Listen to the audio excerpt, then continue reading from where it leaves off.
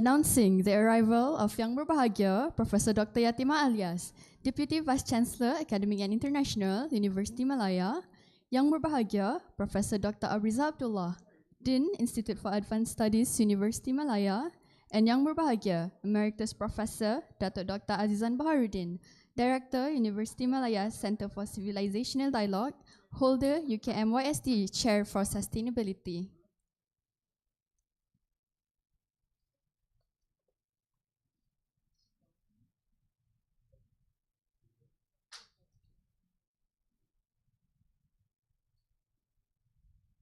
Please be seated. Thank you. Bismillahirrahmanirrahim. Assalamualaikum warahmatullahi wabarakatuh and good morning. Yang Berbahagia, Professor Dr. Yatimah Alias, Deputy Vice Chancellor, Academic and International, University Malaya. Yang Berbahagia, Professor Dr. Abriza Abdullah, Dean, Institute for Advanced Studies, University Malaya. Yang Berbahagia, Emeritus Professor Datuk Dr. Azizan Baharuddin, Director, University Malaya Center for Civilizational Dialogue, holder, UKMYSD Chair for Sustainability. Yang Berbahagia, Professor Dr. Muhammad Nasir bin Hashim, holder, Chair of Music, Institute for Advanced Studies, University Malaya. Distinguished guests and participants, ladies and gentlemen. Welcome to the International Conference on Enhancing Art Science in the Age of Sustainability, Art Science Solutions for Planetary Health.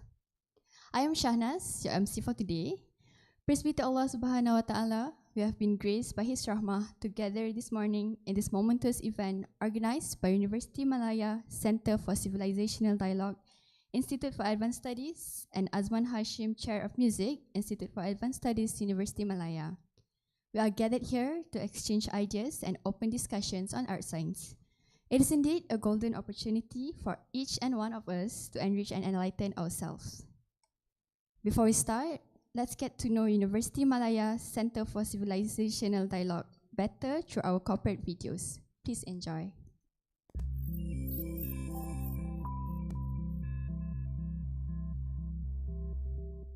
For the first time in human history, civilizations, cultures, and groups are compelled to relate to one another on a constant and continuous basis.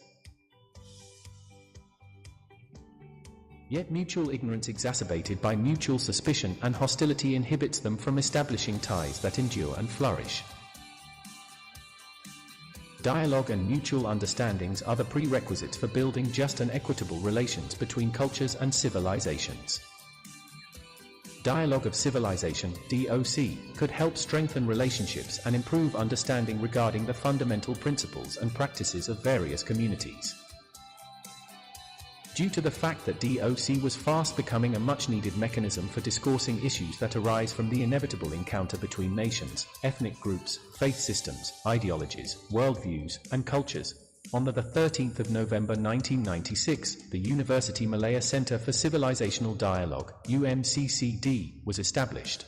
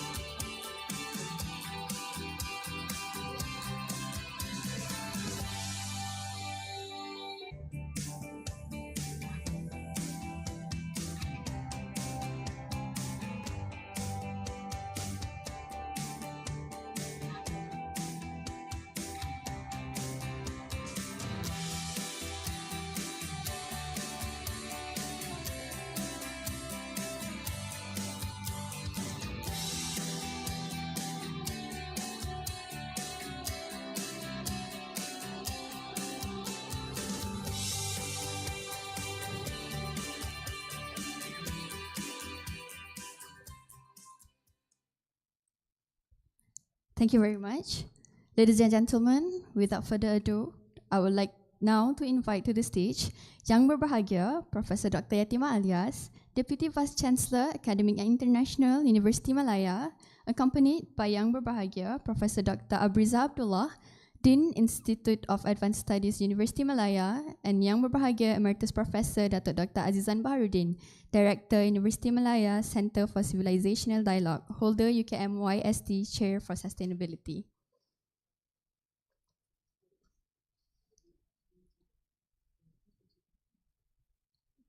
To start our opening ceremony, please welcome Yang Berbahagia Emeritus Professor Datuk Dr. Azizan Baharudin, Director, University Malaya, Center for Civilizational Dialogue, to deliver some introductory remarks. Please welcome.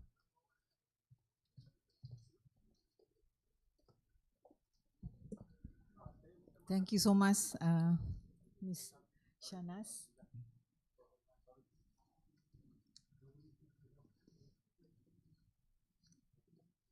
Prof. Raja, most welcome to join us. Okay.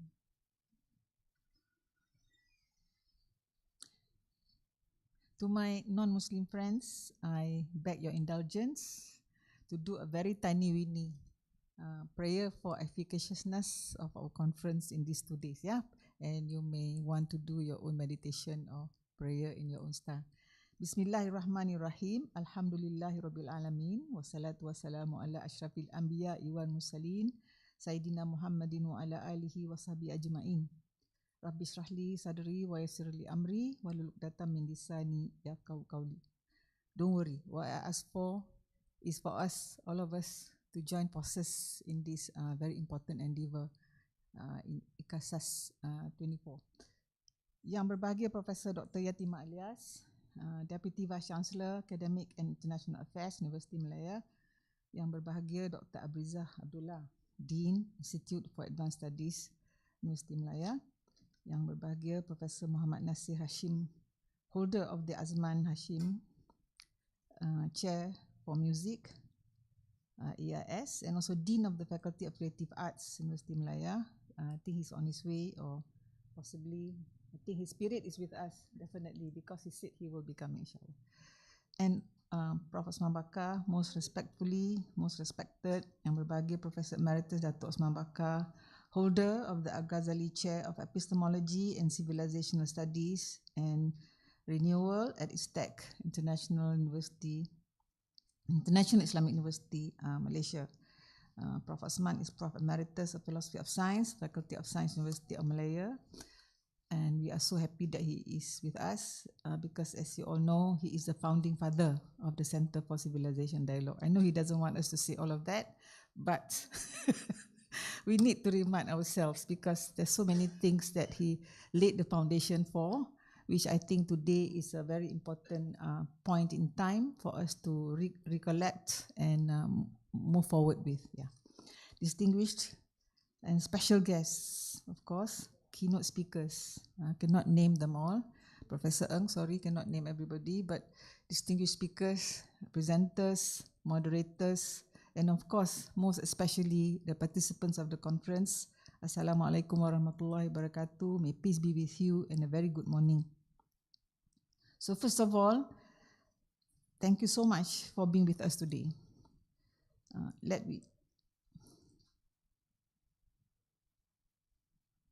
We have all, ladies and gentlemen, talked about sustainability for more than 50 years now. Yeah? And as evident from the Stockholm Plus 50 conference, which took place in 2022, the millennial goals, currently the Sustainable Development Goals, and what was COP, Conference of Parties 28 last year, and next year we're going to have Conference of Parties 29. Yeah? We know that there is still much more to be done. And we say that not with cynicism, not with disrespect, but with great hope. This is what Artscience is all about, and I think this is why we're all excited to be here today. So yet with the SDGs, Sustainable Development Goals, coming to a close in 2030, as we all know, we need to work harder at making our home, planet Earth, more sustainable and livable in the future. It's a cliche, yes, I know. But who made it a cliche? So I look at people like myself, I think we can still afford to do more. Yeah. So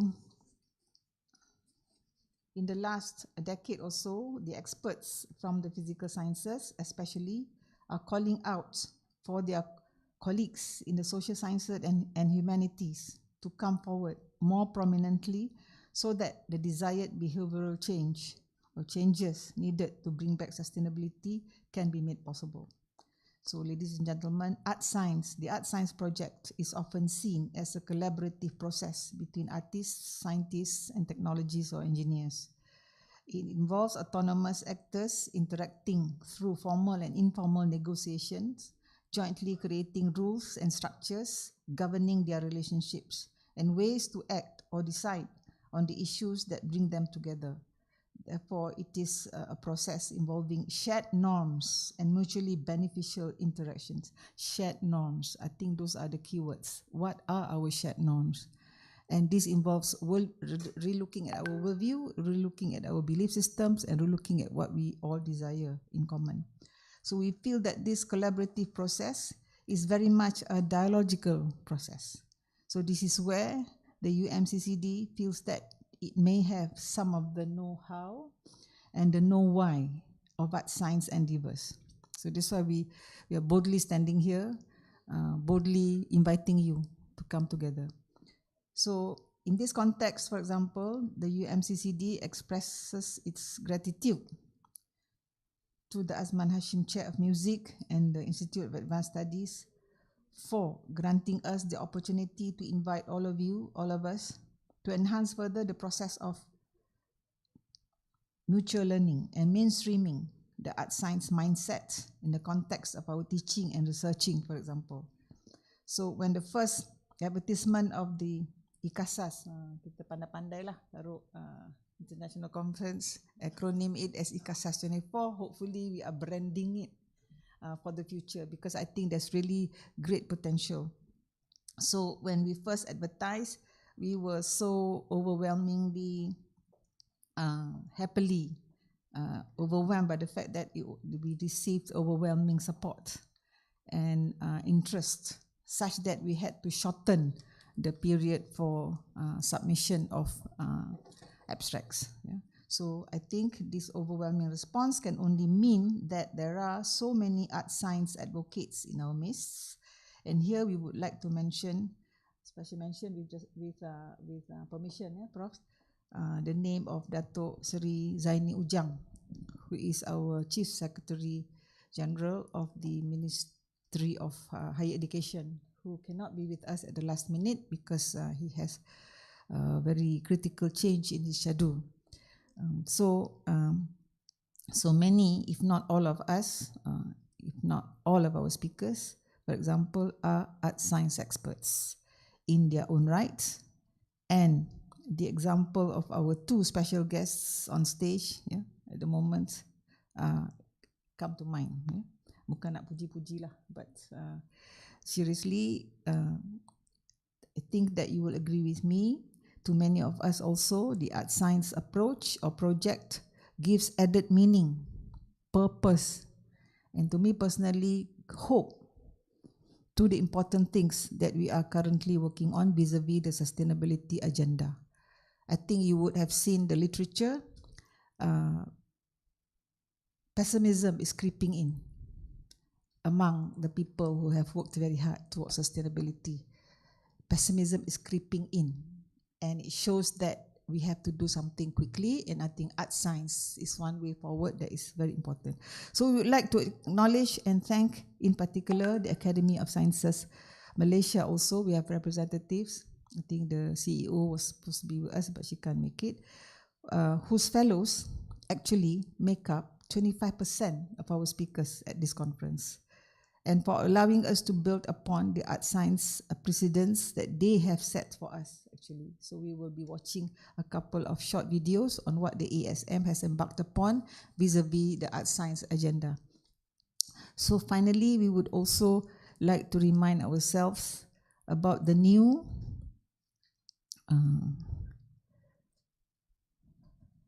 sorry. Firstly, we would also like to remind ourselves. I'm so excited, sorry, yeah. So it's just an introduction remark, but there's so much that want to come up, but I have to curb my my desire to speak so much. Yeah, I just want to say, Newton said, I think everybody knows this famous expression, yeah. If I have seen further, it is by standing on the shoulders of giants. So I think this is something for us to think about, because in the world today, in the rapid changing world of today, thanks to the technology and all that, we sometimes forget that there is so much foundation already put in place by great thinkers in the past and in our context today. And Prof. Osman don't have to listen to this. At the center, for example, Prof. Osman has laid a very important foundation, and I think at the IAS we have the mural that shows Professor Diraja Engku Abdul Aziz, who is also very much remembered in this program today. So,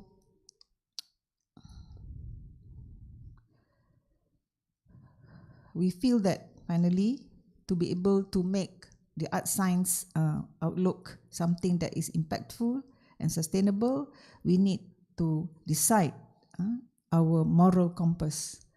The word morality is not liked by certain people, not understood perhaps, but I think we need to sit down, and this is where we need to dialogue with mutual respect and mutual appreciation between the arts and the sciences.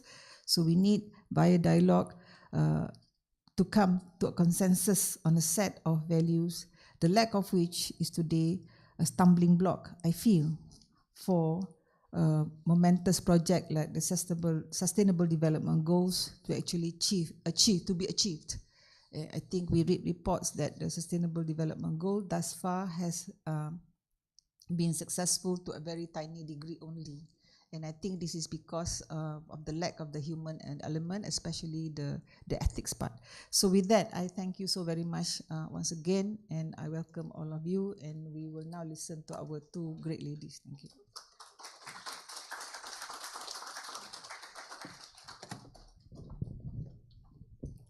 Thank you very much, Professor Dr. Azizan, for the insightful introductory remarks.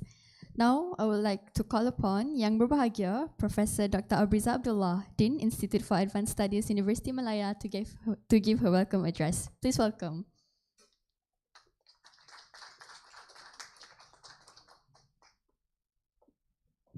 Terima kasih.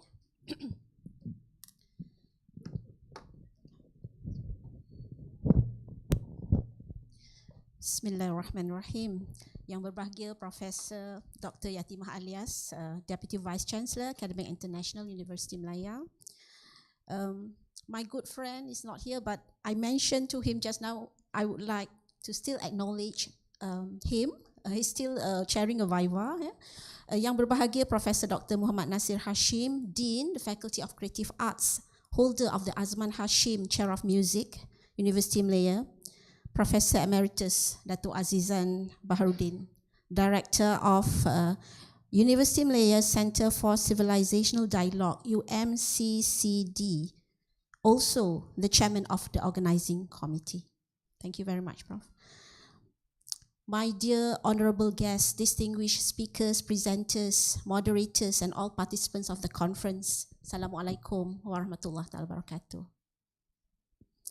On behalf of the conference organizer, UMCCD, it is indeed my honor and privilege to extend to you all a very big welcome to IAS, Institute for Advanced Studies, and to the International Conference on Enhancing Art Science in the Age of Sustainability. So this is going to be the first conference, inshallah, every year, inshallah, yeah, if we have the funding, yeah. With the major theme of art science solutions for planetary health. Our special welcome and appreciation really goes to our dear TNCA. Thank you very much, Prof. Yatimah. Saya risau juga Prof. Yatimah kau tak datang, yeah? Despite her very demanding schedule. Ladies and gentlemen, first established in 1979, IAS is the country's first multidisciplinary postgraduate and advanced research institute existing with a university. So it is our hasrat later on to make it a university-based IAS, collaborating with international partners of IAS worldwide. Meticulously upholding high teaching and research standards, IES provides an excellent platform for the evolution and sharing of fresh ideas that are made possible by distinguished homegrown and also international scholars from various faculties within University Malaya. These experts form an art science pool of intellectual capital that have been instrumental in the founding of new niche area for the university, and especially for IES, currently planetary health, climate change, digital economy, sustainability science, future technology, and the latest music and art therapy. Currently, IES offers multidisciplinary programs and focus areas that are jointly coordinated by High COE and also COE, and also within the various faculties. Ladies and gentlemen, Artscience Collaboratory at IES, I'm sure you have seen the Artscience Collaboratory when you come in, is a prime example of an innovative platform focusing on explorations that are interdisciplinary and cross-disciplinary in nature, that bring together faculty and students from arts and science disciplines to collaborate on research and also creative projects. Uniquely also, IES Collaboratory provides funding, small funding, and resources for science projects, such as that is being carried out now, that is this conference put together by UMCCD. Established in 1996, UMCCD has been promoting interfaith and inter-civilizational dialogue as a mechanism for peace and sustainability, and inevitably today, it is most obvious that the future of human civilization itself is in jeopardy if the reality of planetary health is not taken seriously. Due to MCCD's own long-standing efforts in promoting holistic development and sustainability agenda, while extending awareness of planetary health issues that can be seen from their involvement with the Transformational Leadership Research Project under the National Planetary Health Action Plan Initiative, so IES has deemed it appropriate to award the Art Science Fellowship Grant under the Azman Hashim Chair of Music in February 2024 to UMCCD. So congratulations, Dato' Prof. Azizan. Inspired by leadership and the founding father of the institute, who himself was given the title the Renaissance Man, we at IES take cognizance that the fact that while art and science function in a complementary manner in antiquity, especially during the Renaissance era, 14th to 17th century, their perspective and methodologies parted ways, such that, and especially after the Industrial Revolution and the 19th century, today art and science are described as the two cultures. So more recently, and especially in the light of unsustainability crisis dominating the global scenario and underlined by the current imperatives of planetary health and climate change, the art science movement is now gaining momentum with the aim at ensuring that the intuitive, imaginative method of the art and the rational, rule-oriented method of science are brought together again. In other words, in the context of the search for solutions for today's needs, the focus of science to seek an understanding that is objective and unambiguous, and the focus of the art on the understanding that is unique and are based on an open-ended subjective experience need to be further harmonized and harnessed. The art science specialist Todd Seiler described in this challenge of harmonizing arts and science as a breaking the mind barrier, and his elaboration of what art science formed the basis of the 17th Art Science Manifesto at IES Collaboratory. So among the statements in the Art Science Manifesto that I would like to quote are as follows. 17 of them, they are on our IES Art Science website. Art science enables us to achieve a more complete and universal understanding of things. Art science involves understanding the human experience of nature through the synthesis of artistic and scientific modes of exploration expression. Art science molds subjective, sensory, emotional, personal understanding with the objective, analytical, rational, public understanding. We must teach art, science, technology, engineering, and mathematics as integrated disciplines, not separately. And the vision of art science is the rehumanization of all knowledge, and the mission of art science is the reintegration of all knowledge. So in summary, art science is about knowing, analyzing, experiencing, and feeling simultaneously. So ladies and gentlemen, looking at all the topics that will be presented, and discussed at this conference, I have no doubt that the aims and objective of the Art Science for Sustainability agenda will be well responded by all our speakers. With that, it is my pleasure once again to especially welcome Yang Berbahagia Professor Dr. Yatimah, our honored guests, our distinguished speakers, and everybody. And I look forward to our future collaborations. Thank you very much. Assalamualaikum warahmatullahi wabarakatuh.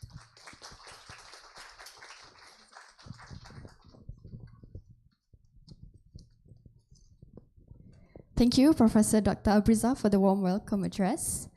Ladies and gentlemen, let us now extend our warmest welcome to Yang Berbahagia Professor Dr. Yatimah Alias, Deputy Vice-Chancellor, Academic and International, University Malaya, to deliver the official opening address of the conference. Please welcome.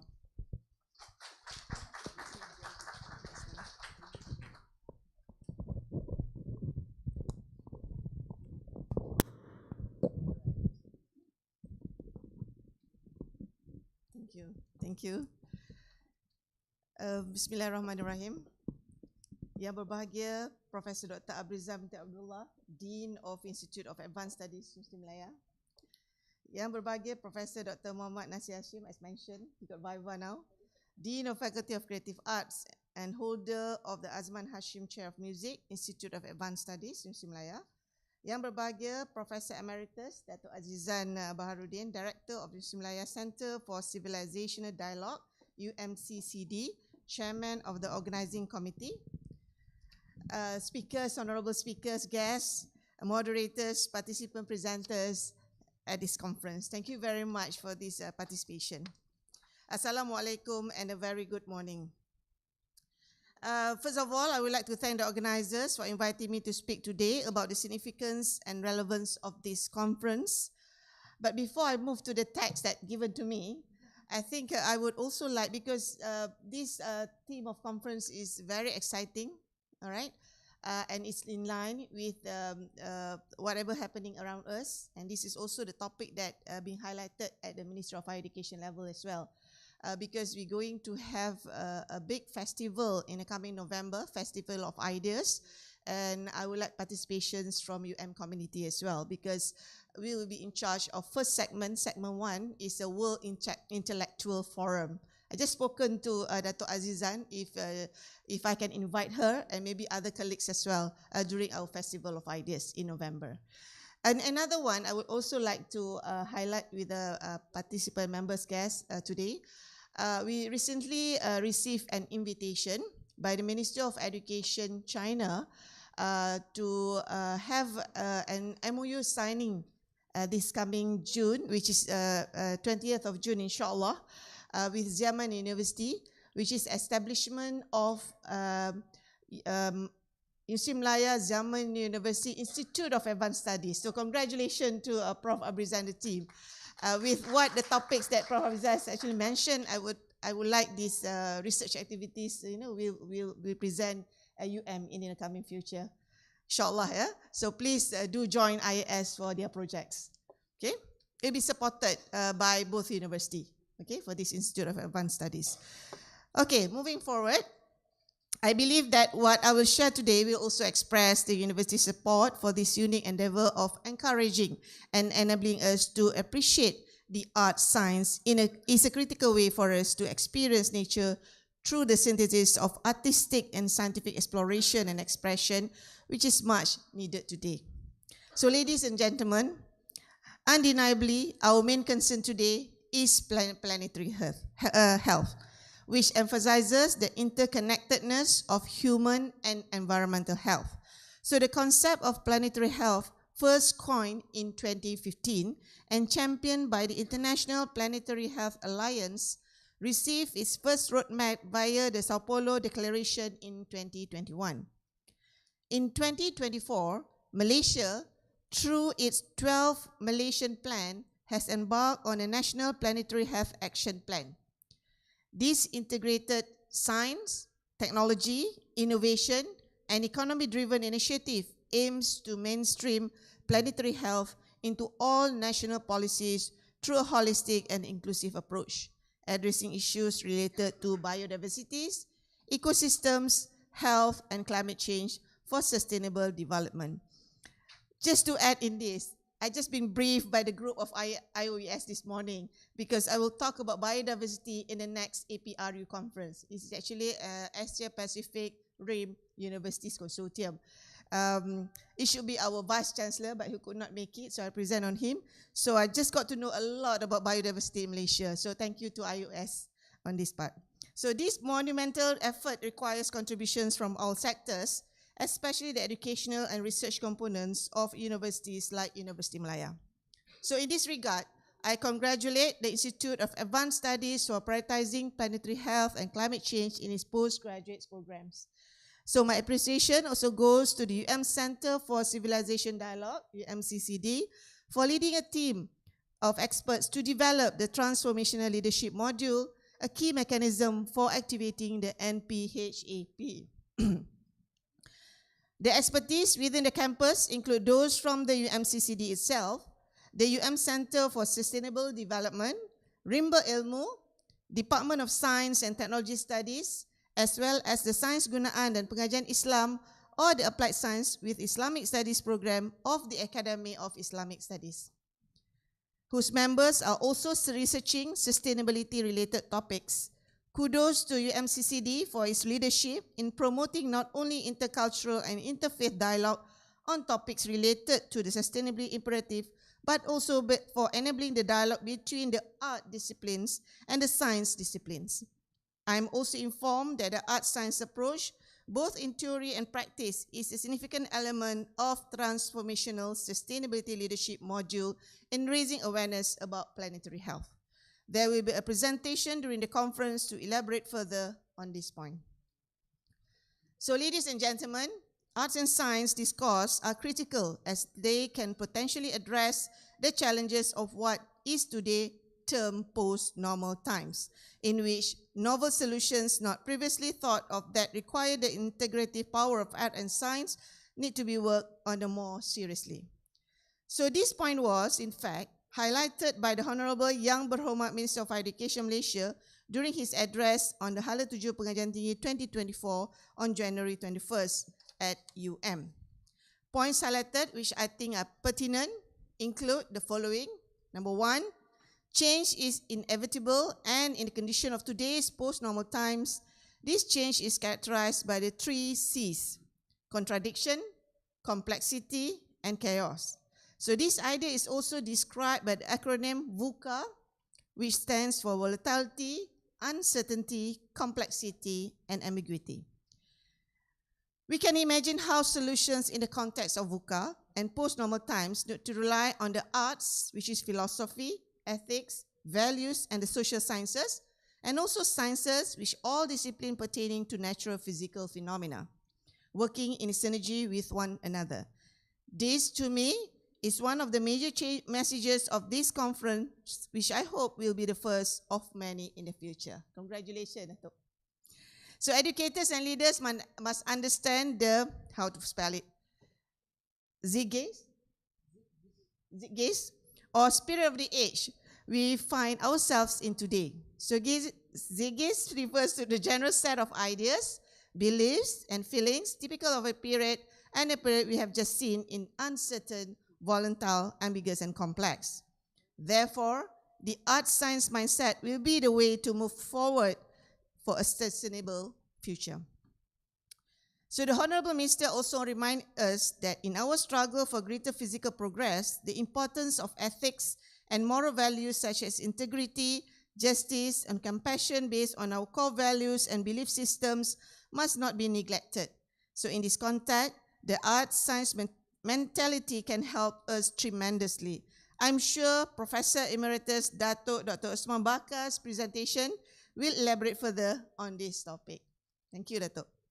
So in re-evaluating the importance of our core value, this is where we can align with UM's leadership aspiration for University Malaya, which says, here is the home of the bright and land of the brave. It's an art science expression. So through this motto, UM and this conference are responding to the national Madani philosophy that aims to create and sustain a society that is civilized, just, and sustainable, which is the goal of the Planetary Health Initiative to begin with. Ladies and gentlemen, I'm pleased to note that the presentations over these 2 days have been very interesting in addressing the university's role and objective in building human capacity holistically and in a balanced manner. I also believe that the novel impact of the Special Artscience Initiative of the Azman Hashim Chair of Music under the IIS is a significant contribution to cultivating what the university describes as HECAP, or Higher Education Capital, which is the nation is seeking. Once again, kudos to the Azman Hashim Music Chair, the IIS, and the UMCCD for prominently promoting art science. We hope this is the first of many initiatives. Our utmost appreciation also goes to all the conference speakers, moderators, and participants who have brought their creative and fresh ideas. Thank you for your attention, and with the divine phrase, Bismillahirrahmanirrahim, I hereby declare this conference officially open. Wabillahi taufiq wal hidayah. Wassalamualaikum warahmatullahi wabarakatuh. And thank you. Congratulations.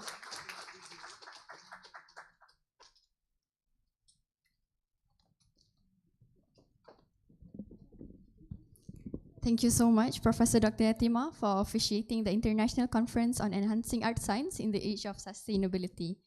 I would like now to invite Professor Dr. Yatima, Professor Dr. Azizan, and Professor Dr. Abriza to come down from the stage and take a seat for art science video presentations.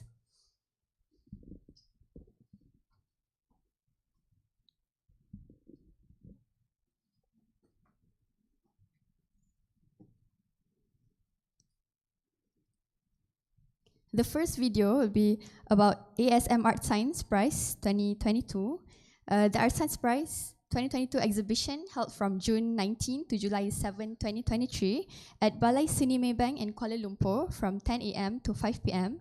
featured the works of 24 finalists exploring the theme Art Science Lens on Planetary Health, celebrating the fusion of art and science. The second video would be about the Tagal system. Tagal means prohibited in the Dusun language. A Tagal river is a demarcated depending on the size of the deep pools or lubuk that can reach a maximum of 5 kilometers in length. Each Tagal river is divided into 3 zones: green zone, yellow zone, red zone.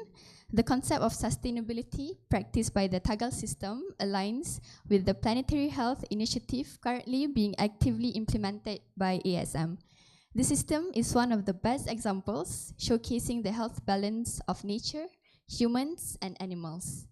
And the last video would be about the launching of ASM Art Science Initiative. In recognition of the amalgamation of art and science, the Academy of Sciences Malaysia, ASM, has set up the Art Science Initiative. This initiative is a program that recognizes outstanding creations in the nation's fields that showcases the fusion of art and science. Without further ado, please enjoy the videos.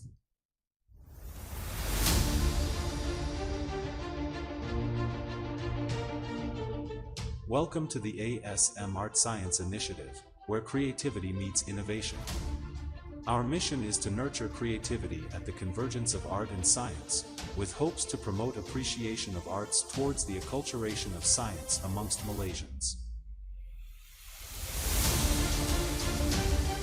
Collaborative synergy lies at the heart of this initiative, bringing together diverse perspectives to spark creativity and innovation.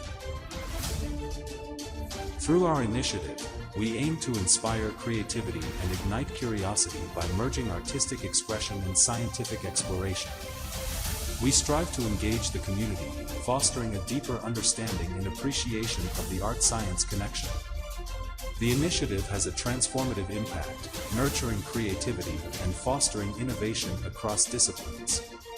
Join the ASM Art Science Initiative today and become a part of a vibrant community that embraces the convergence of art and science. Immerse yourself in the transdisciplinary interaction between art and science.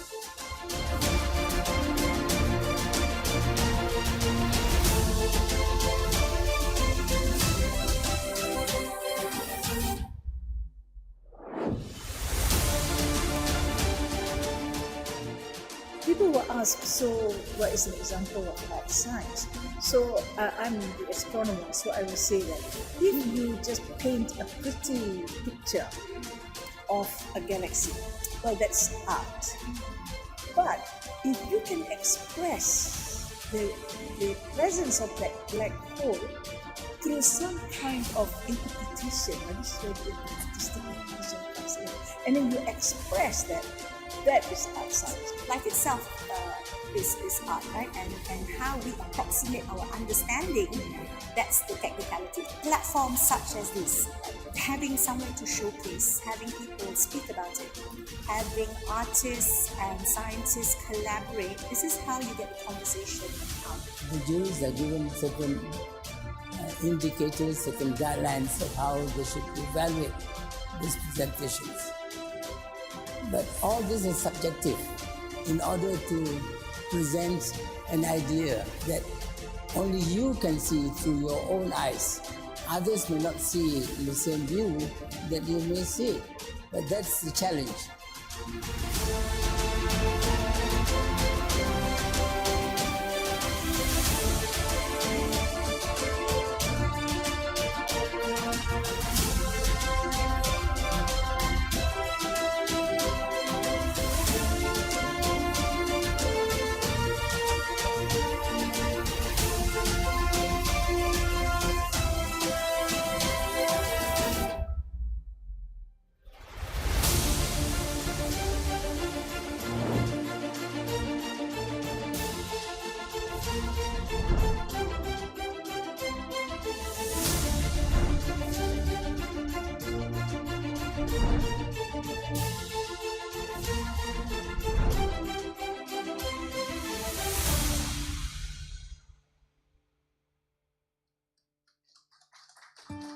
Did you know that indigenous communities have been practicing sustainable methods for generations to protect natural resources in Malaysia?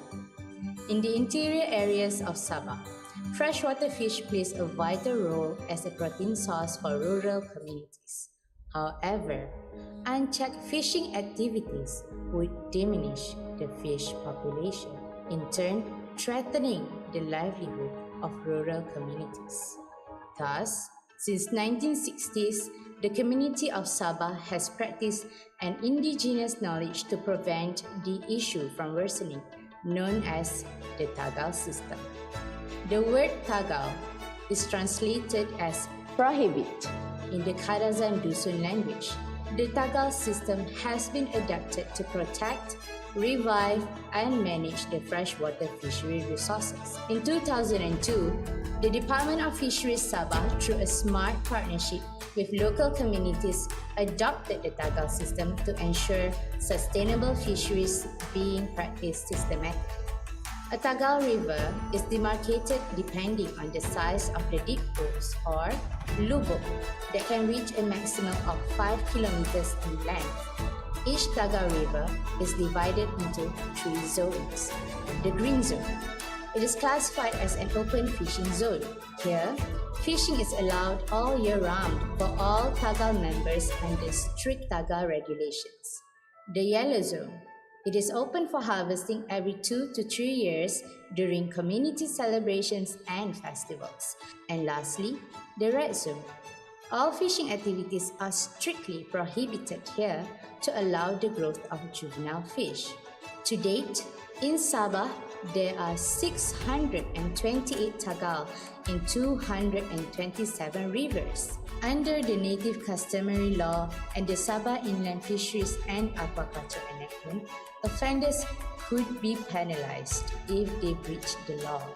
With the success of Tagal system implementation, it has allowed the Tagal community to establish the river as an ecotourism spot to attract thousands of local and international tourists. Through various river activities, such as fish spas and kayaking, the Tagal communities are able to generate generous income. This practice of the indigenous community empowers the people to sustain the river's ecosystem.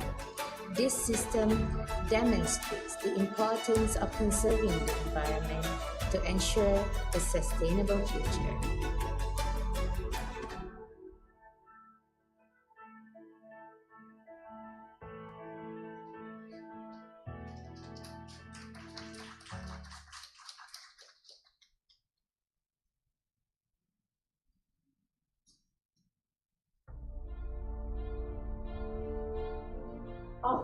is an expression of emotion, beauty, application of imagination, and human skills.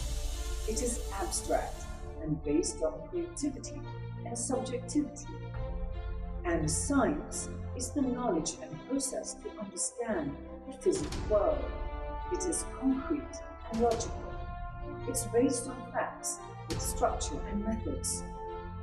In recognition of the amalgamation of art and science, the Academy of Sciences Malaysia, ASM, has formed the Artscience Initiative.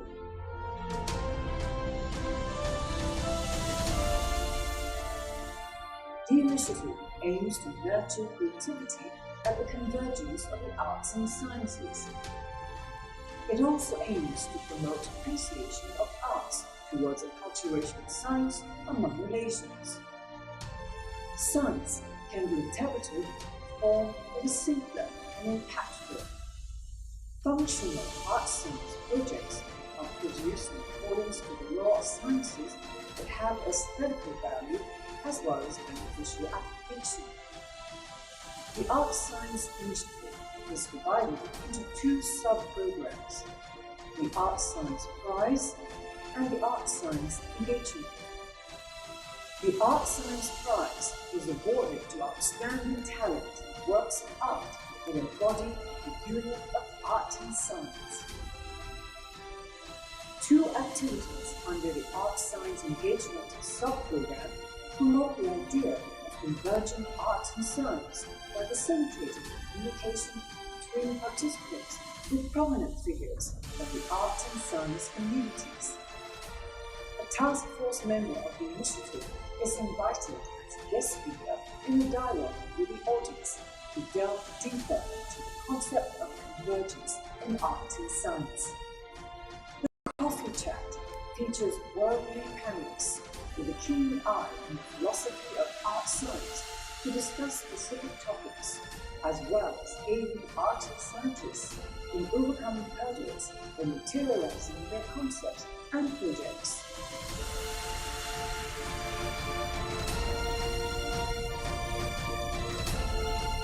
Be a part of this initiative. For more information, visit www.academyscience.gov.my/artscience.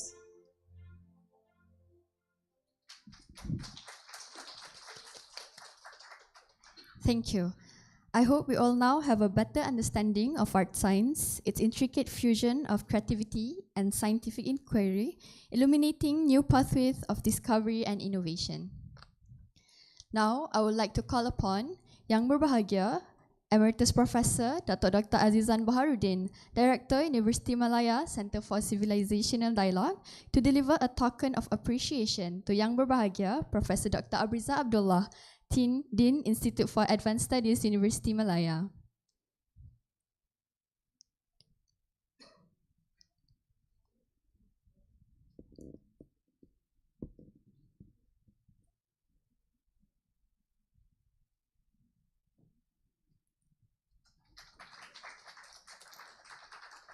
Next, I would like to invite Yang Berbahagia, Professor Dr. Yatimah Alias, Deputy Vice-Chancellor, Academic and International, University Malaya, to also receive a token of appreciation from Yang Berbahagia Emeritus Professor Dr. Azizan Baharudin.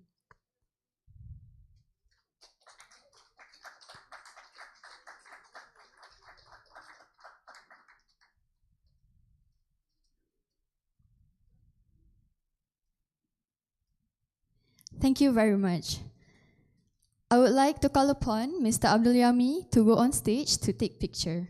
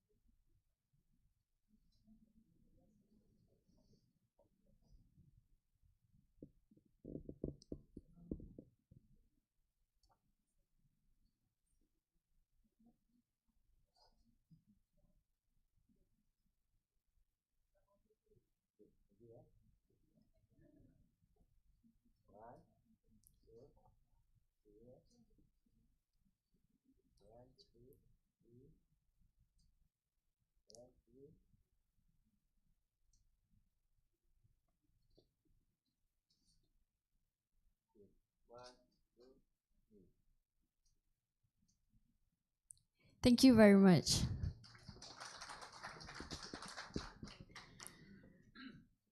We would like to extend our sincerest gratitude to Professor Dr. Yatima for gracing our event with your presence. Professor Dr. Azizan and Professor Dr. Abriza will now accompany Professor Dr. Yatima for refreshments.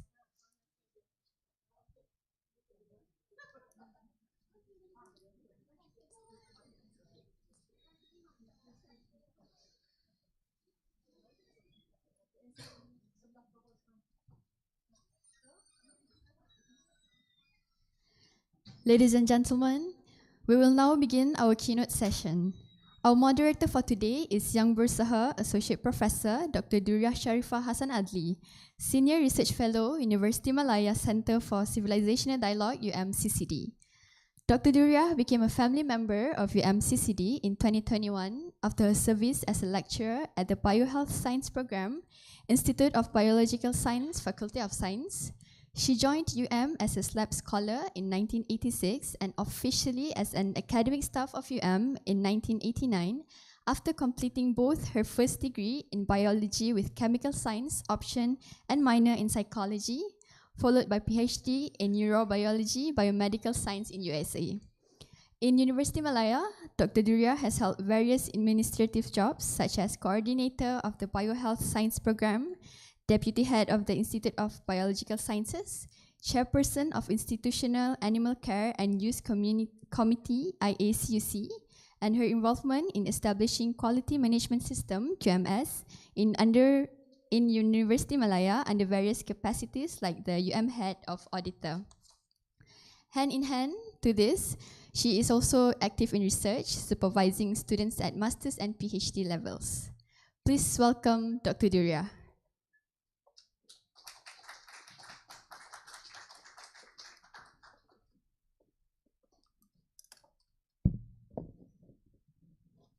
Thank you, Ms. Shahnas, for the kind introduction. Assalamualaikum warahmatullah. Bismillahirrahmanirrahim. I feel very honored to be the moderator for the various keynote addresses, lectures, presentation sessions for the first day of the conference. To start off, we will have 3 keynote addresses this morning by Emeritus Professor Dr. Osman Bakar, Dr. Jillian Uy Lian Sim, and Associate Professor Dr. Mona L. Sherbini. Respectfully, I would like to invite Emeritus Professor Dr. Osman Bakar and also Dr. Jillian Uy Lian Sim to the stage. Would you like to?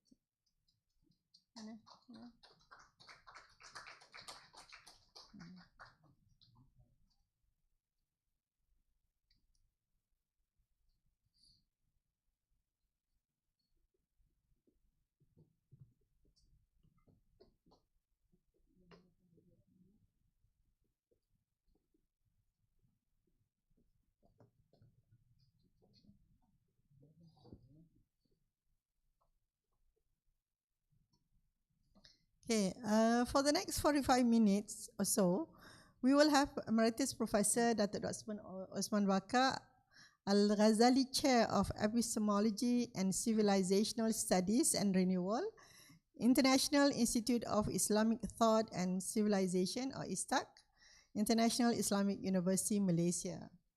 Although Dr. Osman Bakar needs no introduction, I will go ahead and do the customary practice of introducing a speaker. Dato'.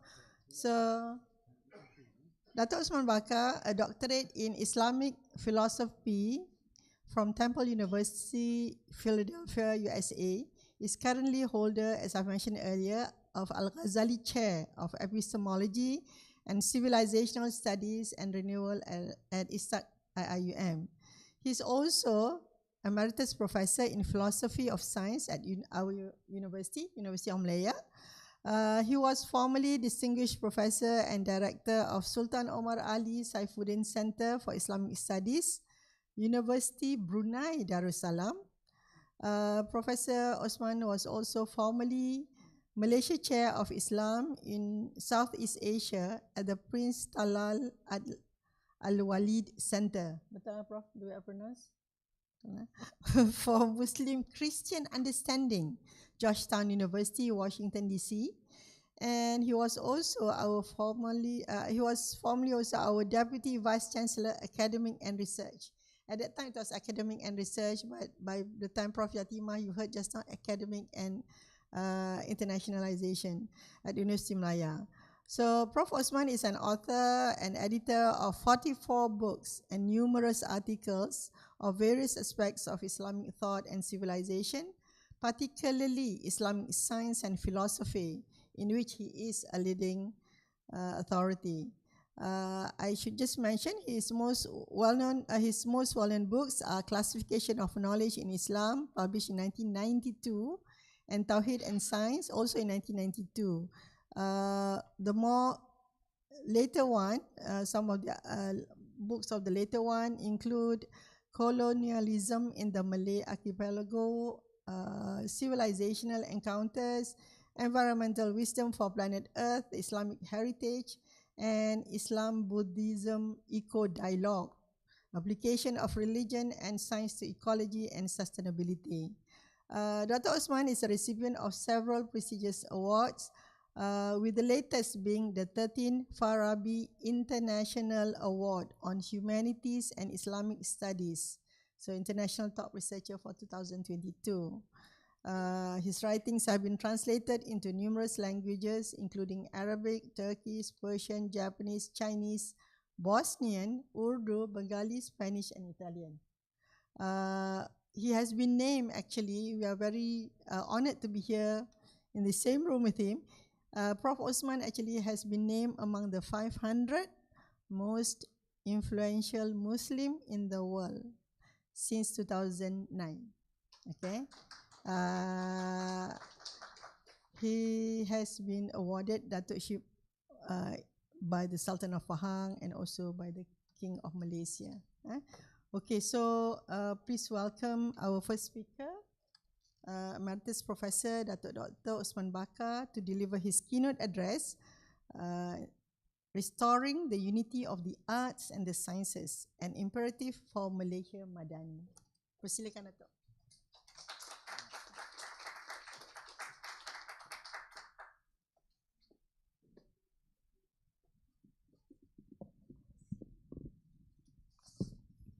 I suppose. Okay, thank you. Okay.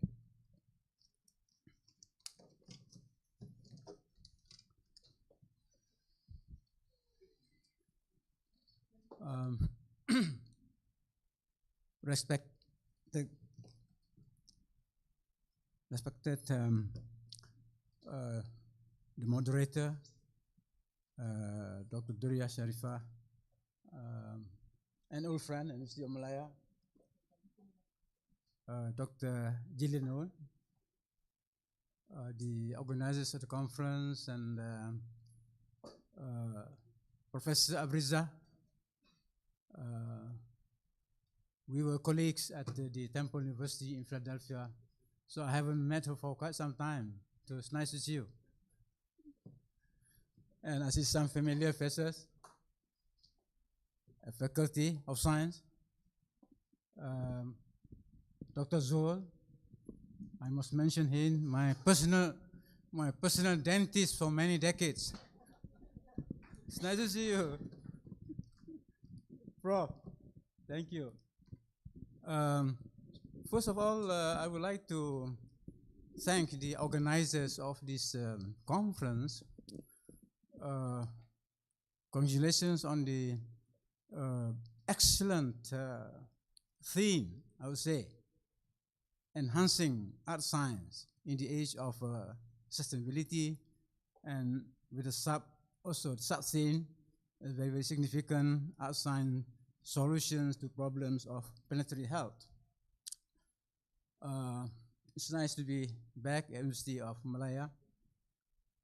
Now, I have prepared a few slides to guide me, and I hope to guide you as well, for a very, very interesting conference theme.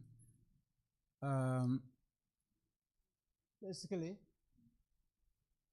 I've chosen the topic restoring. I can say also renewal of the unity of the arts and the sciences and imperative Malaysia Madani. I thought that this topic would best capture the essence of the theme, of the conference theme. And go to the first theme.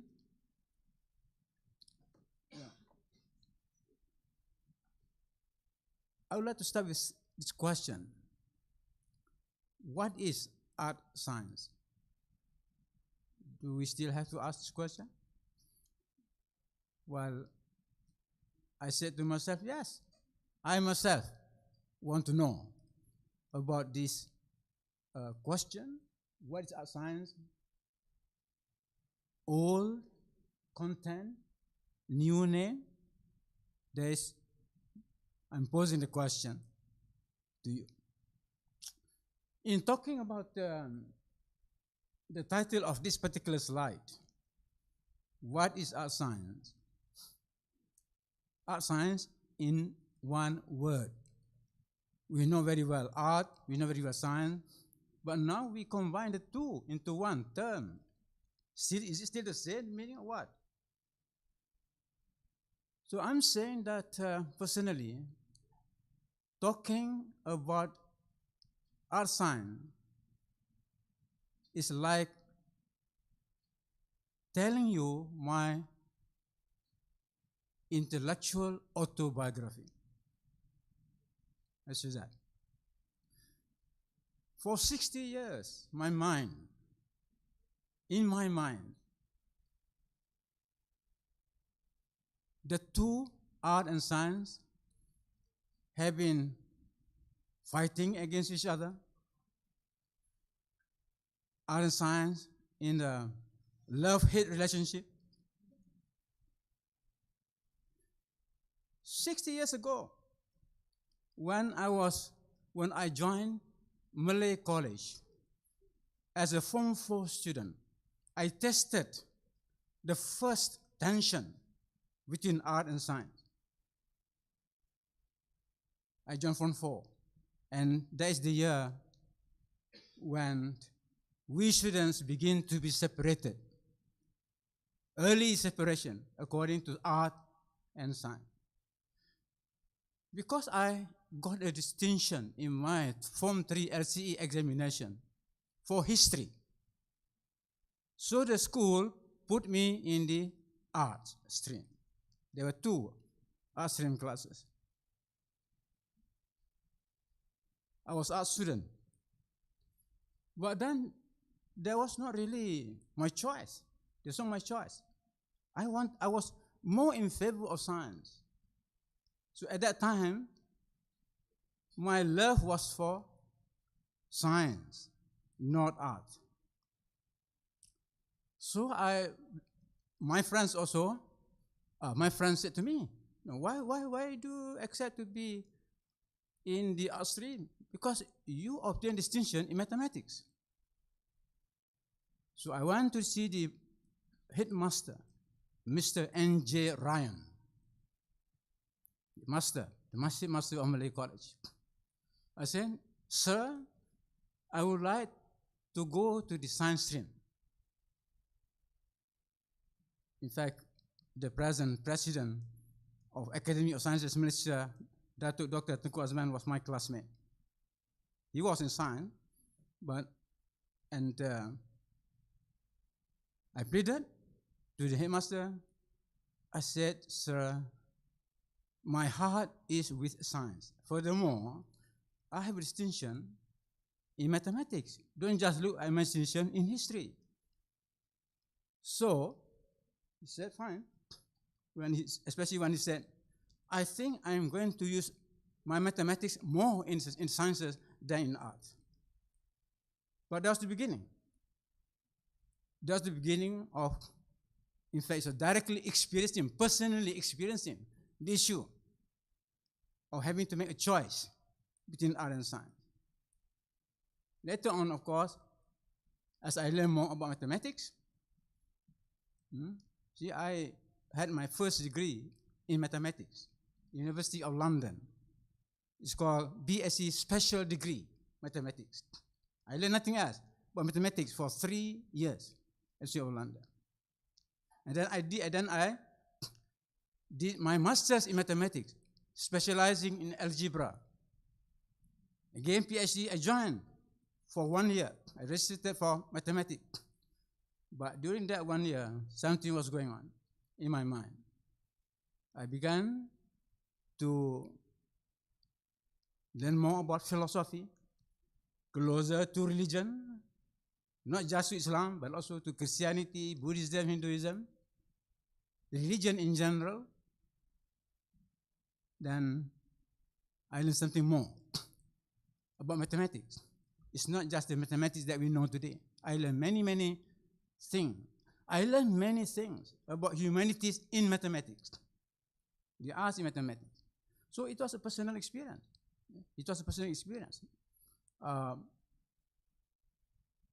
So basically, just to cut short on that, on the autobiography, and then of course, I wanted to change my PhD from mathematics to philosophy. But University Kebangsaan, UKN, rejected that, said, no, we send you to do PhD in mathematics. If you cannot complete that, just simply come back. So I did come back. I have to wait for another 8 years. And thanks to University of Malaya, thanks to Royal Professor Engku Aziz, who brought me from UKN to UN because he has just set up basically a history and philosophy of science course at the Faculty of Science, because the Faculty of Arts did not want to host that. You know that, the story. The Faculty of Arts, University of Malaya, refused to accept the proposal by the Vice Chancellor. Oh, you can only have that in the past, not now. For a faculty to refuse the decision by the, by the Vice Chancellor. Right? So anyway, and that's also where Professor Azizan, we together at the Faculty of Science. And then we learn at the Faculty of Science, we learn about history of science, we learn about philosophy of science, and Engku Aziz insisted that we don't only to learn history of science in the West. We want the students in Malaysia to know about history of science in Chinese civilization, Indian civilization, in Islamic civilization. And the university, they basically got it was named by the literary science educational literary in London as the best program in the world. Now, I just want to tell this, that when I did my PhD in 1982 until 1986, I chose my topic, which was everything, actually it was art science. But of course, the art science in one word was not used. If you all read my thesis in 1986, written in 1986, finished in 1986, and then I published in 1991, 1 year after the term art science was used by Todd Hilder. Well, he became that. But basically, what the idea that he has in mind is basically my thesis. That was my thesis. The unity of the arts and the sciences, with many pages explaining what is art, what is science, what is the difference between the two, what is the commonality between the two. Yeah? And that book has become a bestseller in the Muslim world, translated in many languages. So I think as far as the idea of art science, it's nothing new. That's why I said all name, all. Basically she said, what is new? Yes, there is something, I don't deny that. because in the age of artificial intelligence, in the age of AI, I think we are able to see the interaction within art and science in a very, very interesting way, which was not experienced before in my generation. So how art and science interact in the age of AI, that is going to be interesting. But otherwise, in terms of principles, the magic ideas, they're all nothing new. It's nothing new and science. Okay, so let's see that there. The word art science was first used by Tagal. That was in 1990. That was means 34 years ago. It's very interesting to me. Interesting development because basically by combining the art and science into one word. Now, I just want to tell my initial reaction, Prof, to your invitation for me to write a paper for this conference. At first, I was saying, I read art science, not 2 words, but in 1 word. So I called your secretariat. I said, are you sure is this? Are you sure the spelling is correct? I know art, I know science, but when you combine into 1 word, what is this? So obviously, but your staff said, no, he doesn't know. I said, no, I don't know. Yeah. I didn't know what this art science as 1 word. So the only way I could do is to consult Professor Google. Or in Brunei, the Sultan Brunei used to say, Sheikh Google. Yes, that's it. Professor Google confirmed. No, it is correct. Art science. It's nothing wrong. It's art science. It's just that it is a technical term. It's a technical term now to mean many, many things, especially the question of the relation, basically it's relation between disciplines, between what's called the interdisciplinarity. So as I see it is a new term for a new type of knowledge appreciation. When I look whatever is available, it is basically a new appreciation of knowledge. Not knowledge of art treated separately from science that we know, but how the two are interconnected and how they interacted.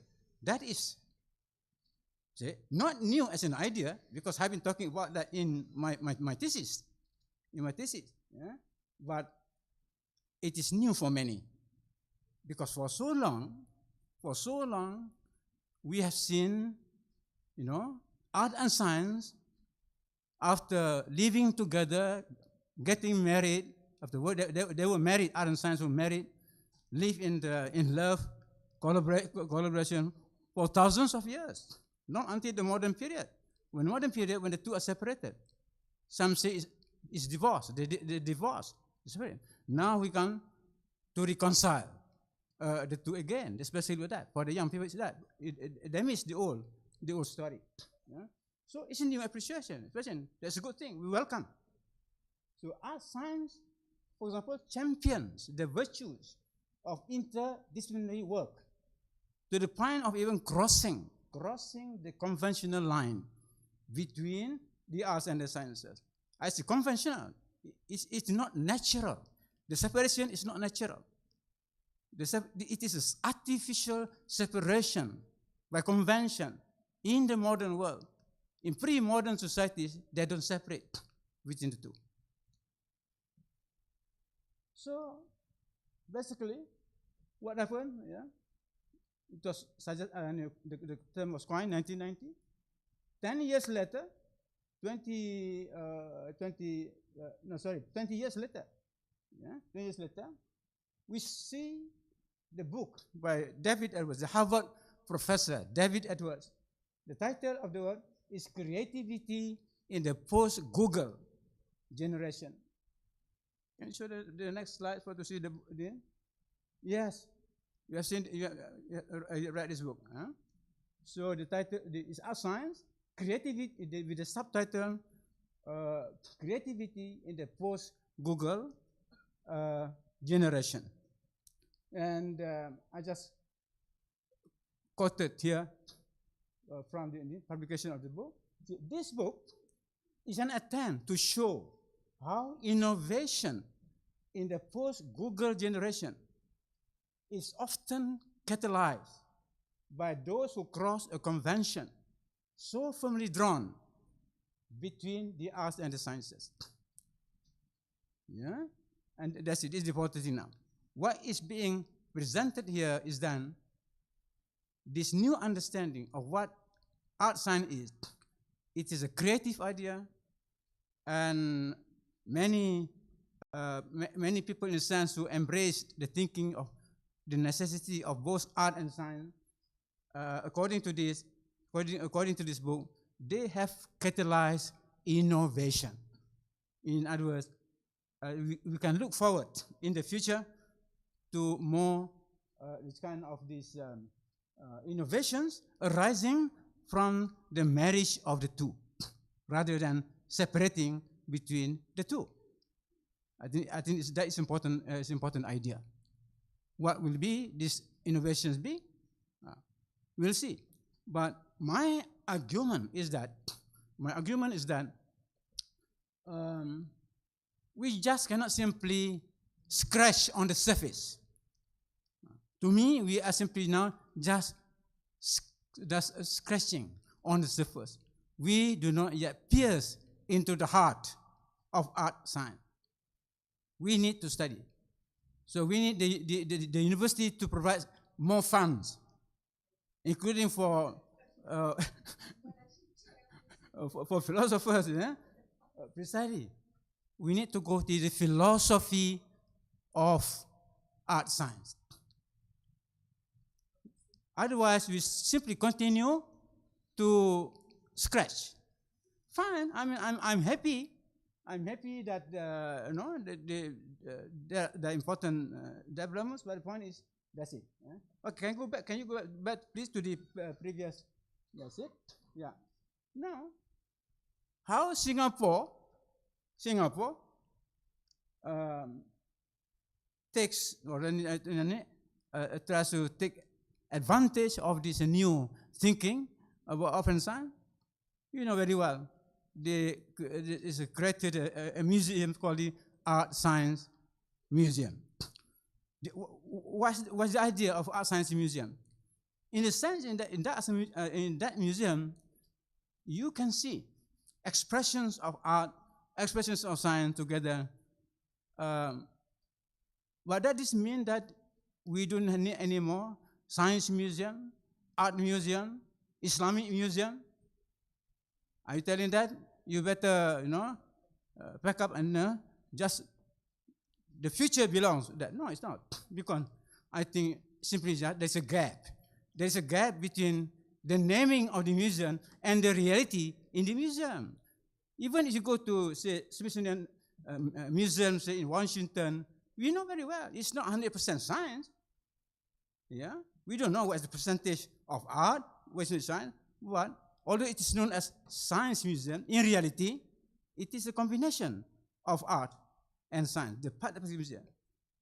So I cannot say, I can tell this Said Bukhari, who owns the Islamic Museum here, no, you don't be worried by the art science, you don't have to pack and leave. No, I think because precisely your Islamic Museum is multidisciplinary. Yeah? Although the name Islamic Museum can be misleading. And the name can be misleading. People think, oh, what do you have in the Islamic Museum? But the point is, there is art, there is archaeology, there is science, there is architecture, yeah? So many things, which is embodied in the very important idea of the unity of the arts and the sciences. Okay, can you go to the next one, please? Next one. Yeah. So my next slide is art and science before art science. Yeah. I think we need to know something. to know about art and science before art science coined in one word. So this is a little bit of history for us, to reflect on. So I'm saying that the roots of art and science, let us go to the roots of roots of art and science in human thought. Human thought. That would be a good way of encouraging us to appreciate. Now, in our human mind, what was going on about this art and science? Yeah? So I want to go into that, the roots of that in how human thought. So actually, if you look at history of ideas, it was the Greeks. Like so many other things, you go back to the Greeks.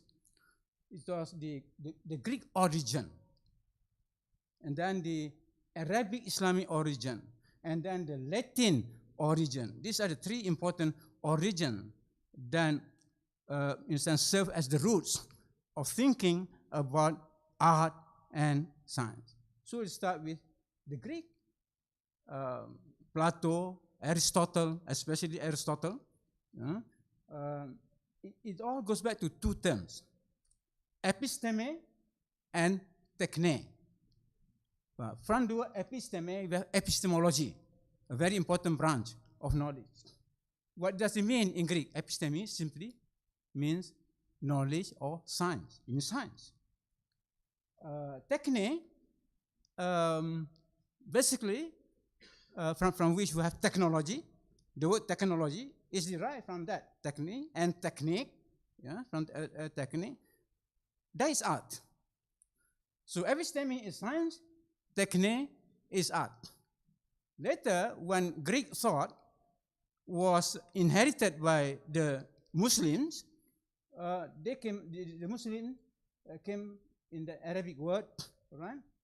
Ilm, which is translated as knowledge or science, and the sana'a, which means art. Yeah? Is there another word, skill? The word skill is represented by another word, mihni. Yeah? But to that, corresponding to episteme and techne in Greek, we have ilm and sana in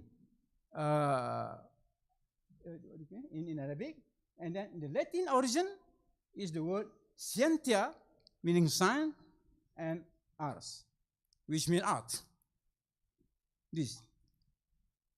So in Western civilization, modern and the ancient and modern, and then Islamic civilization, and the Christian civilization in the West, these are very important terms to understand what art and science means and how the two are interconnected. All right. So that the art and science, basically, in trying to understand what are the epistemological roots. Simply put, science is knowledge for the sake of knowledge. That's all. You think, the thinking that this is just to produce knowledge. But art is knowledge for the sake of doing and producing things. Yeah? For the sake of doing. In other words, the thinking that leads us to doing something, to action, to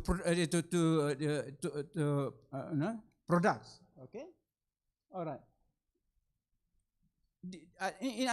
This is important to understand what's going on.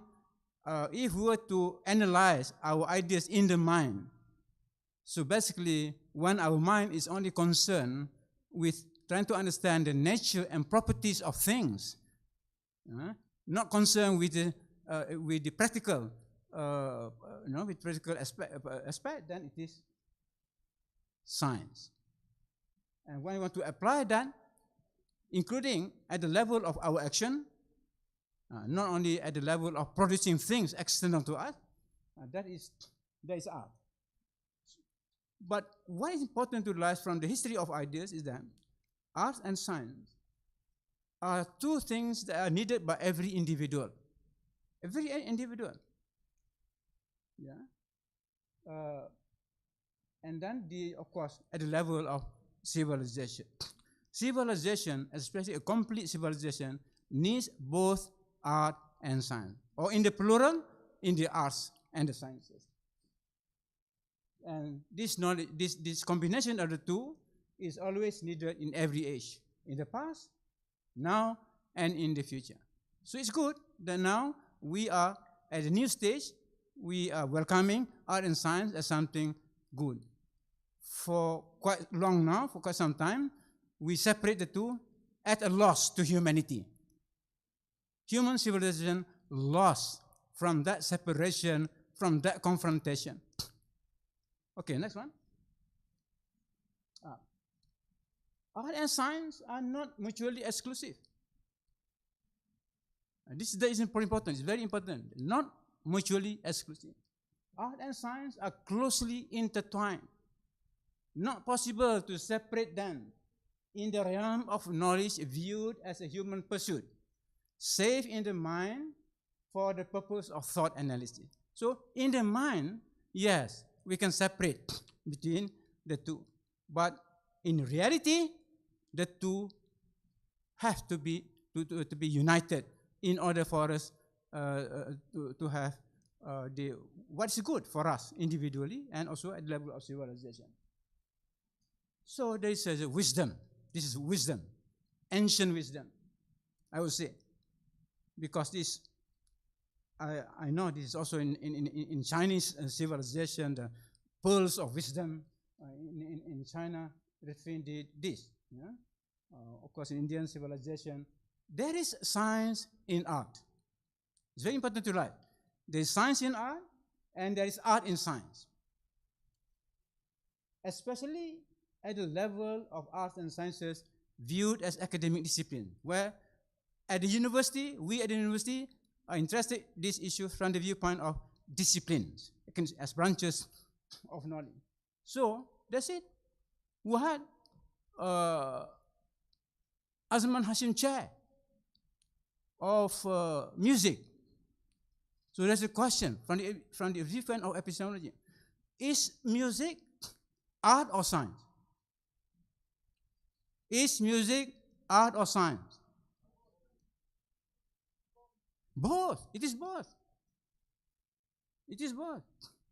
Although they quarrel at Oxford and Cambridge. Many, many years ago, they quarreled at Oxford and Cambridge where to put the Department of Music. The Faculty of Arts or in the Faculty of Science. Right. But they settled, one thing they settled, it should be in the Department of Mathematics. No? Yes. So if you want to study music, you go to the Department of Mathematics. Why? Because Aristotle and the Greeks put music under mathematics, arithmetic, geometry, music, and astronomy. When the Muslims inherited that, so they also do that. Music was part of Department of Mathematics, part of the science. The greatest Muslim theoretician of music, Al-Farabi, he wrote the greatest work on music. Yeah? He was also a musician. He lived in the 10th century. That's it. Yeah? So I'm very happy that it's put under mathematics, because I was a mathematics student. Sorry? Yeah. So it's art. It is science. And in my PhD thesis, I discussed a little bit about the position of music as both art and science, explaining why. Arguing why from the viewpoint of theory of knowledge. Yeah. So and of course, say architecture. Is architecture art or science? It's both. It's both. Even geometry. Is geometry art or science? It's both. It's both dealing with numbers as quantity and with geometry shape. Medicine. Dr. Zul, part, including your dentistry. Medicine. Is it art or science? It's both. The art of medicine. So that's why what distinguishes between a good doctor and not so good doctor? Sorry, then. Is precisely to what extent is art incorporated. I think I remember read once when Tun Mahathir talking about, why he became a doctor. He said, besides he mentioned that, in other words, there must be an art in surgery. There must be an art. Yeah? Of course, now, if you want to leave everything to AI, added thing, leaving the things to AI now to decide, no? That's something else. Yeah? But before, they talk about theory of medicine and the art of medicine. All right, so that's it. Yeah? Now, I'll give you a quote here. I give a quote here. Art without science is nothing. All right? Art without science is nothing. That would anger some artists maybe.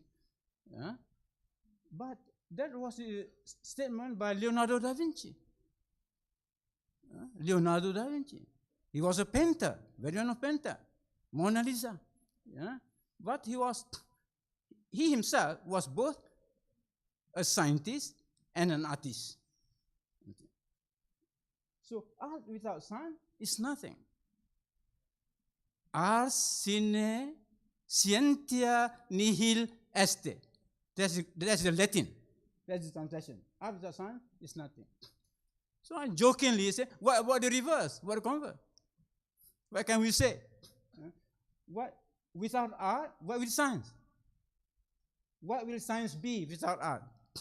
So I tend to check, in the Google, if there's anything said. I found one. It said, if you say art without science is nothing, science without art is bleak, is dull. Because you quoted something in other words, or not you, the interview with Tan Sri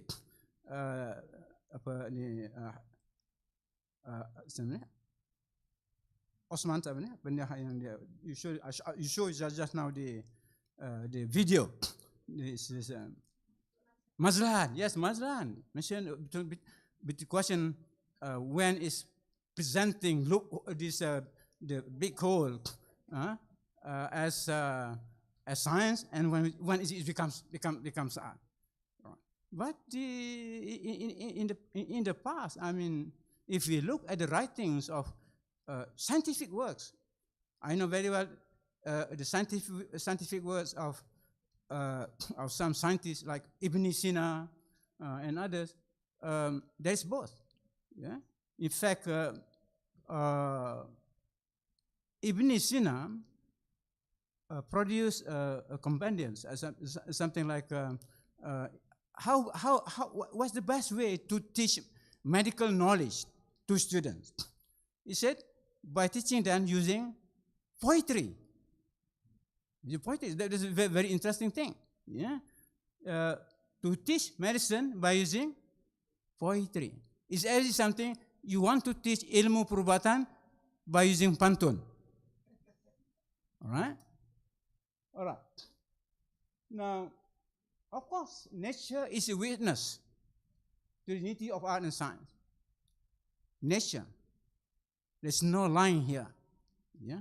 If scientists know very well, nature provides many, many proofs that art and science cannot be separated. When I produced my book, my edited book, that was in 1987, Critique of Evolutionary Theory, I showed some photos taken from microbiology, basically to show that the microorganism this living organism in terms of they have a kind of mathematical foundation in the form of shape, very, very beautiful geometrical shape. If using microscopic photographs of the microorganism, you can see there the presence of mathematics in biological organisms. Okay, next one. Right. Art science and the civilizational scale, the arts and the sciences. So while you're talking at the singular level, basically art and science, but now at the plural level, because in the growth of civilizations, arts grow, sciences grow, all right? So we talk about at that level, okay? Basically I was talking about the civilizational logic of art science. I'm taking art science now to another level in the civilization building, nation building, civilization building. So what is its place? What is the place and role of art science in civilizational building? Well, I think certainly we are going to have integration of facts and values, because so long now we have been separating facts from values, or say this fact, not value, don't bring in into values into this, but that is against the spirit of art science. Because the spirit of art science now is no. We need to integrate facts and values into a coherent whole. Then the question of realization of wholeness. That's what the quotation in the program book by Todd Seiler, quoted in that. In other words, with art science, we will be able to realize wholeness and not, in a sense, we be compartmentalization of reality. But on the contrary, it is wholeness and balance, and of course, sustainability. So I will support the argument that in order to realize sustainability of society, of environment, art science, the role of art science, the civilizational role of art science, that is very, very important. Will the traditional unity of the arts and sciences be restored? I hope so. I hope. It is a hope. But we can say with optimism, because in the past, there was a reality. I think we will be able again, once again, to restore this unity of the arts and sciences. But the implications for the universities are very clear. Are the universities ready for this restoration of the unity of the arts and sciences? Because we are structured differently now. Yes, there is constitution, but we have been structured in such a way that we have been divided, separated into artificial boxes. I remember when I was Deputy Vice Chancellor in 1995 to 2000, how difficult it was in order to open up a new culture, that there is a kind of inter-faculty basically collaboration, that students from one faculty can register for courses in another faculty. All right, we are very, very strict. We are not liberal, but you cannot have art science, and I hope art science will open up that. Because now, I mean, you have, and we have already made some improvement, a lot of improvement. So, does art science mean the end of the epistemological conflict between science and the humanities? You already know, C.P. Snow, the two cultures and the scientific revolution. C.P. Snow, his full name, Charles Percy Snow, a British scientist, actually a physical chemist, but he was also a novelist. He was a novelist. So when he wrote that, of course, he was talking about the conflict and tension between the arts, between the humanities and the sciences. The two groups are not on speaking terms. No speaking terms. So, like that, you see, the members of the faculty of science and University of Malaya, they only converse among themselves, not with the others in the other faculties. Right. Will art science be the new phase of the 21st century university? I hope so. And we are moving in that direction because the benefits are numerous. Okay, next one. Art science in the light of Tawhidic epistemology. Because I've been doing all this as for the last 40 years, so under different name, not art science, but Tawhidic. But Tawhidic means unity. Literally, Tawhidic means unity.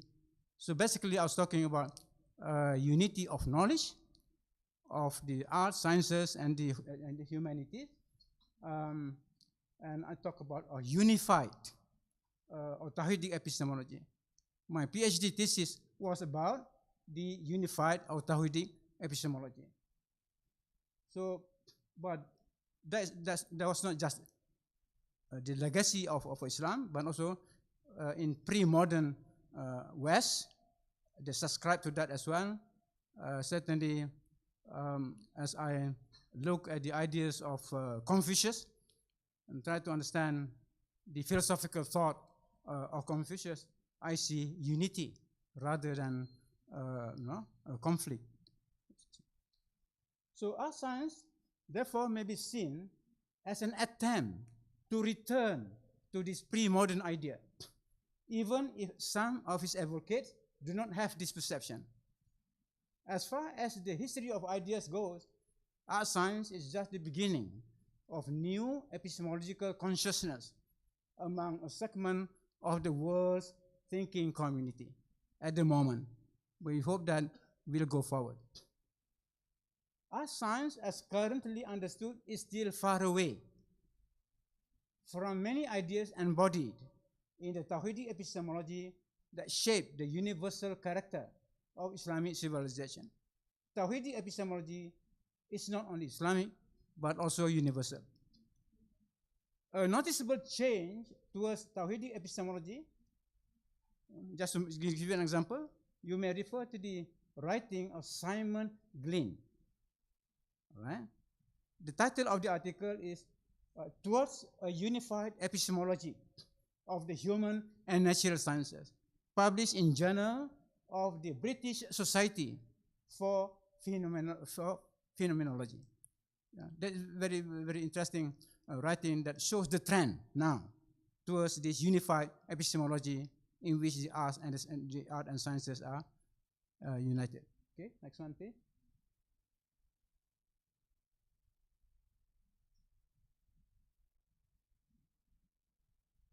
Okay.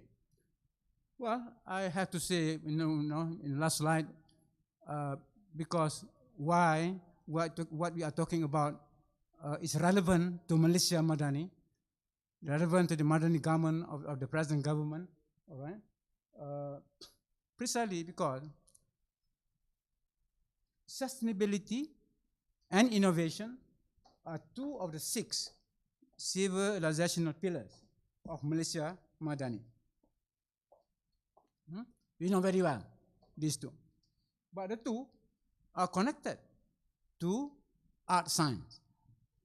I think that is important to like.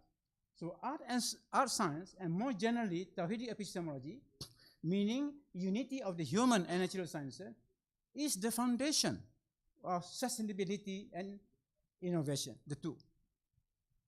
I referred to innovation earlier, the relevance of art science to innovation, and now to sustainability. Without unified epistemology, the quest for sustainability and innovation would be impaired, thereby weakening the aspirations of Malaysia Madani itself. The MOHI, the Ministry of Higher Education, and Malaysian universities need an urgent internal reform. We need a reform of our own. In the light of the art science as the new epistemological catalyst, catalyst for meaningful civilizational renewal. That is my conclusion in the next slide. It is argued here that art science will find in traditional unified epistemology a great source of inspiration for knowledge advancement, especially at the level of big ideas, at the level of principle. At that, of course, at the technical level, we will be seeing, I think, interesting development, especially as far in this age of AI. That was I was thinking. So thank you very much for giving me the opportunity to present. Sorry? Okay, so thank you.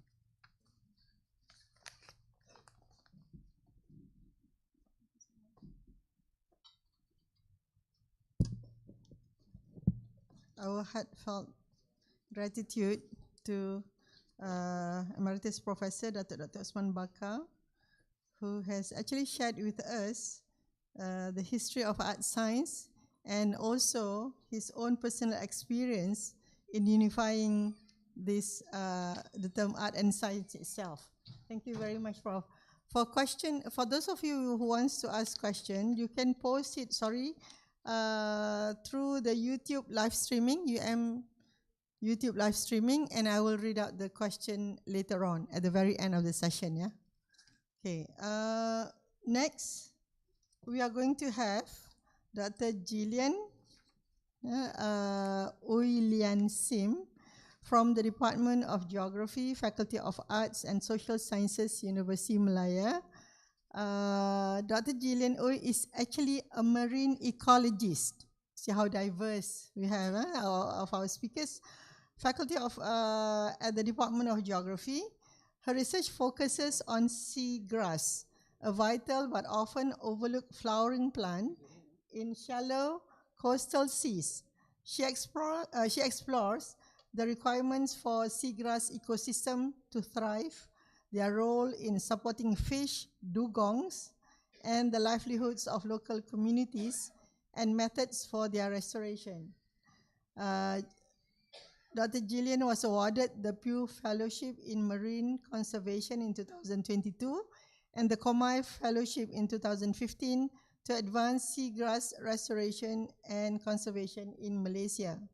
Her efforts contributed to establishing the Kepulauan Lima Marine Park in Johor, enhancing protection for the Tioman and Sibu Island Marine Parks too, and providing key data for a proposed dugong sanctuary in Johor. I hope that I could visit your dugong sanctuary in Johor. Jillian enjoys engaging with coastal communities, having initiated and supported community-based seagrass conservation in the Sungai Johor and Sungai Pulau estuaries.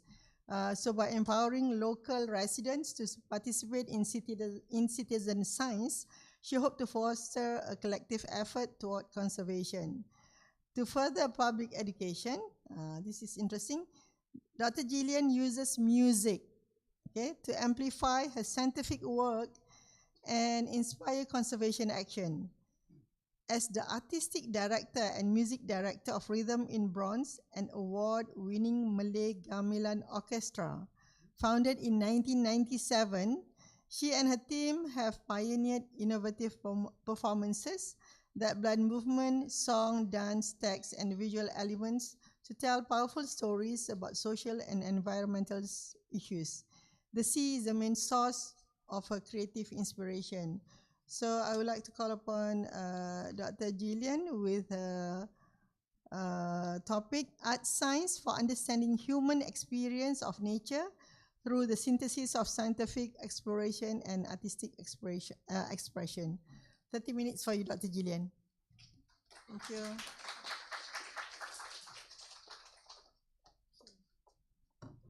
Thank you, Dr. Duria. Good morning, everyone. Oh, it's so hard sharing the stage with Prof. Osman. It's like it's a legend. I can't believe it. So, well, okay, let me start. When I was in high school, I was led to believe that in order to be considered successful, I only had to score A's in all my science subjects. In other words, I had to prioritize the sciences in order to be considered a good student. To be honest, all I wanted to do at that time was to play music. And so I did. But things like this, playing music, acting, singing, poetry writing, photography, all these are usually considered hobbies. A hobby is something that you do in your spare time. Nothing serious, nothing necessary. But now I know better, and I think we all know better today. The arts is necessary. It's more than just a hobby. It's a legitimate approach to humans experiencing and understanding the world around us. And so I'd like to start my presentation by qualifying that art science can be used in many different ways for many different purposes, but I myself use it to communicate about nature so that people can feel both a cognitive as well as emotional response to what I'm saying about the environment. And in that way, I hope to encourage them to actually go out and conserve nature. Next, please. Being a lecturer, I really wish I was in control of my slides. But never mind, I'll try. Now, all of us here, we already know that we are in a race against time, right? I mean, we are racing to dial down climate warming, we are racing to save species from extinction, we are racing to rewild ecosystems that have been damaged. But actually, the first thing that we need to do before we go out and do all this, what I call superhero things, is we need to make people emotionally invested in nature. That's the first thing we need to do. And science cannot do that job alone. And I know because I've been a scientist, I've been doing it for more than 10 years, trying. Doesn't work. Science cannot do the job alone because not everyone responds favorably to science. And so, conventional methods such as me standing here talking to you at a podium, actually this doesn't really work, right? We have to look for alternative ways of engaging with people because human attention is a limited resource. But for me as a musician, I know, reading the references in neuroscience research, for example, I know that music enhances the communication of emotions, ideas, and intentions. And this leads to better understanding and empathy between people. If we were to play music now here and all of you subconsciously enjoy that music, you would actually feel friendlier towards each other and likely work better together. But not many of us know that. But that's the power of music. So, art, when blended with the sciences, is a potent tool for environmental advocacy. And,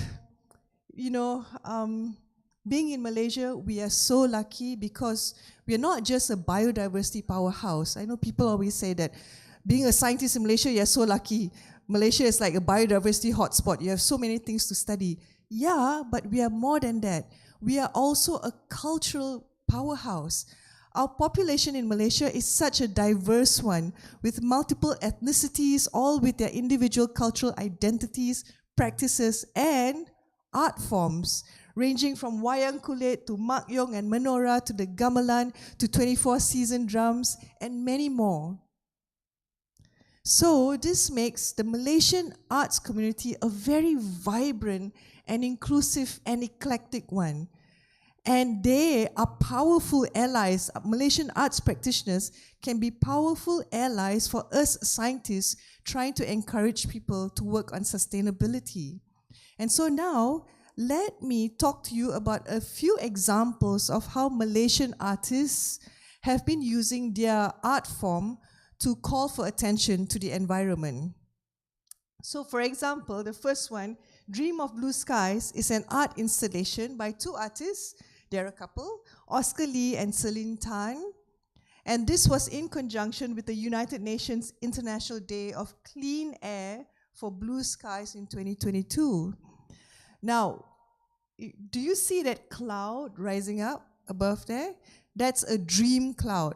And that dream cloud was made out of 2,000 photographs of blue skies, submitted actually by volunteers from all around the world. And those photographs were printed on used paper to depict this dream cloud, which rises from a crib. So this symbolizes the couple's concern for their newborn baby, or the future generation, and they think that clean air should be a human right in the future, but they were afraid that that was not going to be the case. So this art installation speaks to that. Next. Noor Tijan Firdaus is an artist, and she came up with this artwork called No Time to Waste. And what she's trying to say here is that we humans are so dependent on technology. I mean, a lot of you are actually looking at your phones right now. That's technology. And that's actually going to produce a lot of e-waste, right? But nobody's really questioning that. We're all just chasing after technology. But what are we going to do about all that generated e-waste that's destroying the environment? So she's asking us to reflect on that. Kedara is a bilingual play by Yusuf Baka set in a dystopian post-apocalyptic world somewhere in the future where humans are on the brink of famine because of climate change. And Yusuf Baka was actually asking us to reflect on the grave consequences of climate change. I didn't watch this show myself because it was performed in Penang, but looking at the set and the color scheme, I can tell it's a very bleak and gloomy message. You know, a lot of this, actually, if you look at it, a lot of it may not actually be strictly art science projects. But I'd like to show it to you to tell you that artists are actually on their journey towards art science by themselves. All we need are scientists stepping in now to amplify the scientific content. Next, please. And finally, the final example, this beautiful production, Seruan Nadi, the battle cry of a dying river. Now, this was a site-specific dance performance in Penang. And you know, Penang is the site of the dirtiest river in Malaysia, right? Sungai Pinang. So this, when I say site-specific dance performance, it means that the performance was not in a usual place like here on stage. It was performed outside in a specific site. So I think this was somewhere in Sungai Pinang, but not the polluted site, because I think the dancers didn't want to get into dirty, polluted water, right? So they danced, and it was live streamed to the audience. Okay? And let me, I would consider this actually a real art science project because the content, the dancers, they drew from the work of Dr. Kam Swan Peng, who's a geographer, a GIS specialist, and a soil scientist who was based in USM. And she did a lot of research on flooding in Penang and river health. So let me read you a description from this production. It says, through dance, music, and video images, Seruan Nadi explores the continuing impact of development, construction, pollution, diversion, and canalization on the natural state and flow of the Sungai Pinang that has resulted in perennial flash floods. The performers, the dancers here, communicate how Sungai Pinang was once the heartbeat of Penang life, but later became the dirtiest river in northern Malaysia. Why do floods occur? Why do rivers overflow? What happens when rivers are covered up? Watch Ombak Ombak Art Studio's live stream video of Seruan Nadi for answers.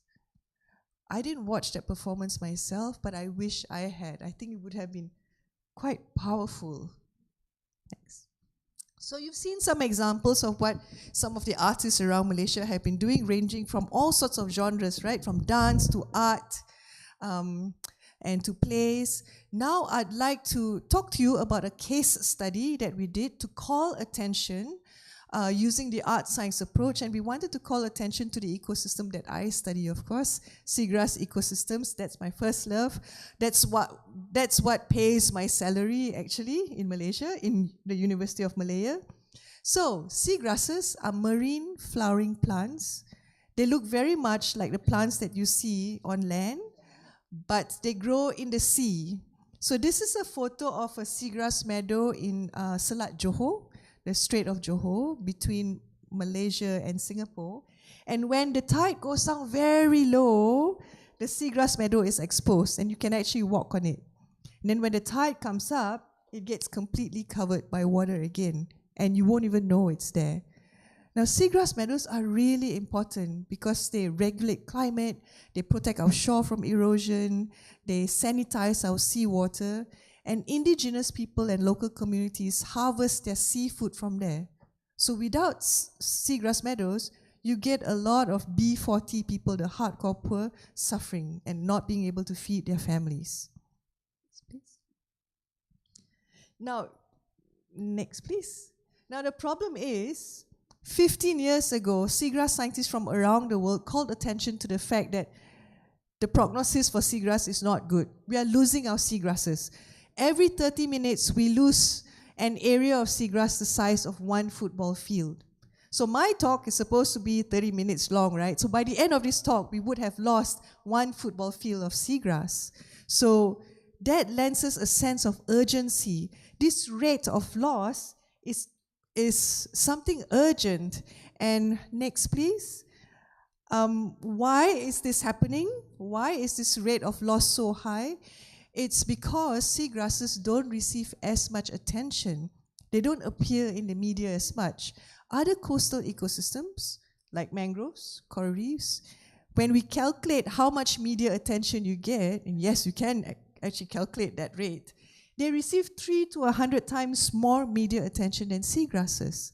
So obviously, all us seagrass scientists, we are doing a lot of fancy work by calculating, seagrass growth and understanding seagrass growth, but we are not translating that into public awareness as effectively as for mangroves and coral reefs. And that's a bad thing for seagrass conservation because people will not protect what they do not know or care about. Next, please. Now, these are some of the ways seagrasses have been referenced in the media, and some quotations by people I've spoken to throughout my career in studying seagrass. You can see it's really bad, right? Seagrass has a charisma problem. People really regard it as being something unimportant and not pretty. It's just grass. Simple, lame-looking grass. I was so sad when I heard that. Now, how do we change this mindset? And how do we change it fast? I've been trying to talk to people about this for 10 years. As a scientist, it's not working. And we are losing seagrasses every day. So what can we do about it? And this is where Artscience comes in. So this brings me to a gamelan theatre project called Seruan Setu, Secret Gardens of the Sea. Seruan Setu means call of the seagrass. Setu is the local name for the biggest seagrass species that we have in Malaysia. Now, we had 10 music pieces in this show that was performed last year in the KL Performing Arts Centre. And those 10 pieces were all about seagrass ecosystems, and they were each accompanied by either shadow play, wayang kulit, or dance, or video projections or animation. And then in between all that, we slipped in short science talks by scientists. And the audience wasn't expecting that. So the audience thought that they were there for a nice laid-back music show. By the time they realized that our true agenda was to lecture them about seagrass, it was too late. We already closed the doors, they cannot run away. So we had a captive audience. So that's how you do art science, right?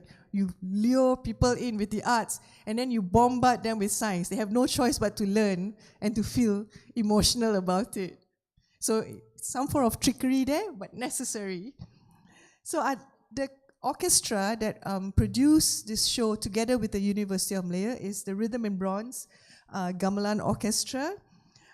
This was established in 1997. Actually, its birthplace was here at the University of Malaya. Prof. Nasir actually has composed one piece for us that I still remember until today with saxophone. It was a very sexy piece, actually. Saxophone with gamelan. And when we started out here playing at the Cultural Centre at the University of Malaya, our group, we played for entertainment purposes. and we compose our pieces to entertain people and also to entertain ourselves. But through the years, we realized that this wasn't enough. Music shows are a great platform for social commentary.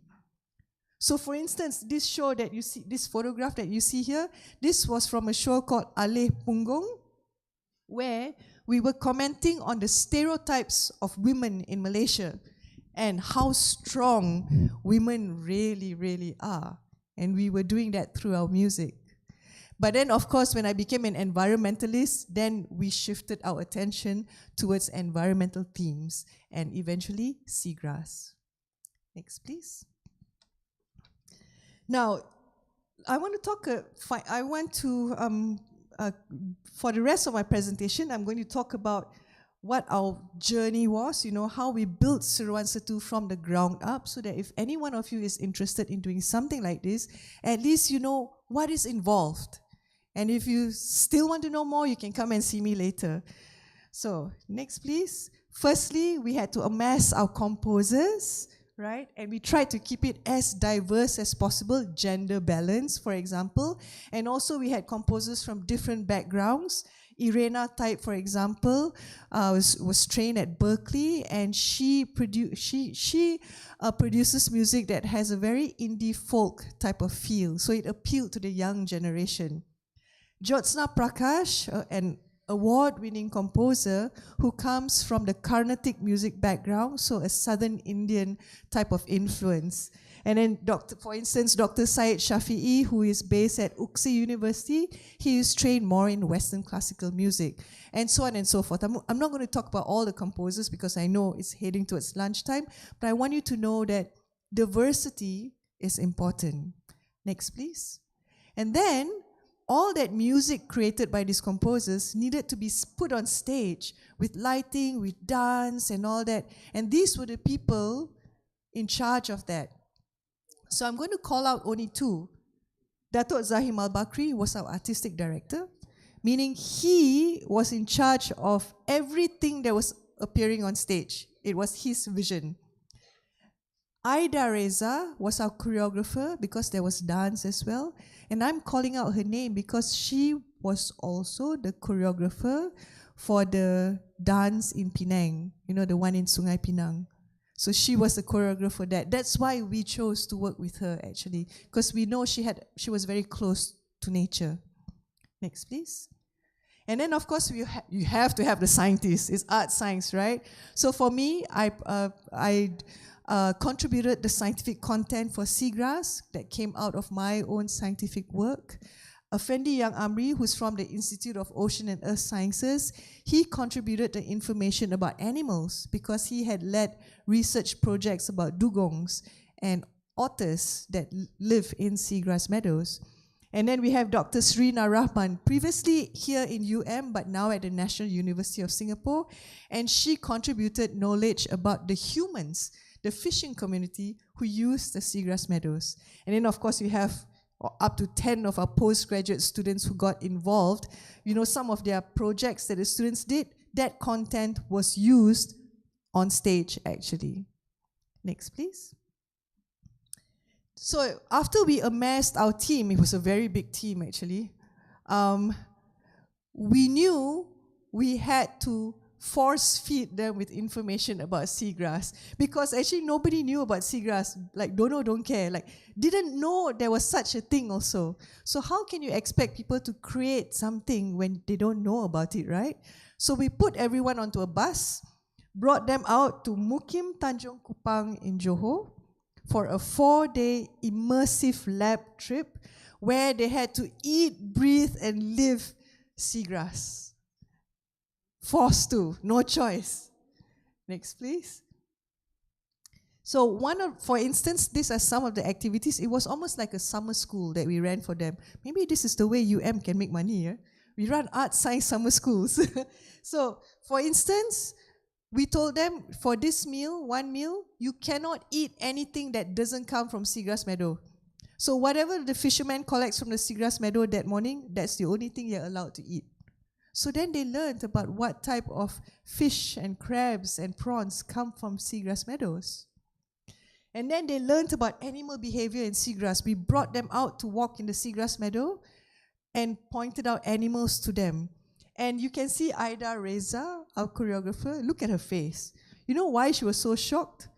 Because Effendi, who's beside her, was teaching them about reproduction systems of sea cucumbers in seagrass meadows. And they were so shocked that that's how sea cucumbers, gamat, that's how sea cucumbers reproduce. So the science made them excited. And then finally, we brought them out to witness threats to seagrass. We brought them to see land reclamation projects and let them look at the cost of coastal development and feel that loss themselves. Next, please. And finally, we let them live like fishermen. We actually not let them, we forced them. They had to learn how to menjala, how to cast nets, how to make nets. We forced them to have long conversations with the fishermen so that they know how the lives of indigenous people and local communities is so tightly entwined with seagrass. If you lose seagrass, all these families will suffer greatly. Next, please. So, actually, this is a short video that I was going to show you about the immersive lab, but I'm afraid we're running out of time. So maybe I'm going to skip it. I have 2 videos to show, so I thought, okay. It's 2 minutes. Fine, we can let them watch.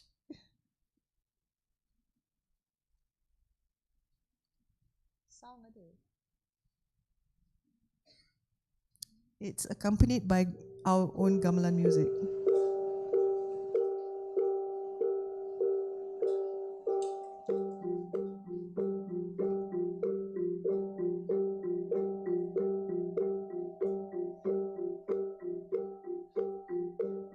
Obviously has never walked in the sea before.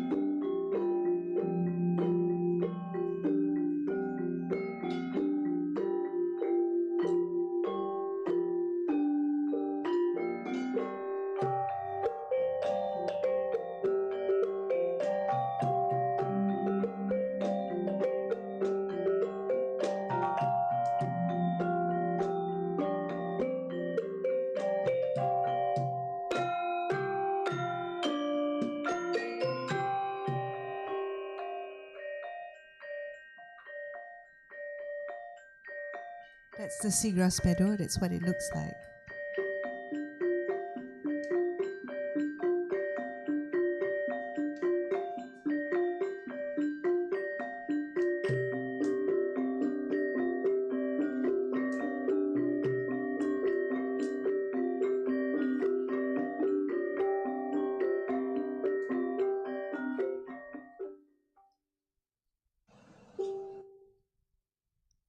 So then after that experience, the composers went off for 2 months to each create their piece based on the impressions that they got in the immersive lab.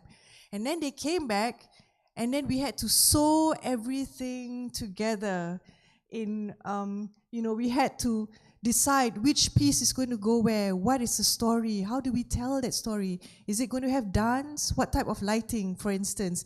And this involved scientists sitting in a room with the performing artists to negotiate about how to tell our science story in a way that appeals to people, in a way that is still artistic, not too scientific, so that people's brains switch off. Next, please. And next. And I won't go into this too much, but I want to show you that actually, when scientists and artists sit together, we need to do something called content mapping, where we decide about what our show is going to look like. And we actually have a methodology that came out of this. And if you're interested later, you can come and ask me more about it. It's not something that I want to go into, but I can tell you that we actually followed a very systematic way of translating the science to the stage. Next, please. Oh, just listen to this video. I don't know why this is here.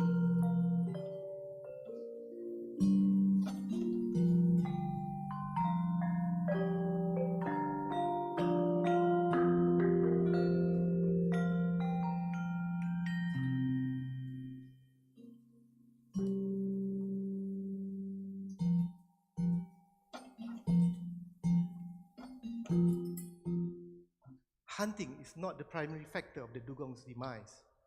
Rather, is our own rapid destruction of their primary habitat, the seagrass. Malaysia has 16 species of seagrass. That's quite a lot for one country. Fishermen call this pokok stew. They say that when there's a lot of pokok stew, ikan pun banyak. You'll get a good catch.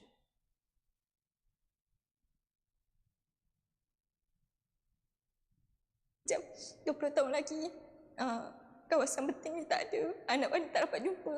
Tak dapat rasai macam mana Wani rasa. Bagi Wani, itulah perkara yang Wani takut sebenarnya. Sini sungai ni kalau kita tengok, sekarang ni lah, cukup jauh kering dia. Saya kecil. Zaman saya dulu kecil-kecil, kalau air kering betul, sampai pada bakau air ni. Air tak kering. Kilang tak ada. Apa tak ada, semua tak ada. Zaman saya 80-an, 90-an, memang ikan pendapatan memang muai. Memang banyak. Semilang, kiakap, apa-apa ikan. Sekarang langsung tak ada. Saya agak kena pencemaran. Sebab pencemaran. Pertama, macam bot, kapal banyak. Jembatan dah buat, tambak tanah. Jadi rumput-rumpai ni banyak hilang, banyak mati. Itu jadi masalah tu sekarang.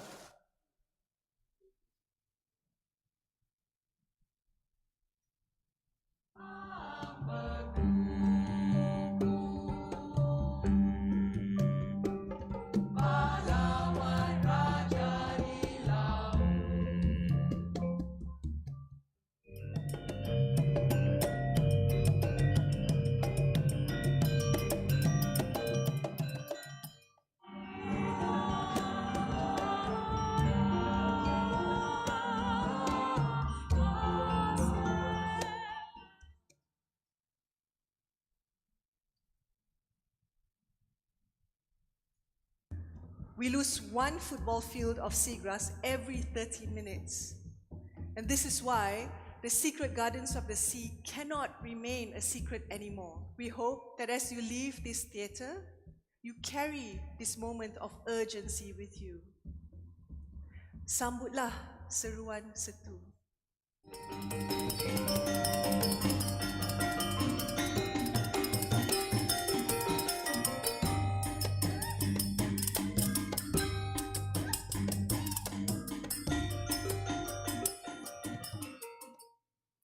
So I think what I wanted to say before that video started, thank you. What I wanted to say before that started is, if you want to do, as a scientist, if you want to do art science, you have to be prepared to be uncomfortable. You have to be prepared to appear on stage, you know. When we started this project, I thought we would be paying actors to play scientists. No, the directors say no. You want it to be art science, you, the scientist, stand up there and tell the audience in your own voice. It was really scary. It was the hardest thing that I had to do in my life, but I had to do it for seagrass. And I regretted it a lot, but still had to do it. So that's the one thing that I wanted to say to you. Scientists, your voice is important. Don't just pass it over to the artist to do. Your voice needs to be there. That's number one. Number two, when we work with nature, there are local communities and indigenous people in there, in nature. Respect them and bring their voices on stage. The local people that we worked with were too shy to appear on stage, so we recorded them. And that's what you see. And we flashed that onto the screen as our music played, and that really touched the audience. So the voice of the local community if you can integrate it, that's actually the way that our audience feels empathy for our cause. Okay. And finally, at the end of every show, I think I'm almost at the end. At the end of every show, we did 6 shows. We'll ask the audience to fill in an audience survey because I'm a scientist, right? So I need numbers. Like, what did you think of the show? How did it impact you? And 82% said that they had a very high increase in seagrass knowledge. The remaining, who said not very high increase, is because they're all my friends. They already know a lot about seagrass. It didn't really go up very much, but that's okay. 82% didn't even know seagrass existed, but they had high increased knowledge.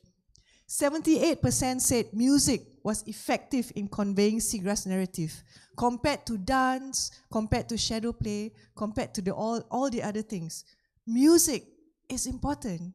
You know, one person actually posted on social media, I recall the facts learned in this show better than in science talks. Another person posted, you do not have to be smart to watch this show, but you will be smarter after watching it. And then 70% of them said that they were inspired to take personal action for seagrass conservation. They wanted to donate to seagrass conservation and they would speak out against land reclamation. So overall, quite impactful on the audience, I think, and we managed to measure it. Next, please. And so my take-home message is that artists in Malaysia, they already have a history of creating nature-focused art, as you can see. This was just 20% of what I've shown you. They already are doing it. Scientists now only are realizing that the art-science divide is artificial. And like Prof. Osman said, it's nothing new. We're just going back to how science was done by our forefather scientists in the past. So, for art science, we have to ask ourselves, if we want to do art science, how do we bridge the arts and the sciences respectfully? That's what we need to do. Because right now, when scientists talk about arts, most of the time, they regard it as being inferior to the sciences. Students who are considered weaker students, they're immediately shunted off to the art stream. That's wrong. That's bad. Because arts is just a different way of being intelligent. So I think we have to ask ourselves, where are we heading with our education system, and how is our education system going to support us in bringing art science to the fore? Thank you, everyone.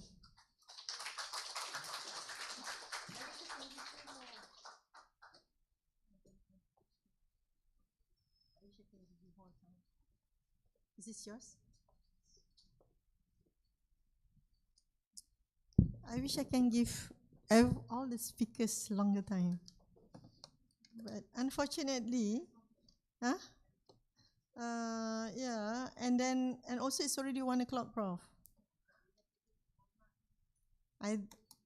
Yeah, okay, all right. Yeah, anyway, Dr. Gillian, thank you very much. You've touched our heart.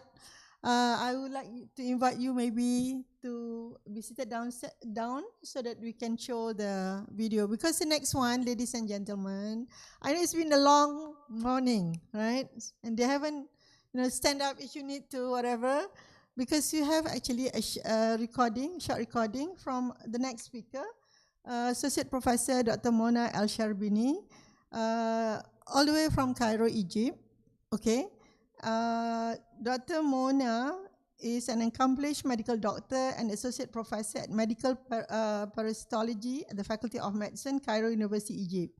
She is the visionary founder and director of the Narrative Medicine and Planetary Health course at the integrated program of Qasr Al-Aini, Cairo University, where she passionately integrates medicine with humanities. We actually recently get acquainted to her through her involvement at the Planetary Health Conference held in May, hosted by Sunway University. Yeah, I'm just going to shorten a bit about her CV. Her CV is very good and all. I think even Sunway University was like interested in her. Her foundational principle is actually humanity before science. So let's roll it for the video.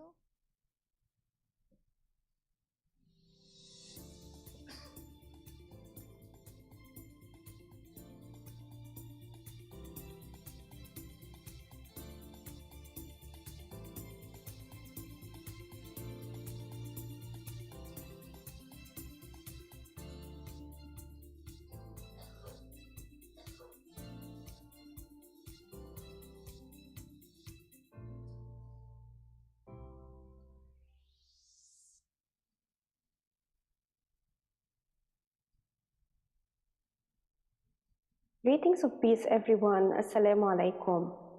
The Anthropocene is an epoch where Earth geology and ecosystems are largely shaped by human activities, a time when traditional boundaries blur as we face intertwined challenges that undermine human and planetary health at all scales.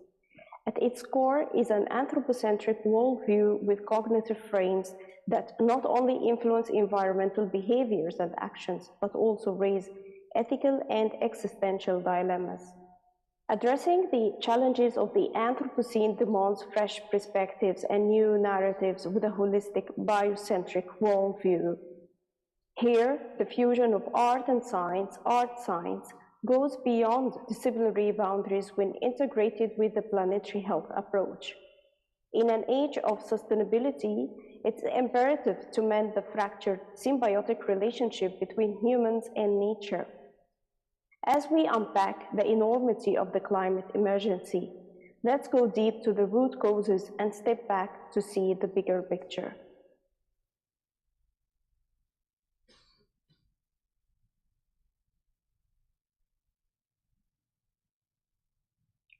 Imagine humans taking control of Earth's climate.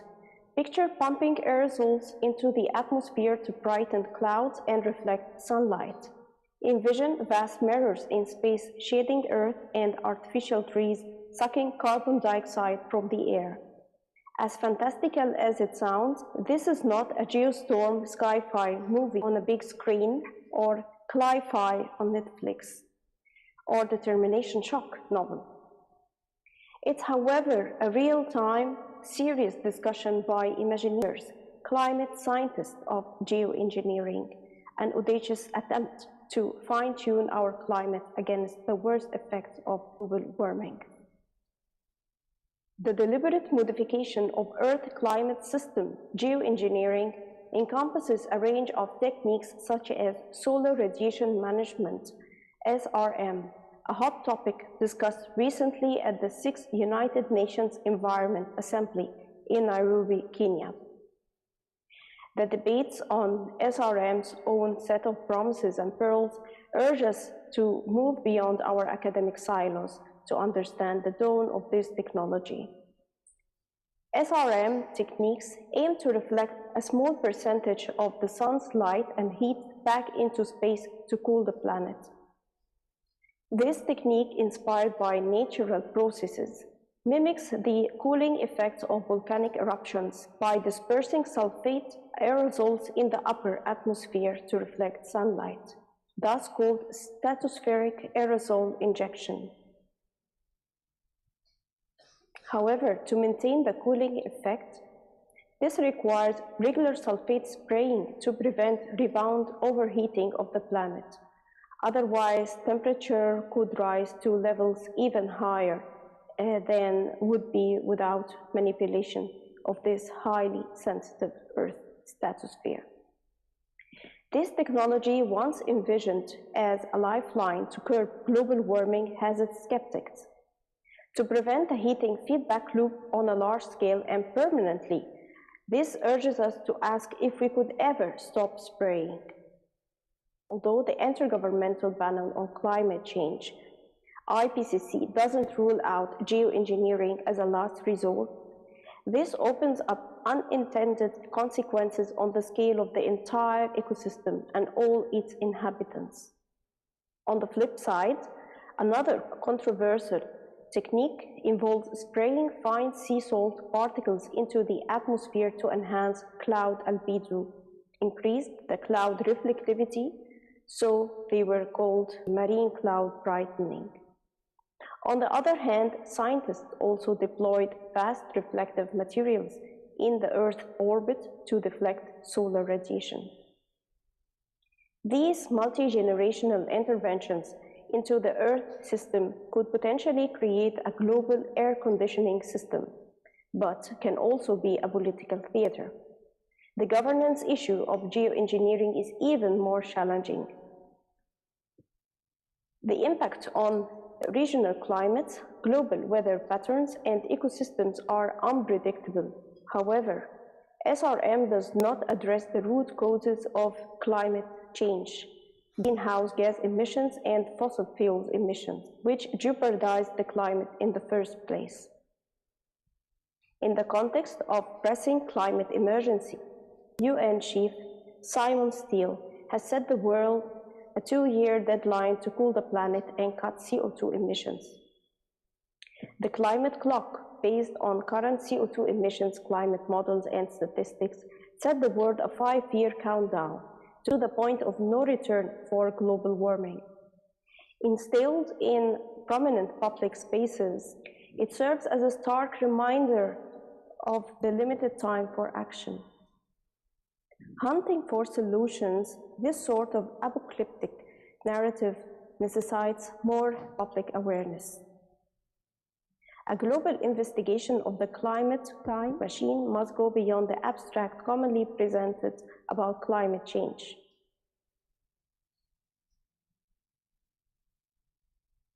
Aiming for a sustainable planet, climate protection effort must also go beyond ecology to a moral and spiritual discourse.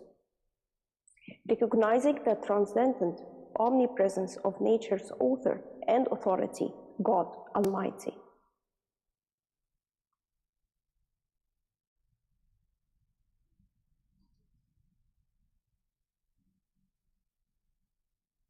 Geoengineering is born out of an anthropocentric mindset, seeking human solutions for human-made problems.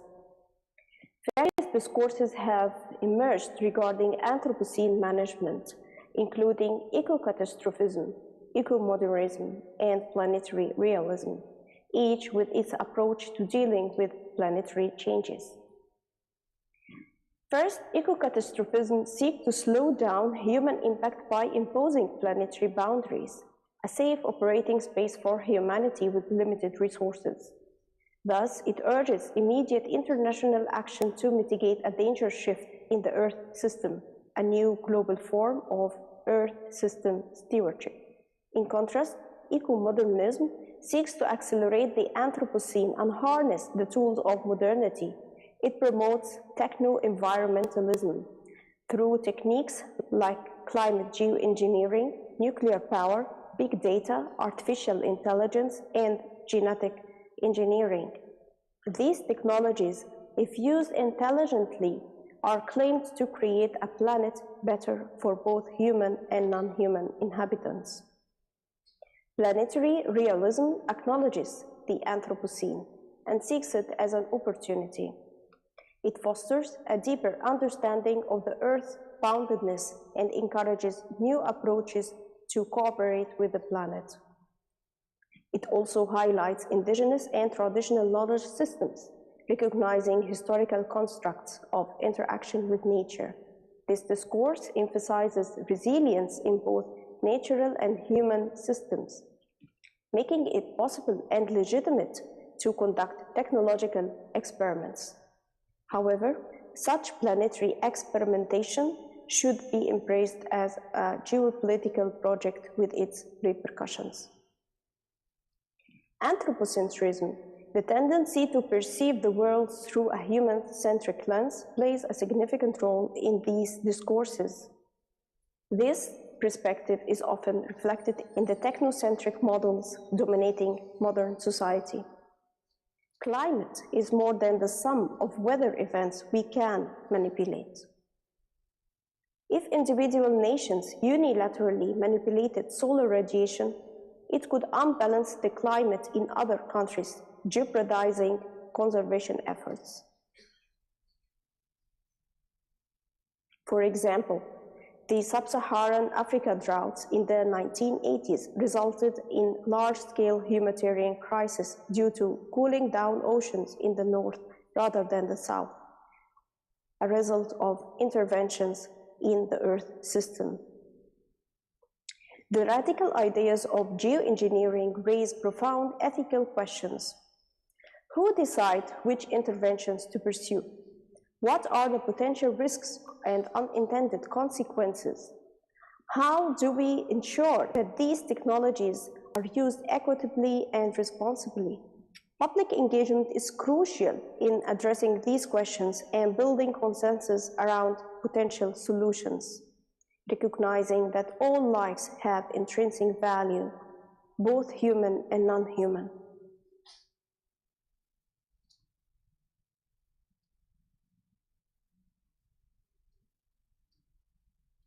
The concept of planetary health emphasizes the interconnectedness of human health, environmental sustainability, and the well-being of all life forms. It recognizes that human health is interconnected to the health of the Earth systems.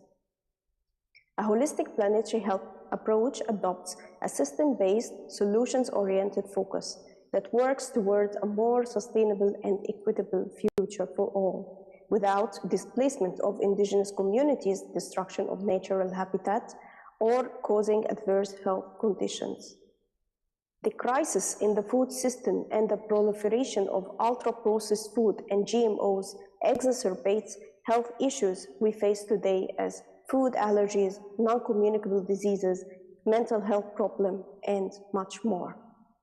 Just as we cannot rely solely on techno-fixes to address our ecological crisis, human diseases cannot be treated with a magic pill when drivers of chronic inflammation and dysbiosis echo across every level from the cellular to the planetary scale.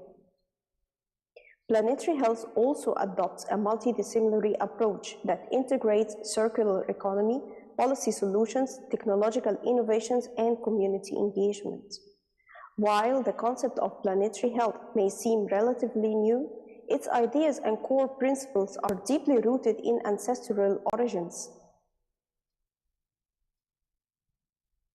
Indigenous knowledge systems informed by our ancestors depict living knowledge embodied within the people who carry it forward and are intertwined with their ontological principles. The timeless wisdom of riverine communities in Selangor underscore the notion that hardware depicted in science and technology and software supported by policy, regulations, and norms would not be sufficient without enough hardware to sustain and drive our efforts. In the pulse of indigenous riverine communities, a purely scientific or technical approach is insufficient for the hardware and the software without the hardware element. Such wisdom is crucial in combining the creativity of the arts and humanities with the analytical rigor of science to inspire new ways of thinking. Al-Mizan, rooted in the Quranic teachings, establishes an environmental-based ethos that amplifies balance and harmony. Harmony with the self, with others, and with nature and everything in it.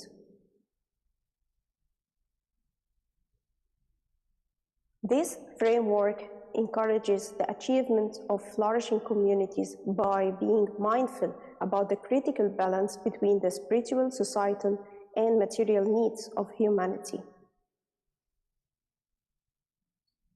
Environmental activist Vandana Shiva eloquently captures the spiritual, human, and planetary interconnectedness. Our future is inseparable from the future of the Earth. It is no coincidence that the word human has its roots in humus, the Latin word for soil. Adam, the first name in the Abrahamic traditions, is derived from Adama, meaning soil in Hebrew. What we need now is openness to alternative holistic worldviews, or what Boaventura de Sousa Santos calls the epistemologies of the South.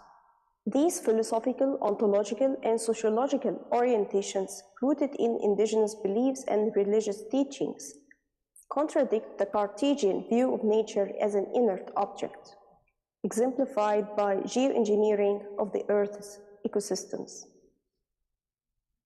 By adopting a planetary health approach, we shift our focus to addressing the root causes of the Anthropocene and to engage science ethically and unambiguously without negative repercussions.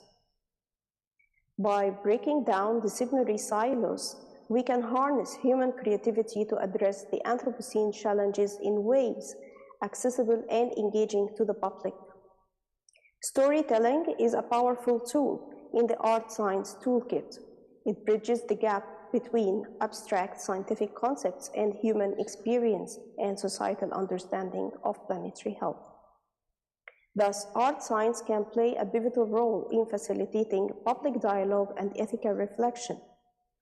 Through participatory art projects, community workshops, and public exhibitions, artists and scientists can engage diverse audiences in discussions about the future of our planet. These interactions can demystify scientific concepts, foster a sense of agency, and empower communities to contribute to decision-making processes.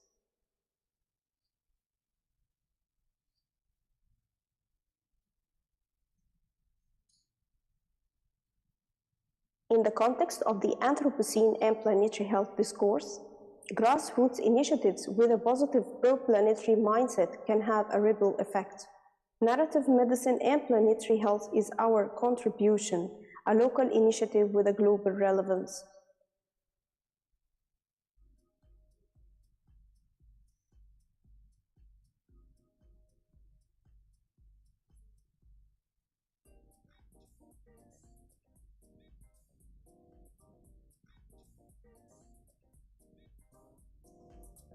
Throughout the educational course, we encourage future physicians to look beyond the human skeleton and the disease model to tackle climate-related health issues, or what we call the epigenetic drivers of health and disease.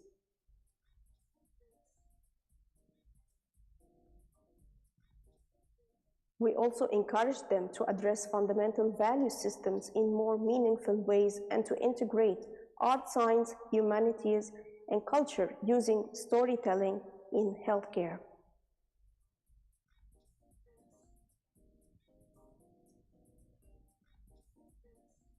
This fosters empathy and brings a deeper understanding of environmental determinants of health in the local context. Narratives can evoke emotions, but also promote self-development, creativity, and reflection among the healthcare practitioners.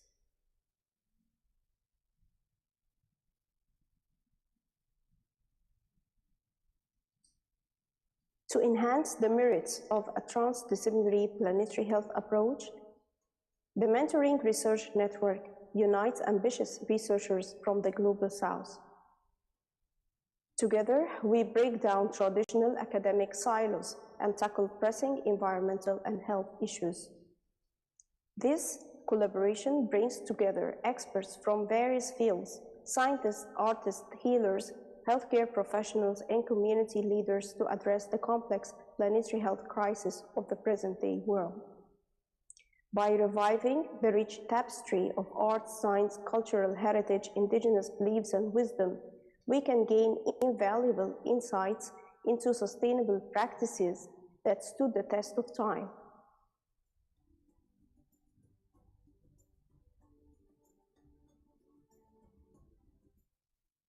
In the linear march of progress, arts can catalyze the challenges often dismissed in scientific discussions.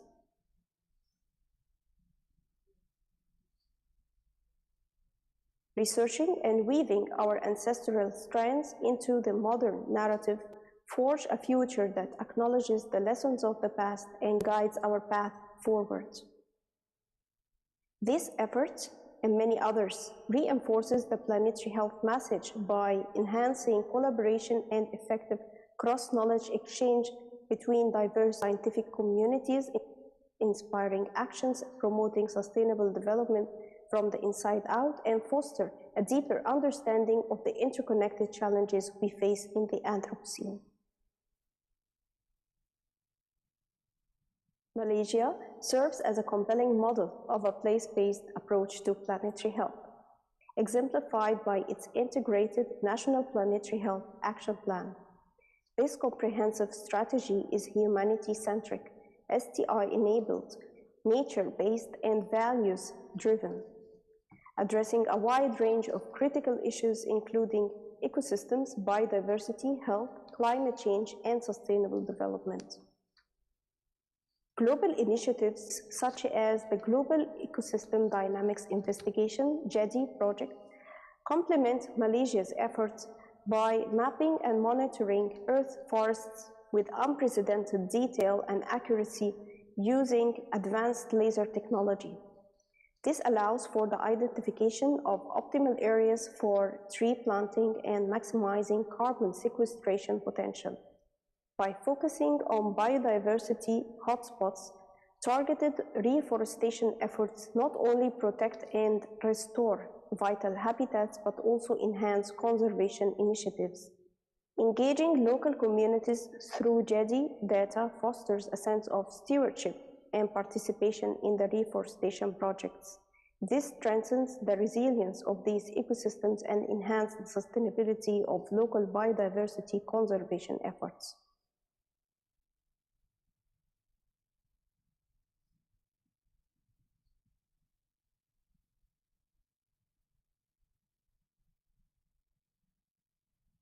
Reconceptualizing the art science of the Anthropocene with a planetary health approach challenges to rethink human agency in contemporary ecological crisis. We must transition from dominators with self-imposed boundaries to wise stewards with moral responsibilities. This transition should not be restricted to academic discourse, but also include a social movement embracing spirituality and socio-cultural perspectives. Drawing upon religious teachings and indigenous and traditional wisdom, we recognize the crucial role of individual inner development in promoting sustainable values. As we confront climate change and environmental degradation, our efforts to cool the planet must not compromise environmental integrity and social justice. In other words, to proactively be aware that our technological advances do not come at the cost of human and environmental well-being. The Arabic term fitra represents the inherent goodness within human beings, a natural inclination towards divine truth and morality. Human beings are the greatest of all creation, with the greatest of tasks and the most awesome of destinies. Prophet Muhammad, upon him be peace, emphasized humanity's responsibility to preserve the natural environment through simple yet significant actions like planting trees even if the last day was established. The hadith gives hope no matter what condition an individual is in or the condition of the natural environment. The Prophet also considered the act of planting trees or sowing seeds as a charitable gift with a moral, ecological, and spiritual orientation displayed inwardly and outwardly. If one plants a tree or sows seeds, if then a bird, a person, or an animal later eats from them, this action is regarded as a charitable gift, sadaqah, for him or her. Therefore, every good action is considered of great spiritual significance, i.e., actions are based upon intentions, was stated by Prophet Muhammad, upon him be peace.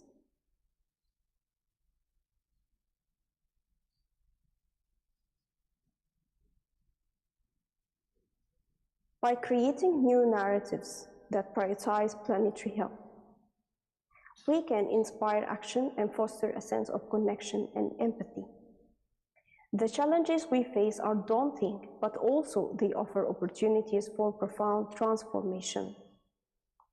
By harnessing the power of art science, we can bridge gaps, tell compelling stories, and forge a path towards planetary health.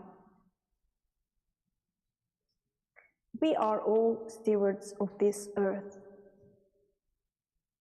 By fostering interdisciplinary, interrelational approaches, embracing human, ecological, spiritual realms, valuing all forms of life, and fostering global collaboration, we can create a future where humanity and nature thrive together in harmony. Let us transform our shared narrative into one of hope, resilience, and regeneration. Thank you. Hey, round of applause for the talk given by Associate Professor Dr. Mona El-Sharbini. Her talk was titled Beyond Boundaries, the Anthropocene, Artscience, and the Quest for Planetary Health. I know Dr. Mona has been up since, I don't know what time, because right now it's only 8:30 in Cairo, Egypt. So she's been up since this morning, watching our event here as it unfolded through the YouTube thing. Yeah. Okay. I guess we should, it's already 1:30. I would like to actually ask Prof whether we can delay the second session. Huh? 2:30. I know. I was just wondering whether, question, we'll post it later. But as usual, as a token of our appreciation, we would like to, Prof Nasir has gone.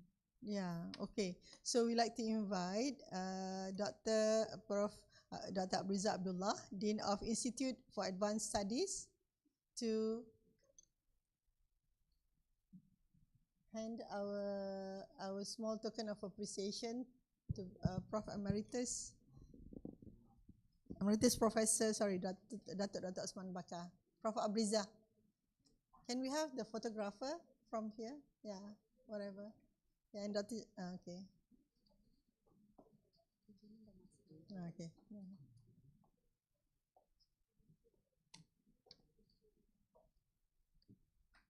Okay.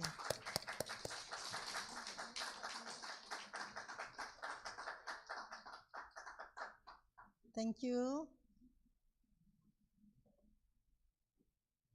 Next, we like to invite Dr. Gillian Uilian Sim.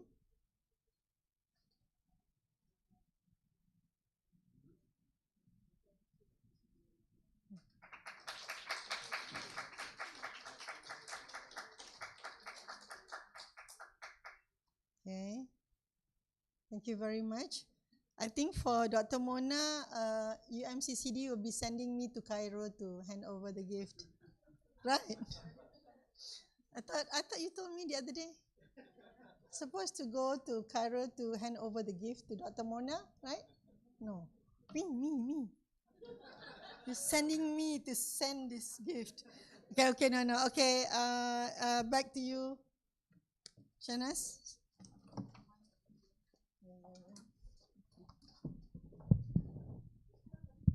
Thank you very much, Associate Professor Dr. Durya Sharifah Hassan Adli, for moderating the session, and of course, a heartfelt thank you to our distinguished speakers for that enlightening session packed with valuable insights.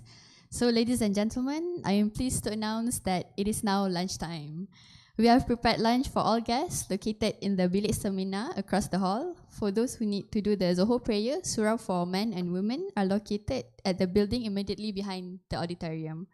Please enjoy your lunch break and recharge for the rest of the day's event. We will gather again at 2:30 p.m. for the next session. Thank you.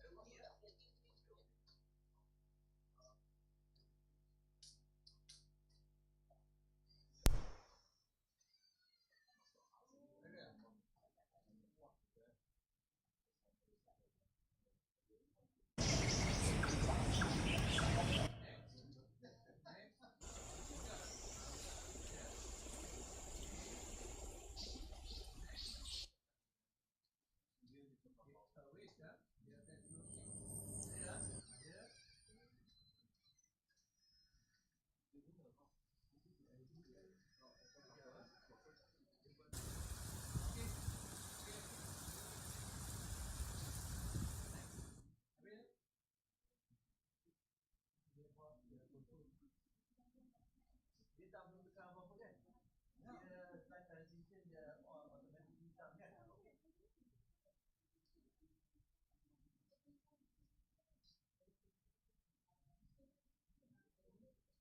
Okay.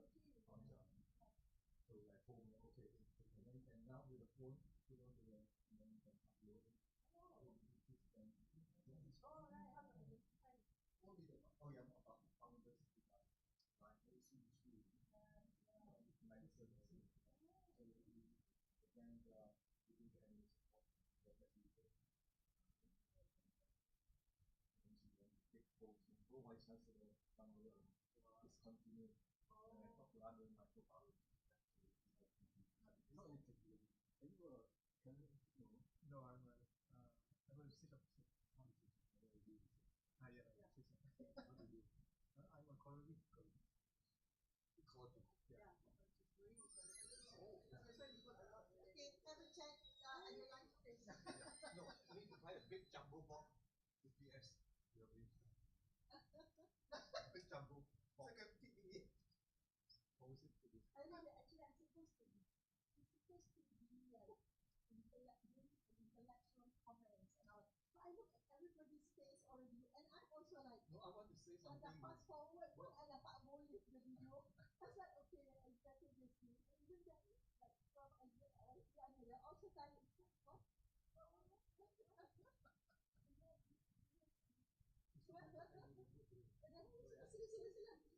Sila. Cuba akan dapat kau sudah tak bawa terus aku consider things.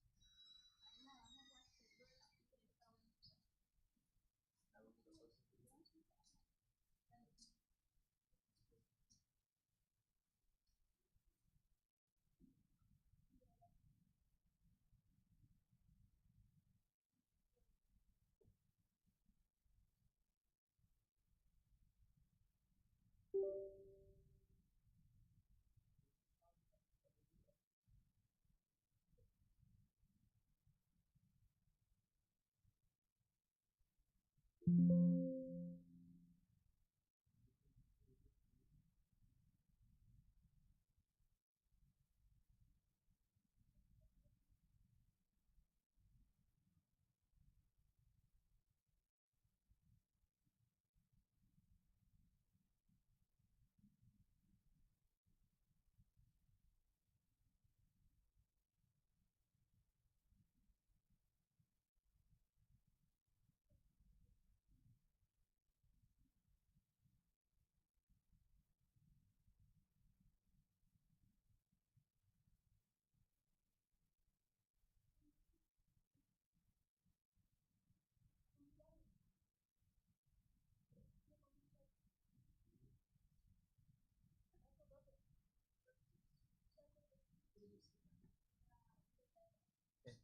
Ni kira abang punya. Betul? Ha?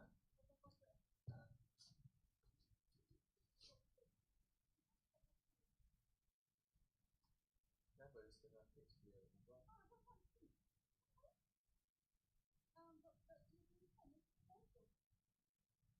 Potong macam mana?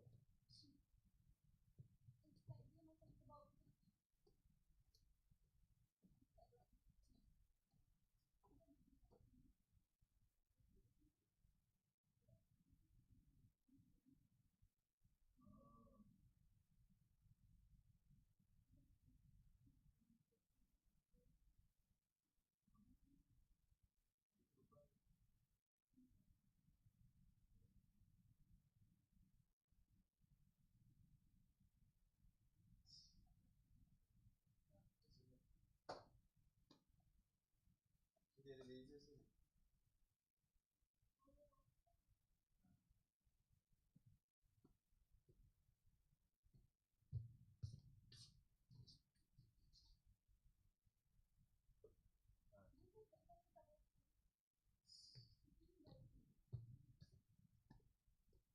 Okay, so inilah dia.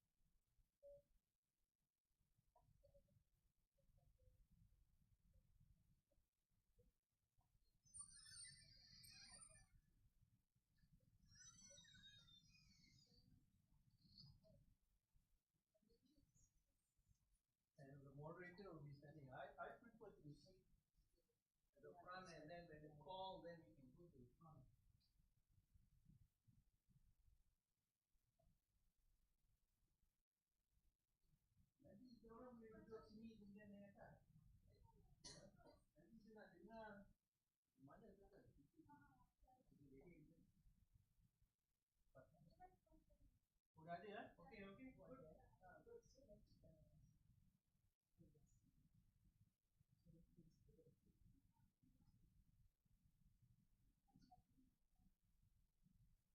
Boleh kan? Hai.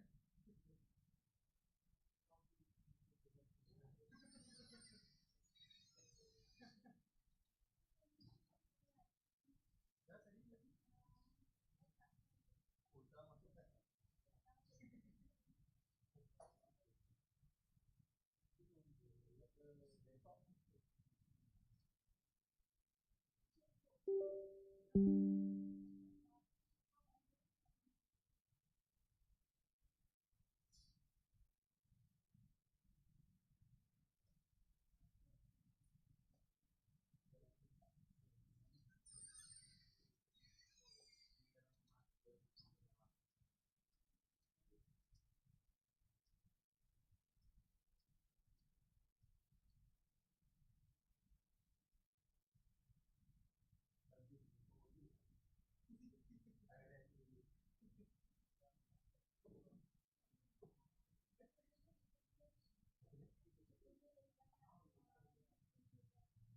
Sebab I told you, saya fikir dia pergi rekod dengan Ustaz. Dengan Ustaz. Kita tahu Ustaz Ustaz.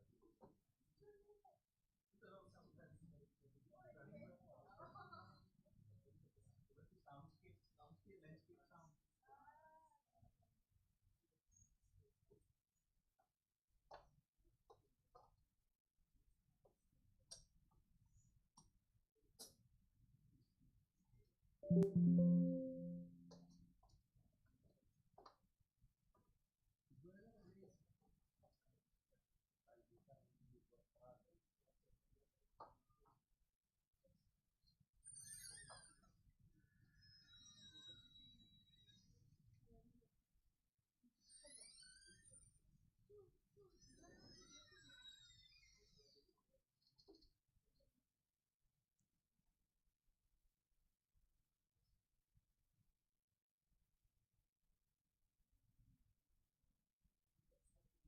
Yes. It's all about sound. It's all about sound.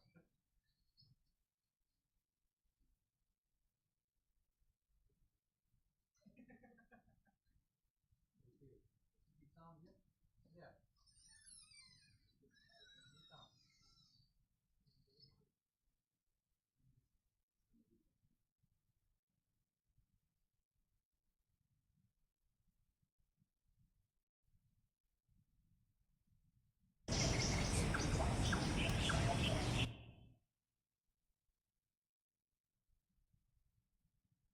This is an experiment. We send the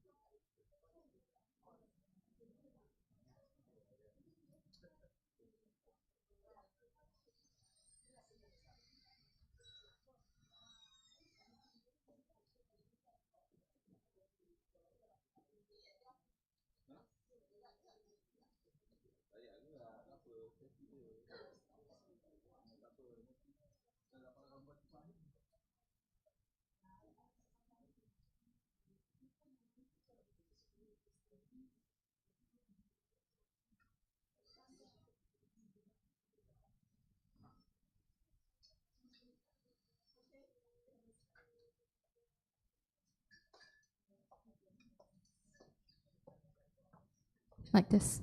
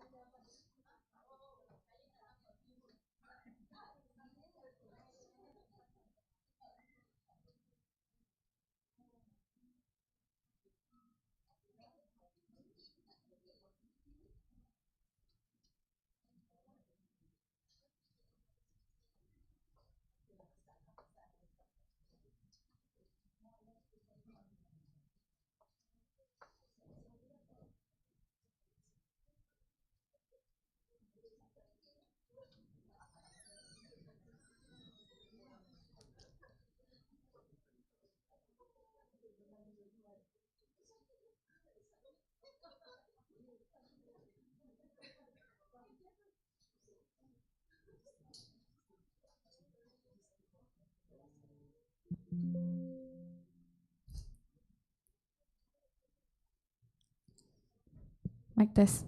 Bismillahirrahmanirrahim. Welcome back, ladies and gentlemen, to the International Conference on Enhancing Art Science in the Age of Sustainability, Art Science Solutions for Planetary Health. We will now move on to the next session.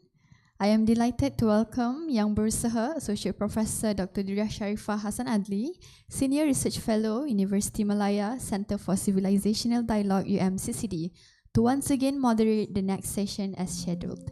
Please welcome Dr. Durya.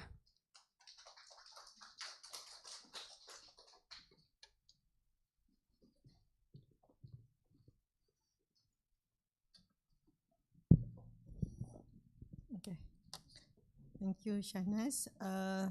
Bismillahirrahmanirrahim. Assalamualaikum warahmatullahi, and welcome again to our conference. And actually, for the next session, this is going to be after this afternoon session. We will actually adjourn, and we will continue on tomorrow. So we are going to have the next 4 speakers for this particular session, and we will have 4 lecturers.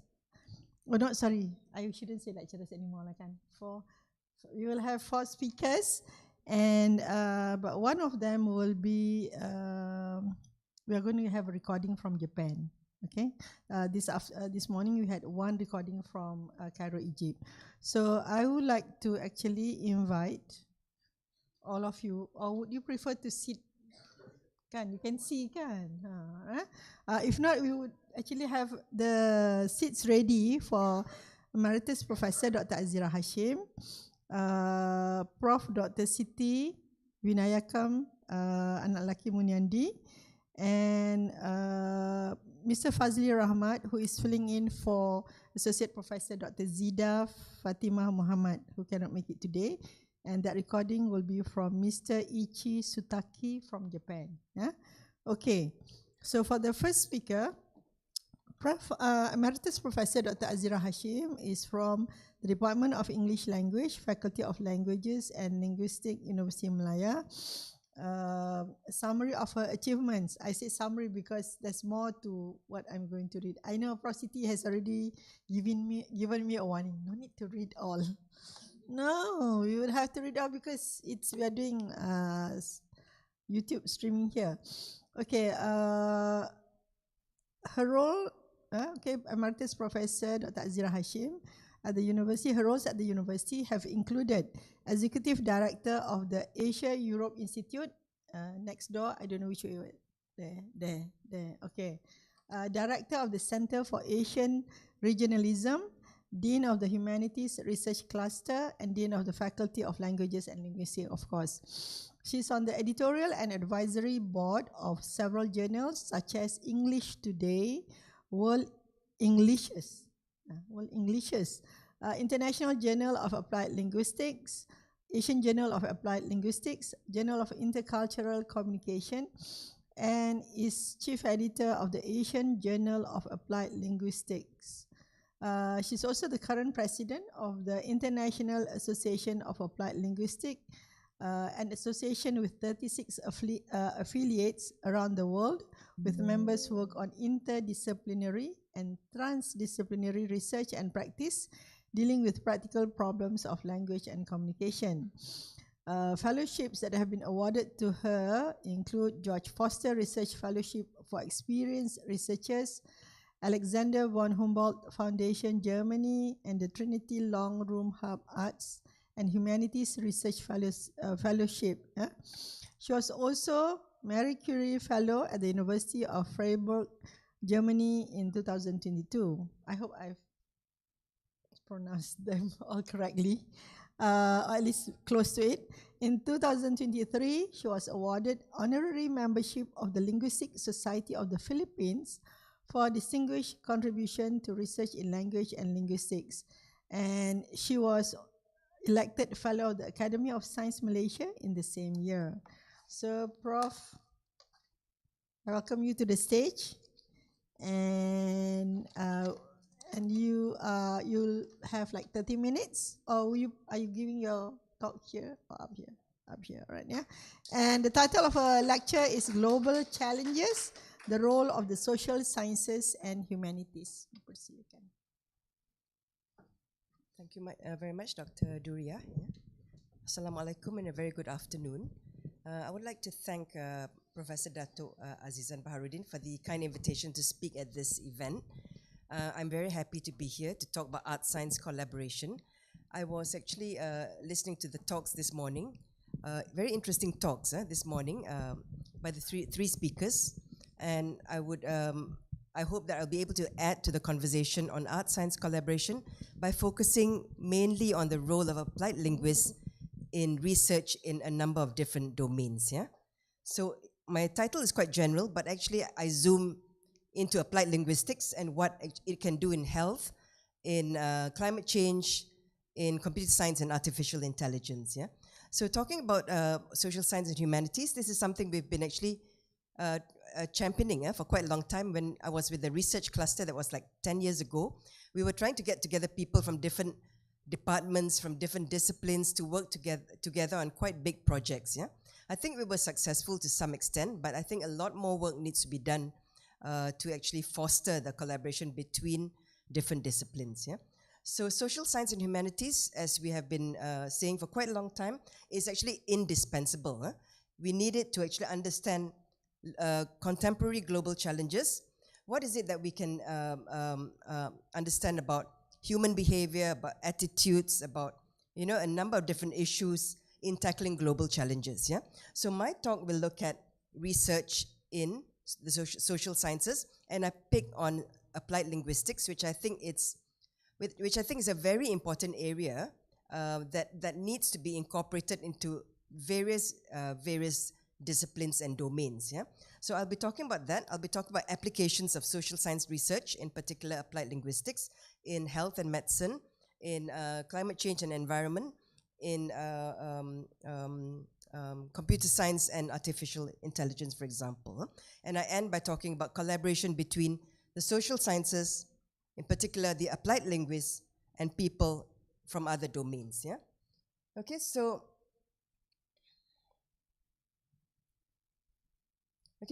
why cross disciplinary boundaries? I think a lot of people have spoken about this. If you look at the world today, there's a lot of complexity. There's a lot of connectivity between in science, in technology. Yeah, people are moving across borders. Yeah, there's a lot of mobility taking place as well. So there are lots of connections which take place all over the world. There's also a strong demand in terms of productivity, and there's the demand for new discoveries also from people from various fields. Yeah, from the public, for example, they're asking about new discoveries and where does public funding go to. Yeah, and there also demand from politicians, demand from business, and demand from various stakeholders. Yeah, if you look at the practical world, you look at all the global challenges, regional challenges, national challenges, one single discipline alone cannot tackle any of them. Yeah, so if you look at the UN SDGs, the 17 SDGs, yeah, so you require interdisciplinary research, you require art-science collaboration, people from various disciplines, natural sciences, social sciences, humanities, to work together on every single SDG. Yeah? And this is what I've been trying to tell my colleagues in applied linguistics. The work that we do actually, we say, is grounded in real-world problems. Not to say that the work that focuses on new theories is not important, that's also important. But applied linguistics, we try and say that whatever we do, we try and solve problems related to language and communication in many different domains, many different workplaces, for example. Yeah, and we actually usually try and incorporate knowledge from different disciplines. Okay, we try and complement the input from other stakeholders. Yeah, so normally we ask ourselves, when there are global big challenges, what is the role of applied linguists? Yeah, how can we contribute to actually solving this particular problem? Yeah. And therefore, we look for partnerships, we look for collaboration, yeah?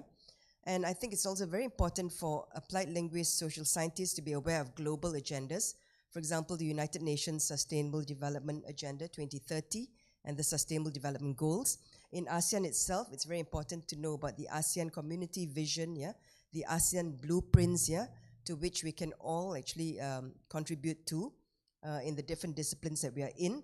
And also, of course, for applied linguists, we always try and talk about inclusive education, yeah, inclusive opportunities, economic growth coupled with equity, attainment of overall justice and peace. Yeah, so therefore we actually contribute to all the SDGs. Yeah, so this is a definition of applied linguistics given in the website of the International Association of Applied Linguistics, of which I am currently president for 3 years. I'll come to the end of my term in August, at the end of the congress that we've brought to Kuala Lumpur. Yeah, so there's a big congress on applied linguistics at the KLCC Convention Center, and there'll be many people working on research, on projects. They will be presenting talks on their work in a variety of domains, yeah, and how their research contributes towards solving problems, yeah. So our field talks about interdisciplinary work, practical problems related to language and communication. We may develop new theoretical and methodological frameworks. Usually there's always an explicit orientation towards practical everyday problems related to language and communication. And we try and make sure that whatever we do, we contribute to the benefit of societies everywhere. Yeah? We always also question, what does applied linguistics have to contribute to the realization of the SDGs? Yeah? Surprisingly, the word language is not mentioned at all in the 2030 agenda. There's no reference to language at all. But in fact, actually, language issues can be found in all the SDGs. Yeah? So that's what we tell people working on applied linguistics research, that your work contributes to a number of different SDGs. Yeah? So just a few examples, we can tell them that when you look at language of instruction, for example, you're contributing towards SDG 4, yeah, quality education. You're looking at opportunities for language, for women and girls, looking at language issues, that's SDG 5, yeah. You're looking at the ability to communicate effectively in different workplaces, for example, communication in medicine, communication in healthcare, yeah, communication in with regard to the environment. Okay, that's actually SDG 8. Reducing inequalities as well is another one, where if we're working on maximizing linguistic equality, removing barriers, yeah, in different domains, minority groups, yeah, for example, yeah, how do we help minority groups understand? What are the messages that are coming from, for example, health, from medical specialists, yeah, for example, on people advocating for climate change advocacy, yeah, and also justice and peace as well. A lot of the work we do also contributes towards looking at linguistic diversity and how we can address linguistic justice in the context of social justice. Yeah.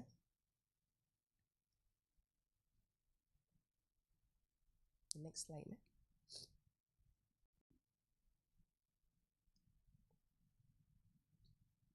Okay, so I think I'll just show some examples of the work that we do in different domains, yeah, and so that you can see how actually linguists contribute to interdisciplinary research, to art-science collaboration. Yeah, so there are linguists who work on doctor-patient communication, for example, because there are a lot of issues that arise from doctor-patient interactions. There could be language barriers, yeah.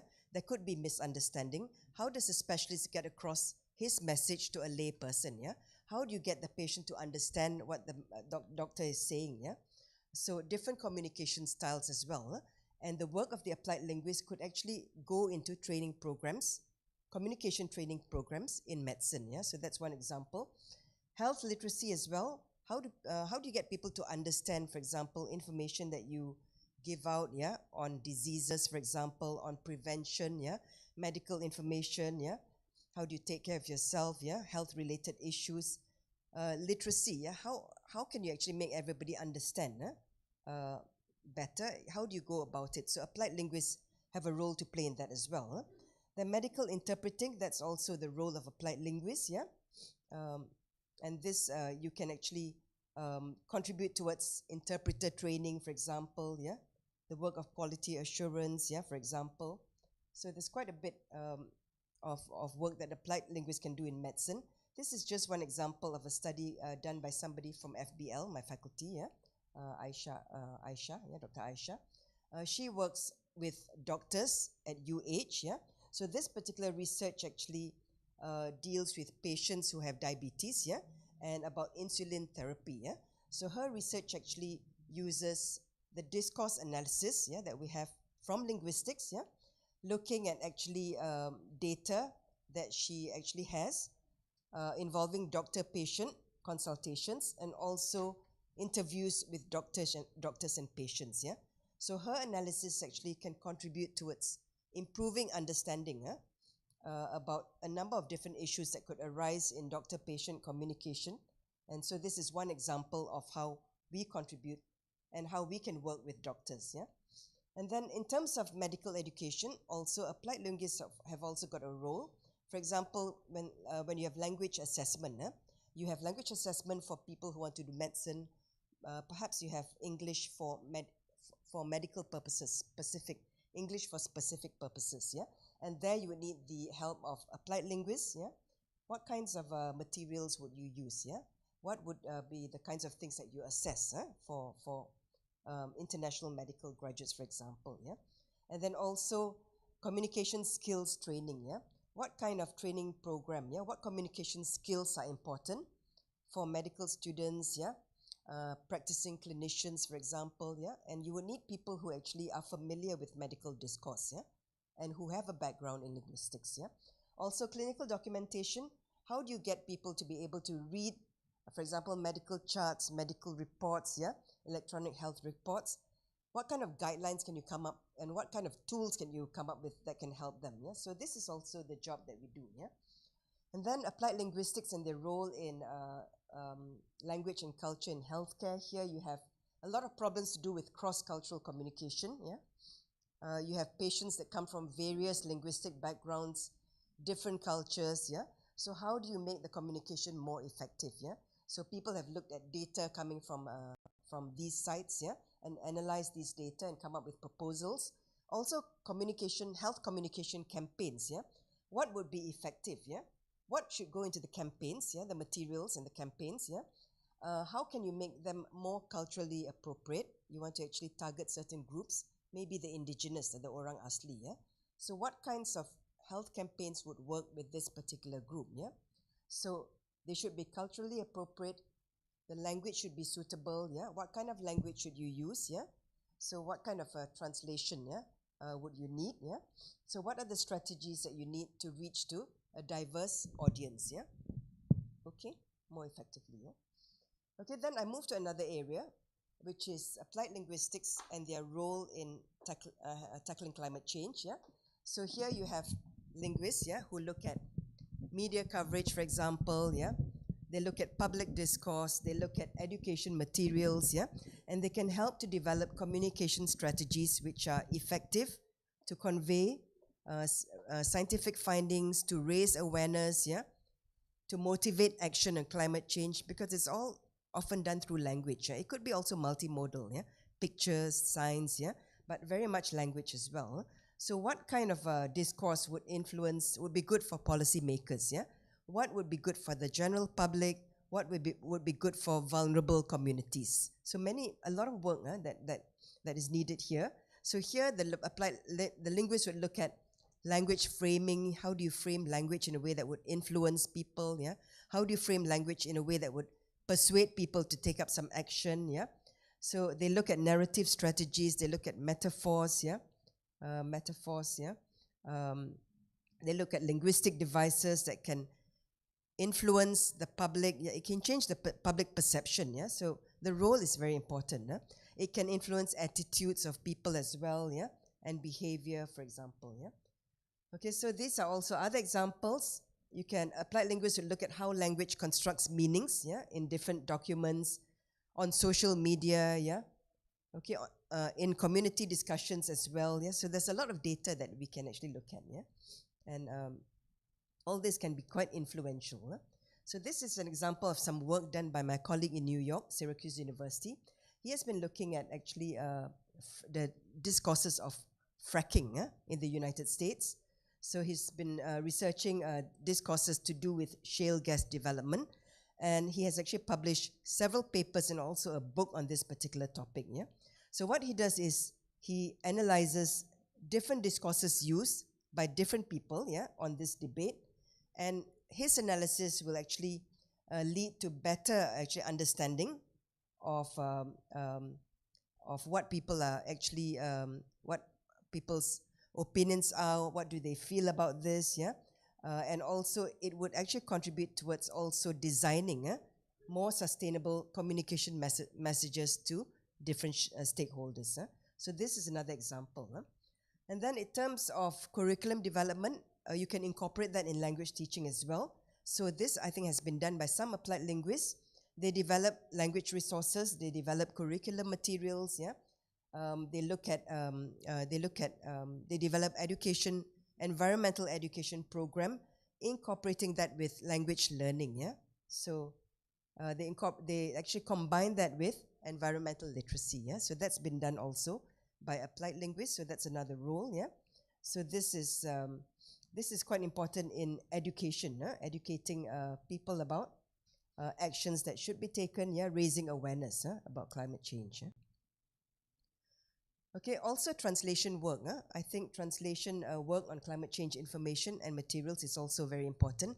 Translating that into different languages, making it accessible to various communities worldwide. So that it's not just in one language, which is English. So this is also a role, there's a gap for applied linguists to play a role. And by actually translating it into various different languages and catering to the various linguistic communities, you can share best practices, yeah. You've got a diverse audience, yeah, who can actually learn from one another about climate action and adaptation strategies, yeah.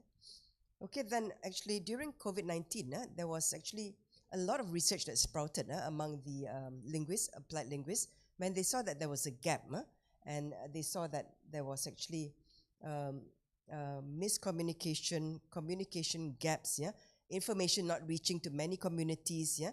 So you had a lot of doctors and health people giving talks about COVID-19, but there were lots of actually gaps and there were lots of worries and concerns. Many people were not actually, the materials were not available to many people.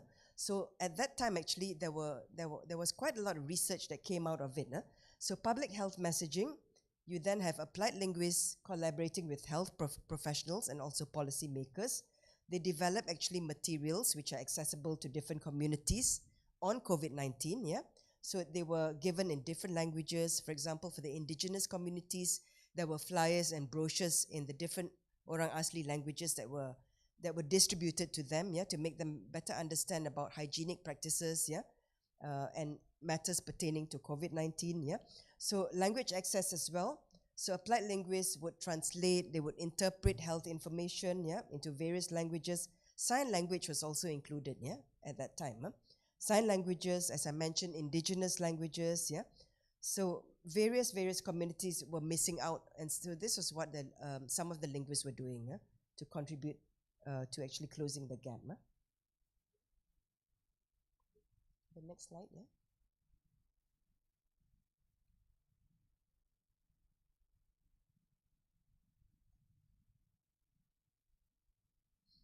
Okay, so this is also about all the research that came out during COVID-19. There were people who looked at the discourse, COVID-19 discourse in the media. Yeah, how do actually how does the actually media information actually create a lot of anxiety and fear, and how do they actually give wrong information to people? Yeah, so media discourse has been analyzed quite a bit on COVID-19. Yeah, how was media discourse shaping public perception? Yeah. How was media discourse influencing people's attitudes, yeah, and whether they would actually take the right action or not. So also stigmatization and discrimination, because you notice during that time, some groups are being stigmatized, yeah, people did not, they were worried about certain ethnic groups at that time at the beginning. Health workers were being stigmatized. So applied linguists have a role to play. They could develop strategies, yeah, to try and combat linguistic prejudice and to try and promote empathy, actually, and reduce discrimination, empathy and inclusivity in pandemic discourse. Yeah. Okay, the next slide. Yeah.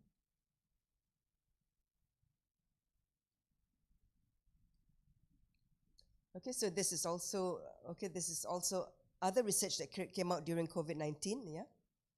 How actually applied linguists can influence policy and planning. Yeah. How can they actually influence policymakers about health information that should go to certain groups, for example, yeah, refugees, yeah, immigrant communities, vulnerable populations, yeah. How can we influence policymakers, yeah? Okay, and also, of course, language rights, yeah. How can we impact, yeah? How can we impact language policies? How can we reduce language barriers, yeah?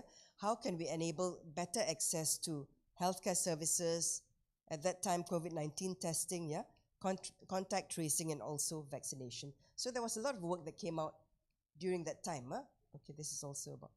Okay, and then in terms of computer science and of course AI, actually applied linguists have actually quite a big role to play. In natural language processing, applied linguists actually have been involved. They contribute their linguistic expertise, in machine translation, in text summarization, for example, They develop linguistic resources, lexicon, grammar, corpora, large data, Computational linguists as well. Applied linguists have collaborated with computational linguists, to develop algorithms, computational models of language structure. So this is also an area that linguists have quite a big role to play as well. On the next slide. Okay, language technology. Okay, you see a lot of use of language technology in teaching, in learning, in internationalization of higher education, for example. So applied linguists work on the design and evaluation of language technologies, speech recognition, text-to-text synthesis, spell checking, grammar checking, etc. So that's a contribution of applied linguists. In terms of language teaching and learning, also they have looked at computer-assisted language learning applications, virtual learning environments, educational games as well, working with computer scientists. Okay, that's another area. And so, therefore, we always tell the applied linguists that we really need to engage professions, which means we work with people from other disciplines, convince them how our work contributes to their discipline. We have to work with policymakers. We have to go outside, disseminate our research findings to ministries, to regional organizations so that policymakers are aware of what we can do, and also engaging the public. We have to give talks. We try and promote confidence in applied linguistics work, but without exaggerating what we can do. Okay, we try and convince them that we have a role to play. We communicate our findings in language that can be understood by the lay people, and we try and ensure that there's public understanding of expert views and findings at public forums or in the media via plain language that we think should be used when it comes to the lay person. So in conclusion, repeating what everybody else has said, it is very essential in the global research landscape to promote and nurture social science research and humanities research and to have art-science collaboration. We need to restate all the time and highlight the fundamental role that the social sciences and humanities play in the new global community. And we need to constantly call for an expanded role for the social sciences and humanities in tackling problems through interdisciplinary research. Thank you.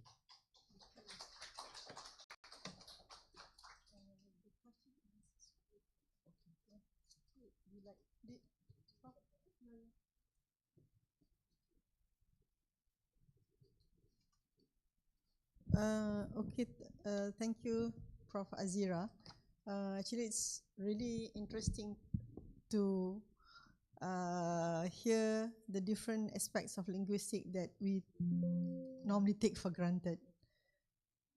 You know, when you're thinking about the health-related issue also, we not only have diverse communities in Malaysia, not only because we are diverse, the Malaysians are diverse in the first place, but then we are now having a lot of workers from other countries, and I can just imagine how, you know, chaotic things can be in the hospitals where they, you know, and they have all these different things. Anyway, okay, I know. Next, move on. Thank you. So we'll move on to the next one. We're actually having Associate Professor Dr. Zida Fatimah Muhammad scheduled to be giving her talk. She's the founding director of Sustainable Development Center, right? SDC, University Malaya. Just a bit about her. She's also she's actually an associate professor at the Department of Science and Technology Studies, Faculty of Science, University Malaya. She started her academic career in right after the completion of her PhD in 2009. Before that, she actually is a graduate of BSc in Ecology from Institute of Biological Sciences, University of Malaya, MSc in Environmental Economics, MSc in Environmental Management and Policy from the International Institute of Industrial Environmental Economics. Yeah. Lund University, Sweden, and a PhD in Science and Technology Policy from SPRU Science and Technology Policy, University of Sussex, UK. Her academic interest has always been primarily about to understand the relationship between the development of science, technology, and innovation and environmental protection, particularly with the context of environmental sustainable development and associated challenges to late industrializing countries. I think Mr. Fazli, who's going to represent or to help deliver the talk on sustainability, leadership fieldwork, enhancing arts and science integration for global impact in the age of sustainability, will be talking quite a lot, will be telling us a lot or sharing with us a lot about the team and what they have been working all this while, right? That's my, after reading the abstract. All right, so I think without further ado, let me welcome Mr. Fazli Rahmat from UMSDC.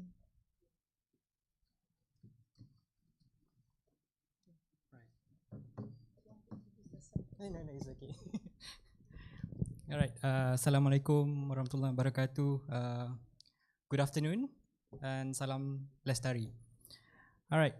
I hope I'll do justice in representing my director, Associate Professor Dr. Zida Fatimah Muhammad from the Director of Sustainable Development Center and also from the Department of Science and Technology Studies. I will start my sharing with a quote from Leonardo da Vinci: "First study the science and then practice the art which is born of that science." All right. Let me introduce our team. Myself, Fadli, and then we have Siti Norasia, just joined us as a project officer. And then we have here with us in this hall, my colleague Dr. Azizi back there. And then we have Mr. Afan Nasaruddin, also research officer. And then we have Ika, Nuratika Muhammad Zainuddin, and of course our director, Dr. Zida. And our sharing would be on sustainability leadership fieldwork. Don't really bother about the SLF. It's not really a jargon or thing. Don't worry about that. We're just gonna share a bit of what we did, what we do at UMSDC in terms of promoting the integration between the arts, the arts and science in promoting sustainability. All right. So this is our outline of our presentation. One, of course, I'm going to introduce a bit about UMSDC and Living Labs, because at the end, we will share with you very briefly our case studies based on how we use arts and science in promoting sustainability. So number one would be on our case study. One is called Superhero Iklim, or Climate Superhero. And then number two would be on case study, number two would be as a gaming sports. We're going to learn about that a bit later. And then the last but not least would be on Education for Sustainable Development Mobility Program. Okay, just a bit of introduction of our center. UMSDC is actually, or in short, UMSDC in Malay, we called ourselves Pusat Pembangunan Lestari Nusa Melaya, and we are under the purview of Associate Vice Chancellor Corporate Strategy. And our vision is, of course, to transform into a model city campus that advances green, carbon neutral, and sustainable development, of course, lifestyle and innovation at the end. And our mission, we have three. One is, of course, research and action, because previously we are part of the research and innovation portfolio, on which we offered internal grant we call Living Labs. I'm going to touch about that later. And then second, of course, this is our living motto or tagline: inspire, be inspired. That's the tagline introduced by our founding director, Dr. Zida. We would like to be inspired by others, but at the same time, we hope whatever we do in our campus will be able to inspire others as well. And then last but not least would be, of course, we need to walk the talk. And we have all the beautiful policies, guideline, action plan, and so on. But without us as being the doers, those things will not be able to be, translated into action. All right, and we are also proud members of several sustainability network. Of course, one of the oldest one, of course, is the Sustainable Development Solutions Network, led by Professor Dr. Nick Mariam. And then we have our RCE Central Semenanjung. This is under United Nations University. The headquarters is in Japan. Yeah. And then we are also members of Asia University Network on Ecological Education, based in Philippines, and another two would be on Higher Education Sustainability Initiative Network, and also Southeast Asia Network, based in USM. All right. So as University Malaya being the home of the bright and land of the brave, that's our new statement for the University Malaya. So in the decade of sustainable development, of course, we need to make sure that whatever we do on campus is something that is benefiting our internal community, on which when we talk about campus community, we always focus on the staff, the students, but often we ignored or neglected our part of our community as well, the flora and fauna. Yeah, so before we reach out to the external community, we must make sure that whatever we do on campus is taking care of the well-being of our campus community first. Yeah, and then when we want to reach out to the external communities there, whether we want to be partnered or we want to work together, of course we need a framework, and one of them would be through Sustainable Development Goals, as mentioned and shared by Emeritus Professor Dr. Azira. So UM is also a member of participating actively in these three sustainability rankings. I'm just going to share a bit. One is on UI Green Metric. This is introduced by Universitas Indonesia. And then we have Times Higher Education Impact Rankings. They are using the framework of SDGs to assess higher education, whether it's private or public. And congratulations to UM. I'm going to take this opportunity to congratulate UM, on which we are being ranked 63rd best university in the world. Just recently announced. And then another one, this is the latest one, QS World University Rankings on Sustainability. So they're using another framework called Environment, Social and Governance. So if you can see the trends from the conventional one, which is much more focused on academic and research reputation, and now they are moving towards sustainability by also including covering all the three pillars of sustainability: social, environment, and economic. Okay, in UM, we always have to make sure that whatever we do, we have a reference. So, and we call this as part of our kitab, of a holy book, because we need framework. And one of them is the UM Eco Campus Blueprint, on which this is our guidance on how we frame ourselves as an eco campus. We have these 8 core areas: one on landscape and biodiversity, second on waste management, third water, energy, transportation, green procurement, education, and of course change management, which is more related to governance. And then another one would be our very own UM Sustainability Policy, which is launched in 2021. So this is covering about 20 years plan, 10 years plan. So we have a revised version of this, and it's all available on our website. And now we are currently working very closely with experts in UM and of course external parties to revise this one.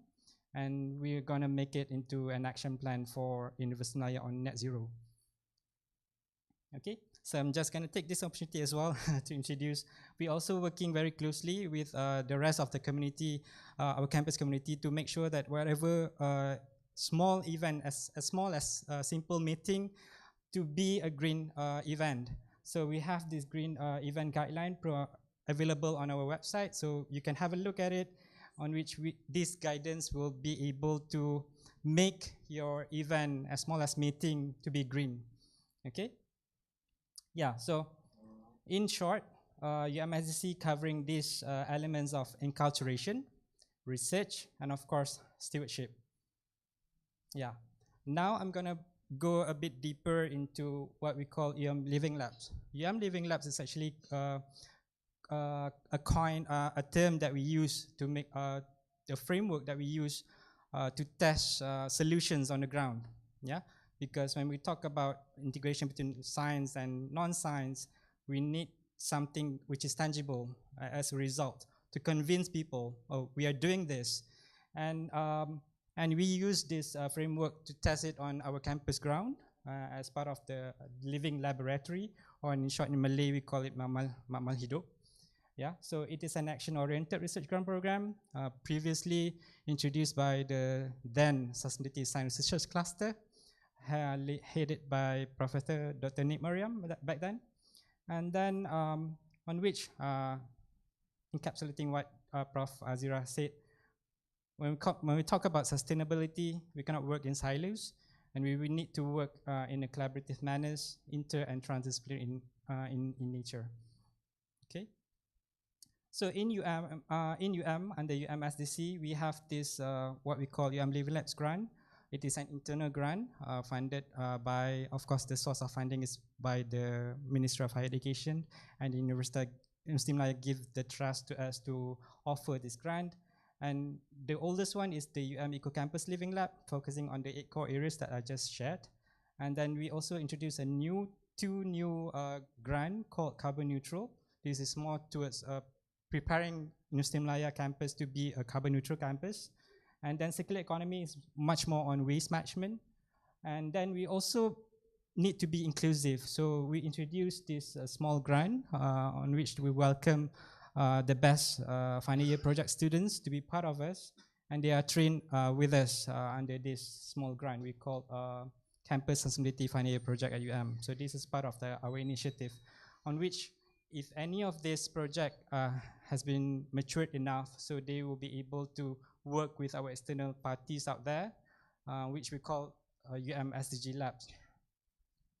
Right, this is just some of the example of the successful Campus Sustainability Living Lab project, which one of the pioneers one, the Zero Waste campaign now work very closely with our partners such as Alam Flora, Sambi Bank, and Maybank.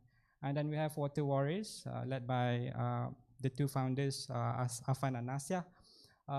They are a very close strategic partner to, for example, MBPJ, PJ City Council, and Aislango, and also Global Environment Center, GEC. And then the third one would be on Rainbow Project, which is more focusing on greening and biodiversity. So based on what they have done on campus, so people trust them, and they are now working with the Habitat Foundation and also some other NGOs like Malaysian Nature Society and so on. And then we also have Imara Eco Friends or Eco Moss. We have the founder, which is Dr. Asmawati, led by Academic Pengajian Islam. They are working closely with government agencies such as Malaysian Green Technology and Climate Change Corporation, MGTC in short, and also JAWI, the Federal Territories of Religious Islamic Affairs. And another one would be the one which is led by a team from Faculty of Pharmacies and Faculty of Medicines.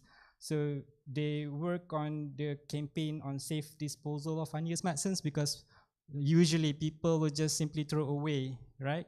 All the unused medicines or expired medicines, throw it away in normal bin. But actually, it is not the right way, and even flush it out is not the right way. The most responsible way is you can bring it to the pharmacies, and that they can help you to dispose it responsibly. So based on this campaign and project, they work with Caring Pharmacy, they signed an MOU, and Caring Pharmacies has now agreed to adopt this campaign. And if you go to any of the branches of Caring Pharmacies in the Peninsula of Malaysia, they are now accepting any unused or expired medicines. So this is part of our initiative to go beyond our campus. Okay, so when we talk about Living Labs, these are some of the elements that we focus on. of course, environmental impact. We are trying to reduce the carbon emission, carbon footprint of our campus, and then academics, they can use this Living Lab grants and as a platform for them to test a real case studies on the ground. And then for students' experience as well, on which we welcome any students, whether postgraduate or undergraduate, to be an RA or to be a graduate research assistant or as a volunteer. And one of our volunteers here in the middle there. And then also about culture change, because Living Labs is not an ordinary, like a unique, not like an ordinary grant, on which this one is focusing on the enculturation of sustainable lifestyle among the campus community. And then last but not least, of course, we need to make sure that the sustainability itself is part of the gene and embedded within the operations of the university itself. So we work closely with our estates department, GHB, for on the translational of this the output of the project. Okay, when we talk about sustainability, it always have different meaning to different people. And if we talk about sustainable development, of course, we are very. This is one of the famous definition: meeting the needs of the present generation without compromising the ability of future generations to meet their needs. And then when we talk about sustainability, of course, the most simplest one, enough for all or forever. So for me, sustainability is sustainability, the ability to sustain something which is good. We are not trying to reach perfection, but we are maintaining the harmonies of what is its nature, what is in nature. Okay. All right. The other components of sustainability, of course, different people and different organizations have different priority. And then we need to have goals and targets in mind so that we always have the direction of where to go. And then we need localization. Even though it is a global goals, but without localization, there will be gap and loopholes. And then another important component is intergenerational. So because we are talking about sustainability, it's about the present, of course the past, and of course the future. So we cannot just focusing on one generation at a time. And then of course when we talk about sustainability, we always need a multi-layer approach, a multi-pronged approach at various levels. I'm not going to go into this. We have all these issues, and the most recent one hit us is the COVID-19 pandemic, and how we can address this. So arts and sustainability provide kind of like solutions, and we need to make sure that we can use arts and creativity to help raise awareness. Of course, that's number one, because through arts, people will see sustainability as something which is not hard, which is not difficult, but something fun and something easy, to practice. And then second is art can also reflect cultural attitudes to an environment. So art can help us to address the issues of inequality and exclusivity, for especially among the young people. And then with the right tools and of communications, like example, the roles of linguists, it provides us with the powerful tools to influence the behavioral change. And of course, sustainable practices need to be made more accessible and appealing and sexy, I would say, because without arts, sustainability would be something which is boring, difficult. Yeah. All right. Now I'm going to go very quickly to the 3 case studies that I promised in the earlier part.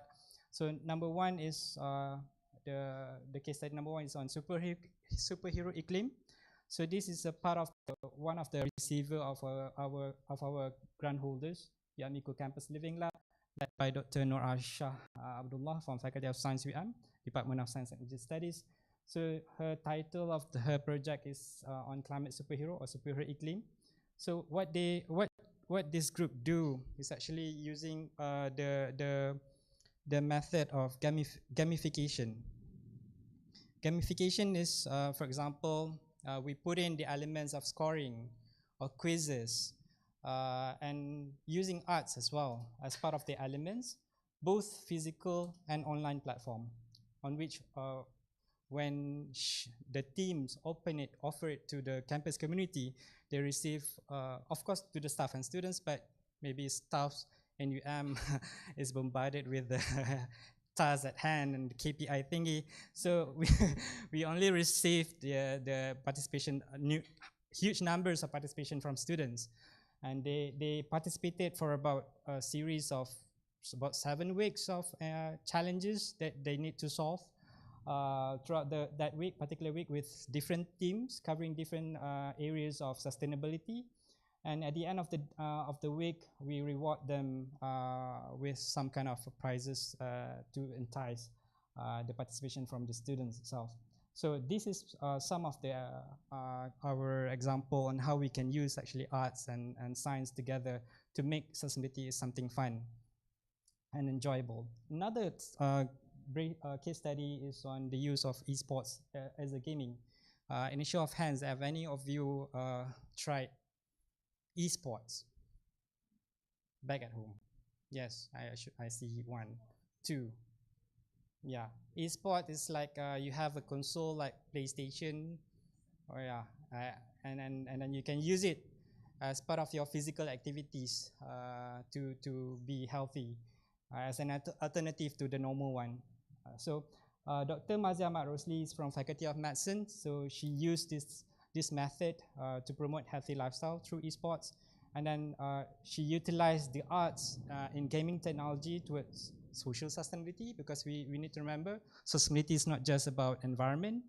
And then closing the gap, of course, this project is very much inclusive, on which this project reduce inequalities among members community. So imagine this is the room that that the teams use at the Faculty of Medicine, and they offer it and open it to any of the staffs and students at Faculty of Medicine as a test bed, on which they can use as part of their exercise and workout. So they can use tennis, golf, what else? Squash, and so on, through this as a gaming. And surprisingly, majority of the users are the disabled, and even the disabled manage to beat the scores from the normal persons. So this is some of the example of how arts and science can make sustainability as something fun and enjoyable. And last but not least would be our Education for Sustainable Development program. So this is introduced by UMSDC and in collaboration with International Students and Mobility Center, ISC in short. So last year we partnered with our friends from Liverpool, John Moores University, UK.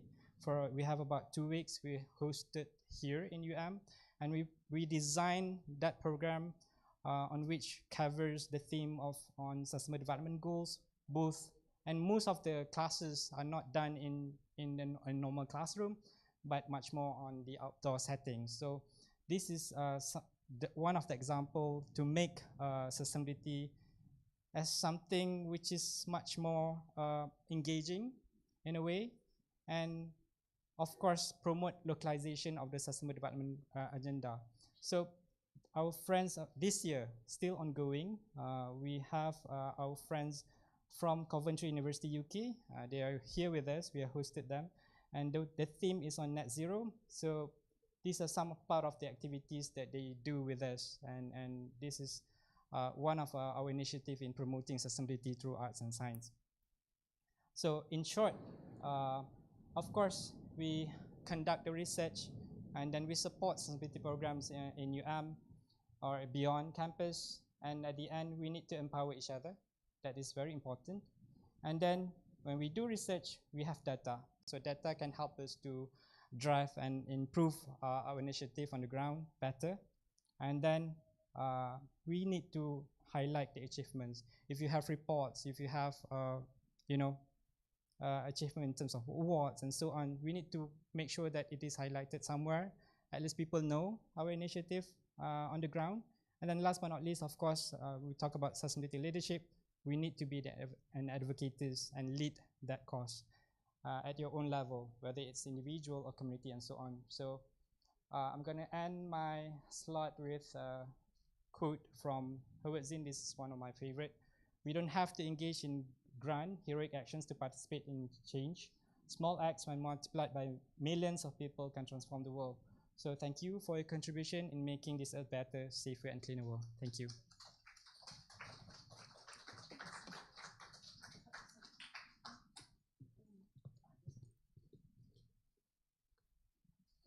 Thank you, Mr. Fazli. So I'm sure Dr. Zida, who's watching it, maybe through the YouTube, is very proud of your presentation today. I think it's very nice that you are, UMSDC doing Artscience to assist us to walk the talk. Because, everything that we have, not today, not in this room here, everybody is doing things here, but outside, we're always just talking without walking the talk, right? Okay, moving on. Okay, ladies and gentlemen, so since this morning, we have with us distinguished speakers from various backgrounds, someone with Islamic philosophy, maths and Islamic philosophy. That's Prof. Osman Bakar, a marine ecologist, a medical parasitologist, a linguist, an eco-warrior. And next, we're going to have a professor of physics. Okay, so this is very interesting also. Artscience from the perspective of Professor Dr. Siti Vinayakam, anak lelaki Muniandi, son of Muniandi. Anyway, Prof. Siti received his PhD in mathematics. Oh, also mathematics, just like Prof. Osman Bakar. But he got his degree in Oxford, UK in 1998 for his work on wavelet multi-scale theory of turbulence. For the time being, if I hear turbulence, I'm only thinking of the plane. Okay, but we'll hear what you have, you're sharing afterwards. So his fundamental research covers areas in statistical physics and quantum dynamics, namely anomalous transport phenomena and information entropy of noisy classical and quantum systems. Yeah? He finds solace in collaborating with naturalists by promoting multidisciplinary tools from physics to system biology for understanding animal movement ecology and pattern formation. Very interesting. His newfound passion for sound field recording is a response to worldwide calls for the protection of natural soundscape as the earmarks of Earth primal voices. Wow. Dr. Siti, Prof. Siti advocates holistic STEM education using art science approaches, example theatre, poetry or literature, sound design, and co-founded the Learning Enrichment Committee or LearnX at the Department of Physics in 2015, and Kureka, I design, Kureka, I see, at Science 2023 to promote design thinking in STEM education with enriched SGD intelligence. So, Prof. Siti.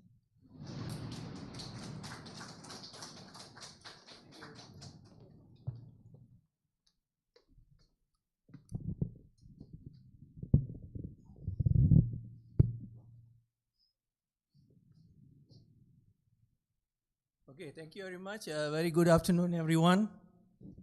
Thank you to Prof. Luria. Always a pleasure meeting you and rest of colleagues and friends. Today I'll be sharing with you some of my experiments as a hobbyist. So no research. This is just going wild in the wild. I'll be sharing with you soundscape. That is basically sound, quite analogous to landscape. You also have other scapes. And we would like to see this as a very important component of well-being. And perhaps it can be used as a way to design better environment and also to enjoy some of the natural things that has been with us since the beginning. So I'll be sharing with you three things, very simple. art of sound, and then science of soundscape, and finally art science of soundscape. So before I go into the next slide, we will do some experiment, or maybe we'll do some exercise. Okay? I give you 10 seconds to listen.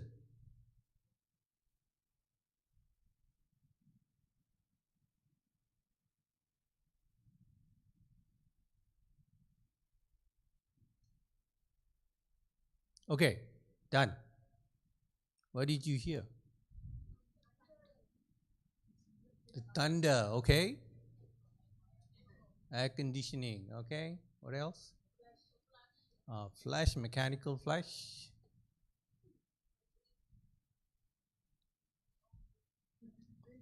Wow, that's good. That's good. That's a very mindful listening. That's a very mindful listening. What else? Stomach growling?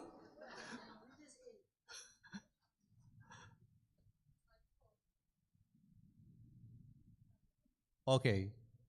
So there are various types of sounds, and we will cover a few of that. But let's see, something similar happened in 1952 when this piece was written and played. Can anyone tell anyone with a music background what's the key?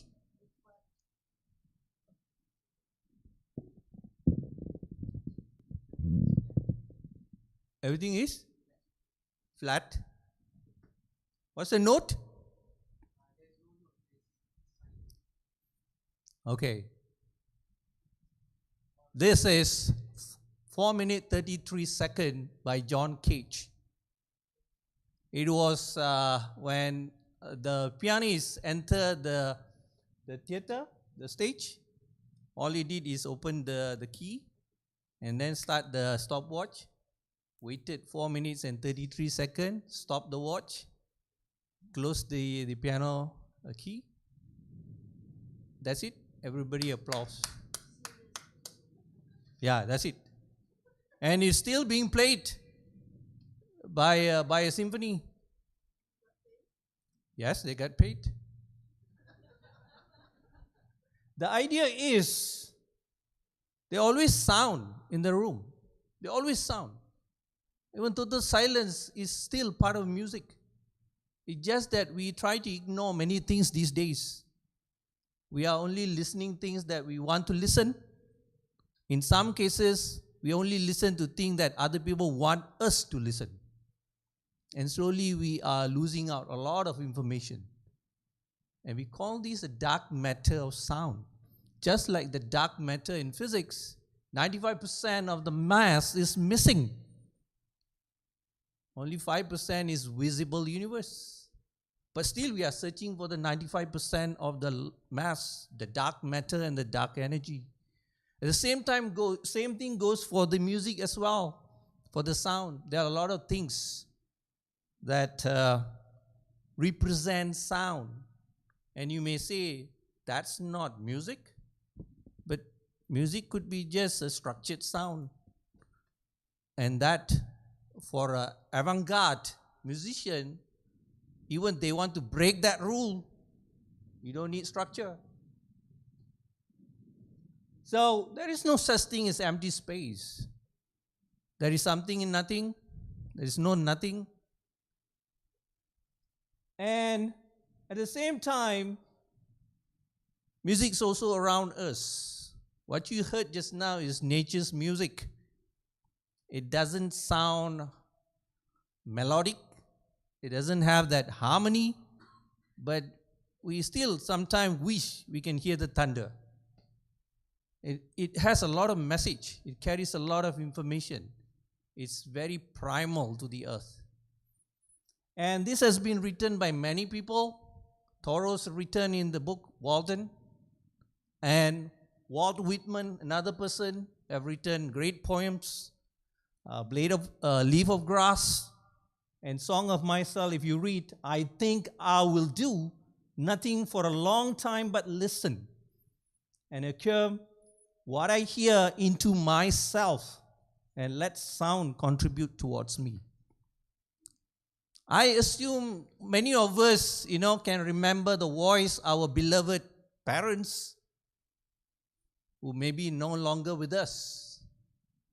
Can you hear the voice, dear people? It carries a different meaning rather, compared to looking at the photograph. That voice comes to you and lives with you. And that voice is the memory of the past, present, and maybe for the future as well. So there are a lot of things in sound.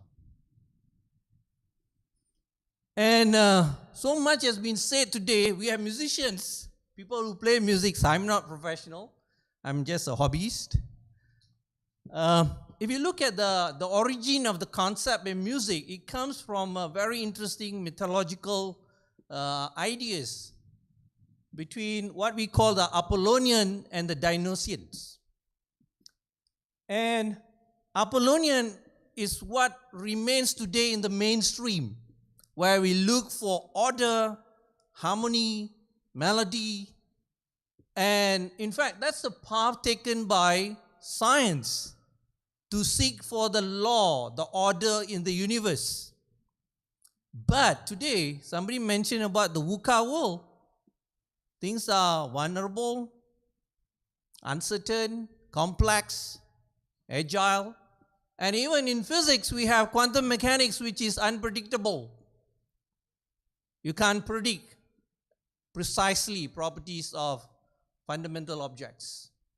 So, what we are seeing today is very much, we have been overwhelmed by the Apollonian approach, where things are based on rational logic and use this, the rational faculty of the mind.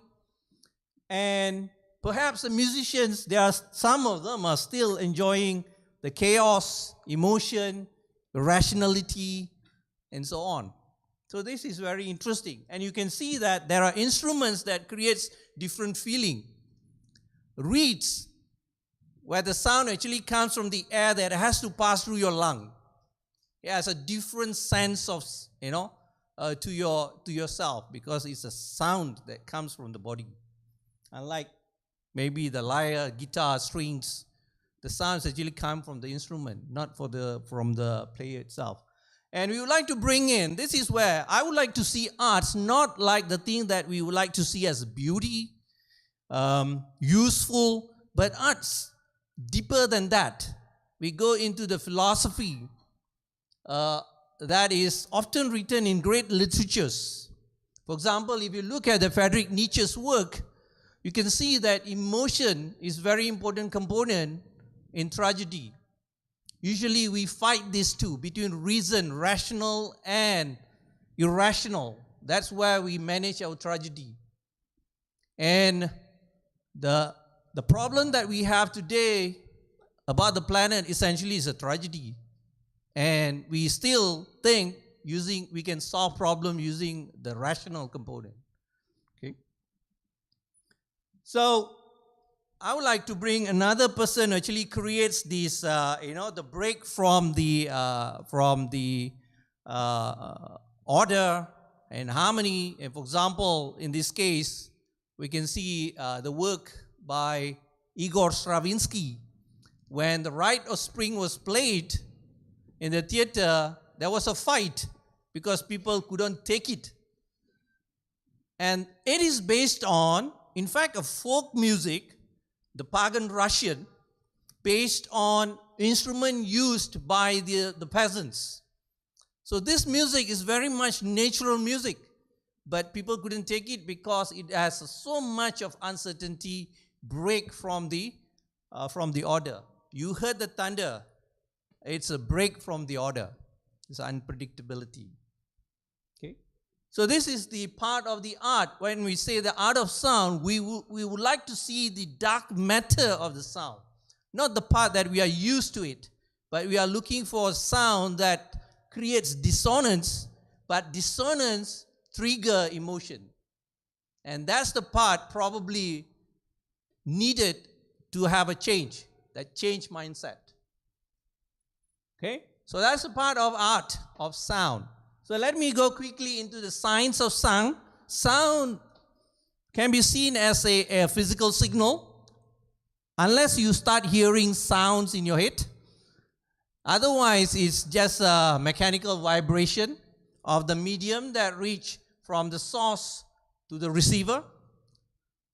And this is a very interesting instrument. The ears. And sadly, we are using less of these days. People don't listen to you anymore, you know. And some fun facts. The ear will sleep the last and wake up the first. Do you know that? Yeah. Sound can wake you up. And it's noisy, you cannot sleep. That's a very important part. It's the last, bastion, waiting, to take care of yourself. Second, you start to sense sound when you are 14 weeks old in the womb. 14 weeks, 14 to 15, 16, 17, about in the teens. And the womb is very noisy for the 9 months. It's very noisy. It takes all the noise. And we actually grew up in noise, very noise environment. And now we are living in another big womb, which is the Mother Nature. It's another big womb that we are living in. We like to see it as an external object. We are within a system that actually protecting life. And sounds actually goes through all part of the brain and also interact with other senses, the visual, the other sensory systems. In fact, even smell and taste. So you need to actually have a very quiet, environment to enjoy a fine dining. You rarely have, noisy, beats when you are enjoying your fine dining because they all are connected. And then man invented recorders to record the sound. Okay? And you have Watson wanted to record the sound, and it was meant to record the sound of people so that it can be remembered and communicated after they passed away. The aim is to actually communicate post-mortem. Okay? That's the aim of recording. And since then, it has changed forms from tapes to CDs, and today's, everything lives in the cloud. Okay? Sounds have changed so much. So the soundscape was introduced by a composer who wants to incorporate the notes of the nature, the sound that comes from the environment, into a musical note and taking an avant-garde approach in writing composition. So if you can see the notes are very different. It incorporates the sound, natural sounds. The notes of bird songs are even transcribed. Okay?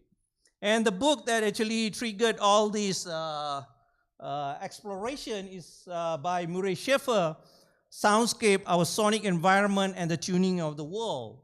And another one is the Great Animal Orchestra. We are not taking bird songs and making compositions. The birds are singing for their own reasons and for their own songs. So we're just listening to the nature, and that is the big orchestra. So Bernice Krause found in one of these compositions, one of the recording, he heard the cry of the beaver when the dam was destroyed. And that was recorded as the cry of a victim of a crime against nature. And since then, it is recorded many other incidents. Okay? All right, so soundscape, you have, just now you have geophony, which is sounds of the environment, the rain and the thunder. You have anthrophony, the sounds of the camera, some of you moving chairs, making a lot of natural sounds, I would say. And then you have biophony, if that happens to be a bird. This room is basically a biosphere isolated from the planet.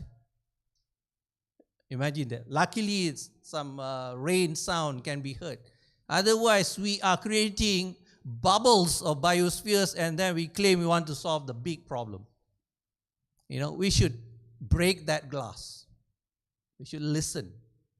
Okay. And there's an encroachment of the urban area into the wildlife and the sounds of nature is diminishing. That's another issue that we're also facing. Okay, so sound can be characterized by frequency. That tells you the pitch. And then you have the amplitude, the loudness. I speak loud. And then how fast it moves in a hot or cold environment. And there are many ways to analyze this. I would like to go straight into the field recording. So ecology is the biggest thing before the earth. So it's a very important part. And bringing sound into ecologies as that's how big it can get. And it's connected to the spatial patterns, psychoacoustic, when the sound has to be interpreted. Everybody will interpret sound differently. So it's a perception. It's based on, how you are trained. And then sound also represents the heritage of something, the place, the people, the environment. If you change the landscape, you change the sound mark of the place. And I was struggling to find one sound mark in the campus that you can say that let it remain forever. Is there a sound mark that we can keep as a landmark in this place? Okay. And then you have also animals communicate. They talk. They communicate. Okay? So for natural soundscape, you have a very robust instruments and tools. It's not a mumbo jumbo thing. Because sound is a physical signal. Therefore, you can measure it accurately. With the technology, you can measure it very well. And then there's a lot of criteria, subjective and objective, calmness, vibrancy, many other factors that can be brought in. You can refer to the reference. I'm just trying to say that, people are making soundscape very robust, reproducible, and can be used as a guideline to design environment that probably captures the thing that we are missing and probably, is diminishing. Okay? And one example is this study done in Germany. You can see that different types of forests, farmland, have a different level of calmness, vibrancy, and also the natural soundscape. And I would like to bring one point into the picture, that is water. Okay? I was transformed by this book, which is the Water Book by Ahok Jha. You should read this book. I'm not trying to increase the sale. It can change. Imagine, water in many cultures, I would say almost every culture is sacred thing. And see how we treat water. And there was one article in our local newspaper, air come from the word ayer, A-Y-E-R, which is as the genealogy to Ayur, which is Ayurveda. Ayur means life. Life. So the word ayer, where you see ayer hitam, A-Y-E-R, essentially is life. And see how we treat water. How we waste water, how we treat water. We had water cut last week, right? That's the problem. Because that's such a sacred thing. In Hebrew, it is considered the gift from heaven. And I suppose in many different languages as well. So I'm going to focus on water, okay? So let's go through. This is ISO. I want to skip this. Okay? There are a lot of tools. Let's go and listen. Okay? So, do we have a sound mark in the campus? I think I found one in Rimba Ilmu. Can we play that video? Possible to click that video? Yeah. Louder a bit. Yeah. The bridge. Do you know where is it? Anyone been there? Hang around for a while, get some inspiration, unwind. That's the water hole for me. Okay? And the place has remained. Thank goodness it has remained. Okay? So sound mark is important, and people says, if there is one, protect it. Let the future generation listen what you have listened. We have not. I don't think we have evidence of the sound of the earth in the last 1,000 years. I don't think we have. Okay? And we did some project with students. We let the students doing a project to go to the 10 location, bring their handphone and do the sound recording morning, noon, evening. And then we mix all this into 10 different sources. And that's the sound of the campus. It's quite noisy. Imagine you are a bird flying over the campus. This is the sound you probably hear of the campus. All sort of locations at surau, canteen, study place. And when we combine all these, form a symphony. That's what you heard. The sound of the campus. Okay? And also we did a competition. Let the student do the sound map. And this is the work that I'm going to present. How much time do I have? 4 minutes, huh? Okay, let's go. This is a tale of the two streams. We have this Rimba Ilmu, the hills. There's one stream, actually, many streams actually follows through Rimba Ilmu. There's another stream passed through the science faculty. Okay? And this is the one for Rimba Ilmu. Recorded. That's a device, very sensitive. And you have all sort of devices that can record. This is a portable sound recorder, very high quality sound. You can actually get the stereo. You can get a focused. If you just adjust it straight, you get a focus, a sound, and you just carry this around and sit quiet. Okay? And do the recording. So that's a sound. You have a beautiful stream in Rimba Ilmu. A beautiful stream. Okay. So we cannot finish. The sound in Rimba Ilmu is quite nice. It doesn't change. Now we reach to the midstream. This is the midstream. The song of the earth, sound of the river. Okay? All right, next, we go to the other one that does not have the same faith because of poor design. Poor design. We totally ignore there is a water in this hill. We thought we can make simple drains, they will flow. Of course, they will flow. Soon they will carry a lot of us along.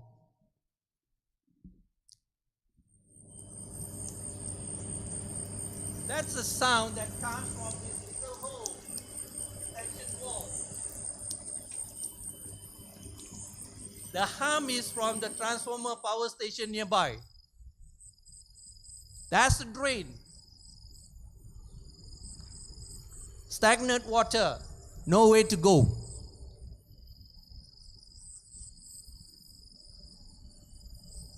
Compared to the environment before.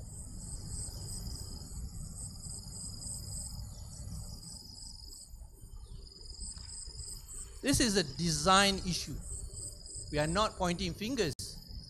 But if you want to make a change, we should go back how the science get it wrong. And use the art. Art science should question sustainability rather than solve. Let science solve the problem. Art science raise the question. It comes down the steps. Goes underneath the road, comes out from this science cafe.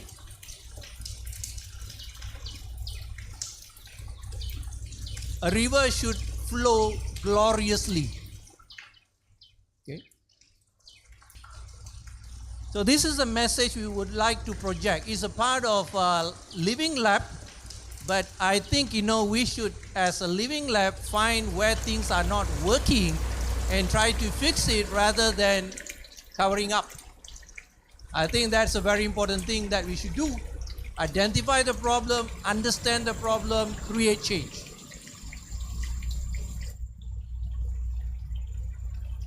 It's it's something like we call ecological empathy. You feel the pain of the river if you have that sense of attachment. So if only you listen. If you don't listen, definitely you won't feel the pain. That's how it comes down.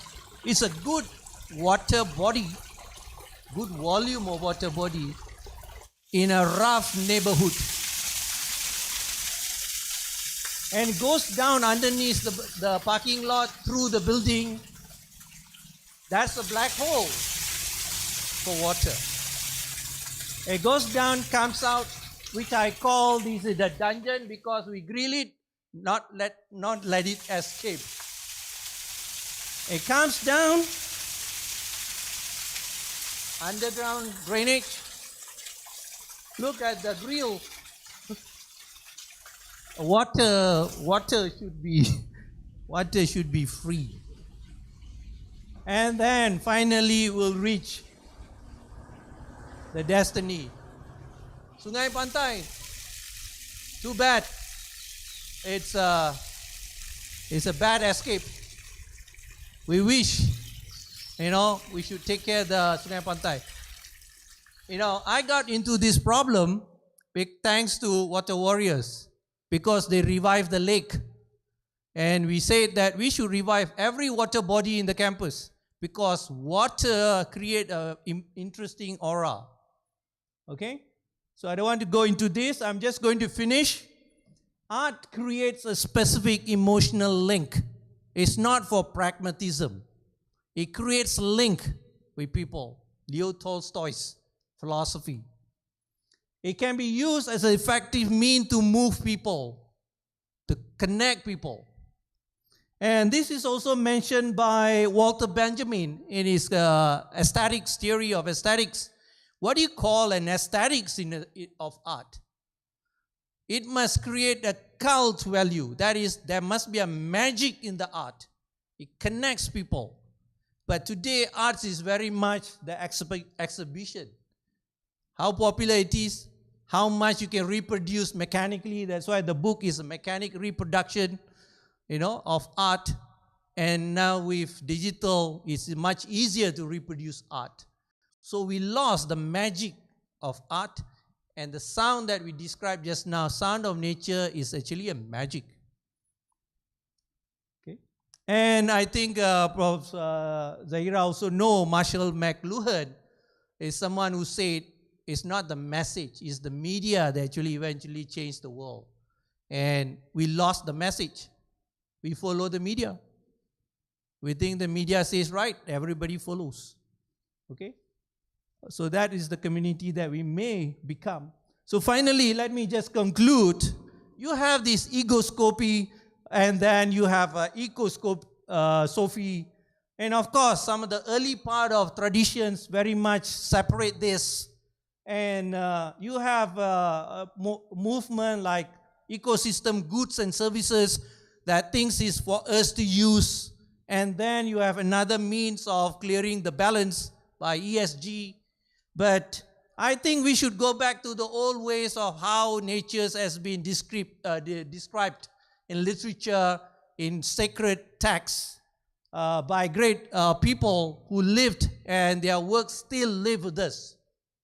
We should teach philosophy in departments, all departments. We should teach, and we should be critical about it, and let people reason and then react. Okay? And there are a lot of musics that actually has been created, artwork and so on, and deep ecology go to the extreme, where it become more religious-like, connected to the environment. We need a balance, and that's very important. And I think in many of Eastern philosophy, we have this, but sometimes, we don't listen properly at the end of the day. Okay? And this is the way that people project SDG graph now. It's a wedding cake. If the base is gone haywire, your matrimonial bond will break. This is how they see it. And that all lower part is all green, all the ecological environment and so on. Okay, so last I would like just to recite this poem. That is, the earth as its music for those who will listen. Its bright variation forever bound with all the wonders that God has bequeathed us. There's nothing that thrills like the magic of sound. By Winston, but often, cited, quoted for Shakespeare and George Santayana. But this is the person who wrote this poem. Okay, thank you very much. I hope you will listen more. Thank you.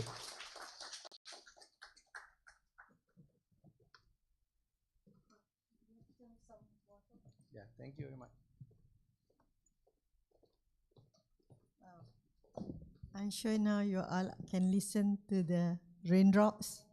I'm more, after you make us stay silent for 10 seconds just now, I think we are more focused on things surrounding us. We can also have, if you want to, Prof, your 4 minute 33 second using the piano. Okay, so I think it's very how this, everything about the sound is about auditory system. I think it's something that we are always taking things for granted unless or until it is damaged or somebody point us to use it properly, and especially to get it to work together with science. That's really something else. Okay, it's 4 o'clock, I think, right? We have 4:10 already. We have our last speaker. Our last speaker will give his lecture through the video recording too, right? This will be a talk by Mr. Eiichi Sutaki. Mr. Sutaki is a commissioned research fellow from the Institute for Oriental Philosophy in Japan.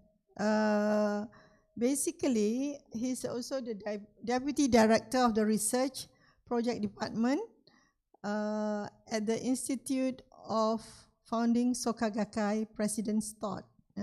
So Mr. Sutaki earned an MA in Humanities from the Open University in Japan in 2019 and a BA from Tokyo University of Foreign Studies in 2001. Basically, his research interests include cultural anthropology, Buddhist culture, Oriental philosophy, and the interplay of faith and scholarship in Soka Gakkai.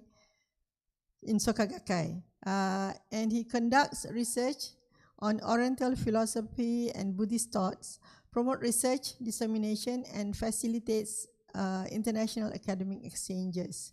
So, for example, I think he's very much in charge of the exhibition, the Lotus Sutra, A Message of Peace and Harmonious Coexistence exhibition, and he's actually going to talk about that. So I think let's start the recording. The title of his talk is The Lotus Sutra, A Message of Peace and Harmonious Coexistence. Good afternoon, everyone. I am Eiichi Sutaki, a commissioned research fellow at the Institute of Oriental Philosophy. Today, I am presenting my research titled The Lotus Sutra, A Message of Peace and Harmonious Coexistence exhibition and its impact analysis. I sincerely apologize for not being able to join you. This presentation is being delivered through a pre-recorded video, and I greatly appreciate your understanding and attention.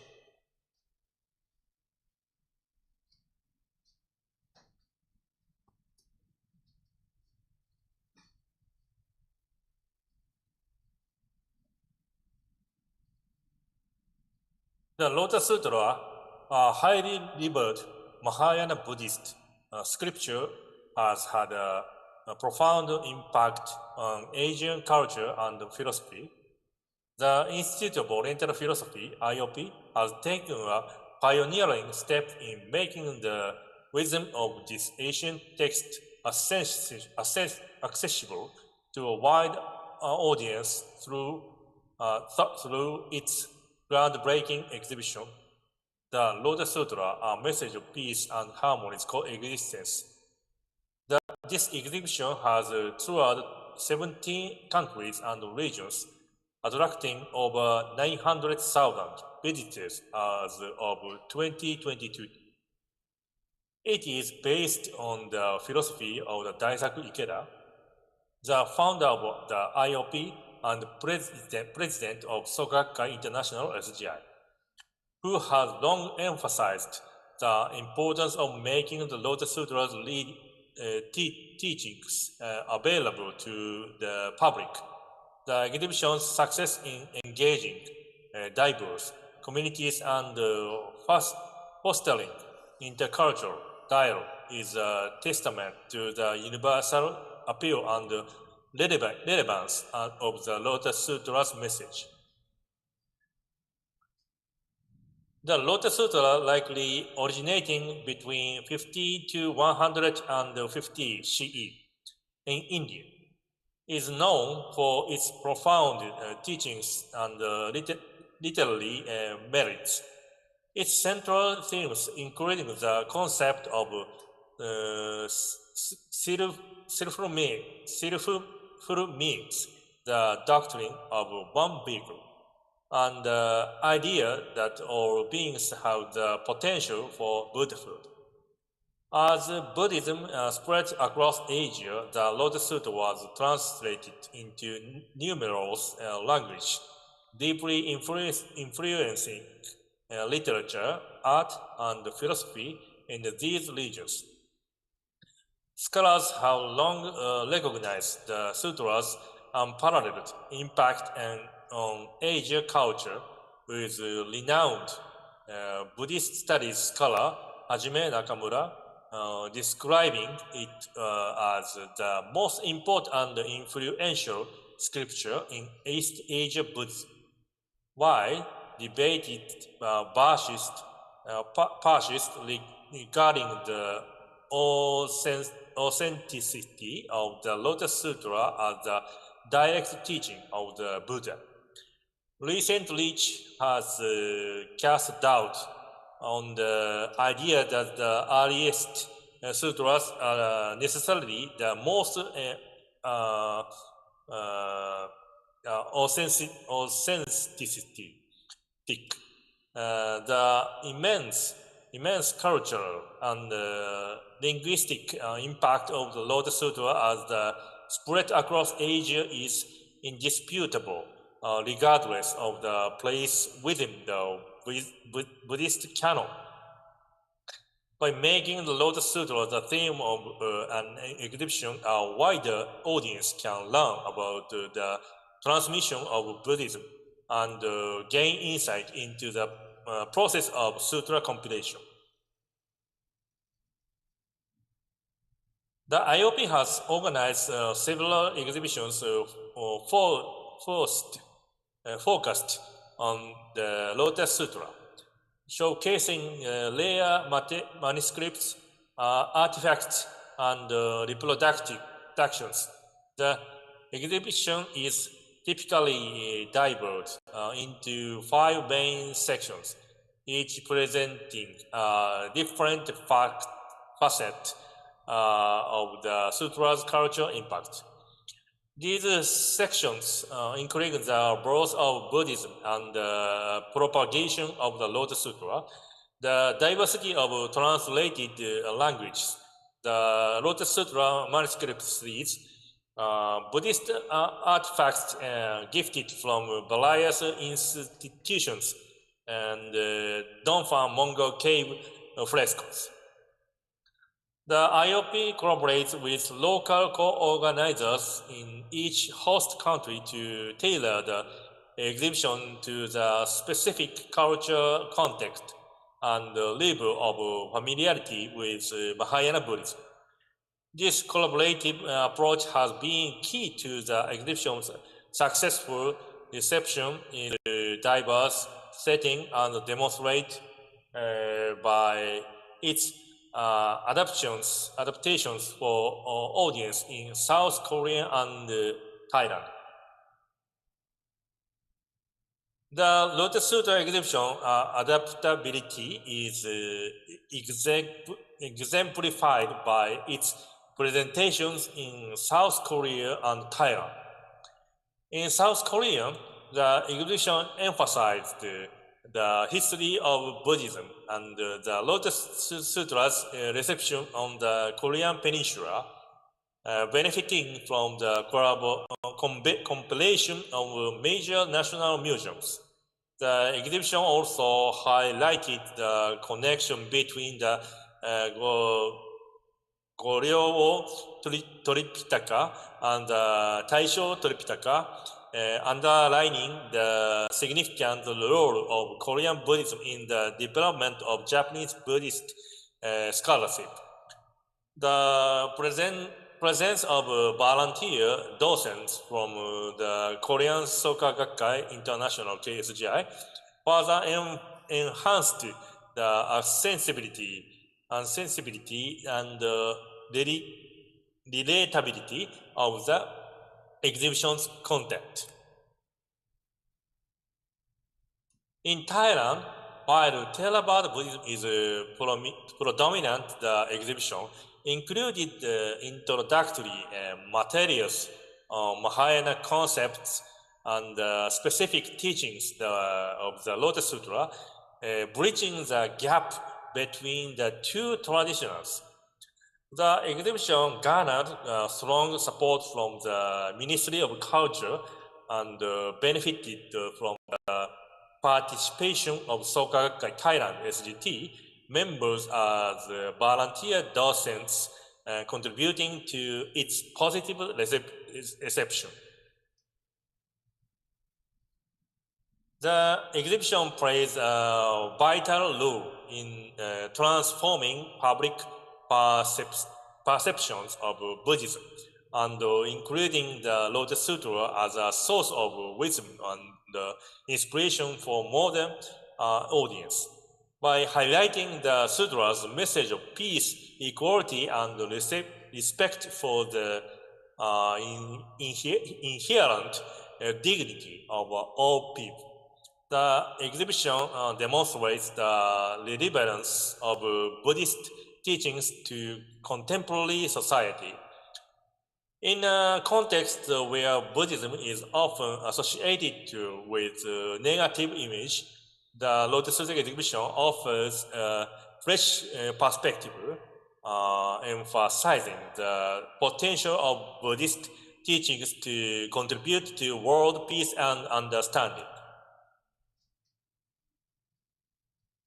The success of the Lotus Sutra exhibition can be attributed to the vision and leadership of Daisaku Ikeda, the founder of the IOP and the president of SGI.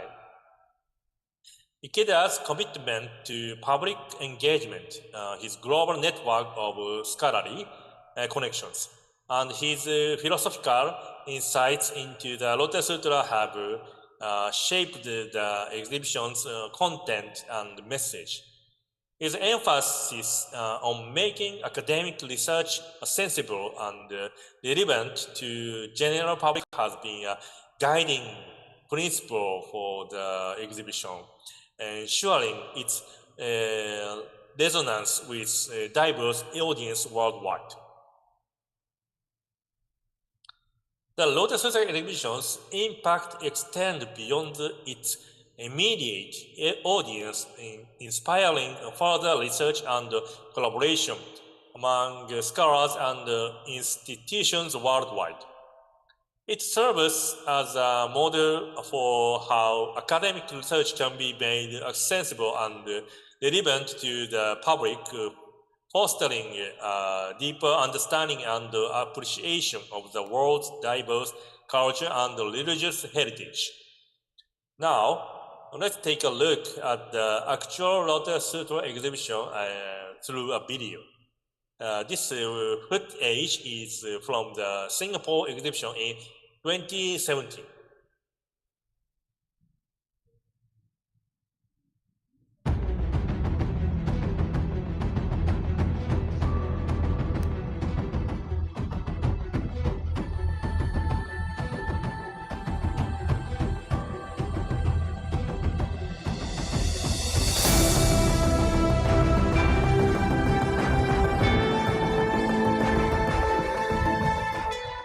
This year marks the 50th anniversary of the formation of the Singapore Soka Association, and we are deeply grateful to jointly co-host the International Lotus Sutra exhibition with the Institute of Oriental Philosophy of Japan and the Dunhuang Academy of China. The exhibition focuses on the universal values of the Lotus Sutra that transcends more than 2,500 years ago. It is a teaching that remains highly relevant today as one that focuses on the dignity of human lives. My LSE journey has been most fulfilling. I'm helping out with the translation of some of the texts, and in the process, I've really learned a lot about the Lotus Sutra. I can really feel the great desire of the predecessors who went through great struggles to pass down the Lotus Sutra to future generations, sometimes even at the cost of their lives. Without their efforts, we will not be able to learn about the Lotus Sutra or experience the magnificent Dunhuang Mogao caves. Throughout the past 11 months of preparation, we saw more than 4,000 volunteers stepping forward to be part of this historical event. And among them, you will see volunteers who are over 80 years old. 一直以来，我们的目标就是学会交给我们什么工作，我们就尽我们的能力，一体同心，很完善的把东西做好，呈现出来。这样，大家都很合作了，很开心啊。We were so encouraged by their enthusiasm and their forthcoming attitude. They are all our important ambassadors, striving really very hard to live the spirit of the Lotus Sutra.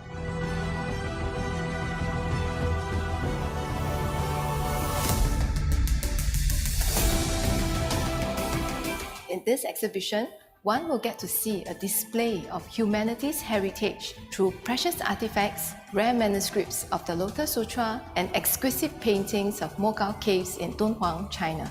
It's our wish that all those who view this exhibition will be inspired by the hope-filled teachings of the Lotus Sutra.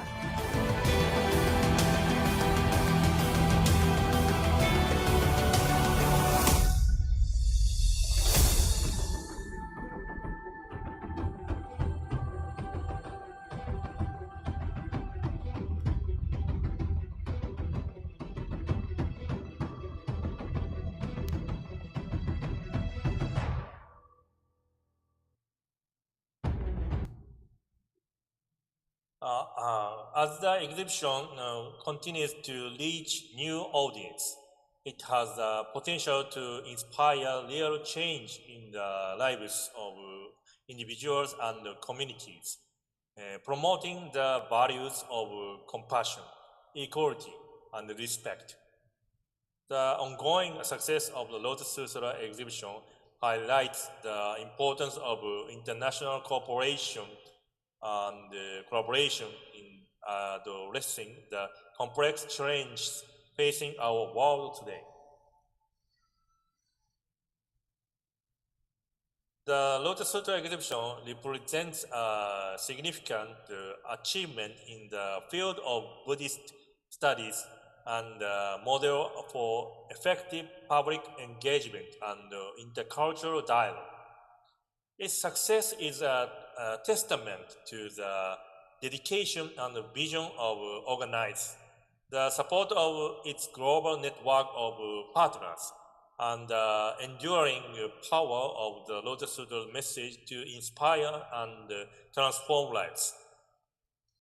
As the exhibition continues its global journey, it serves as a beacon of hope and inspiration, reminding us of the power of culture exchange, dialogue, and collaboration to create a brighter, more harmonious future for all. Thank you so much.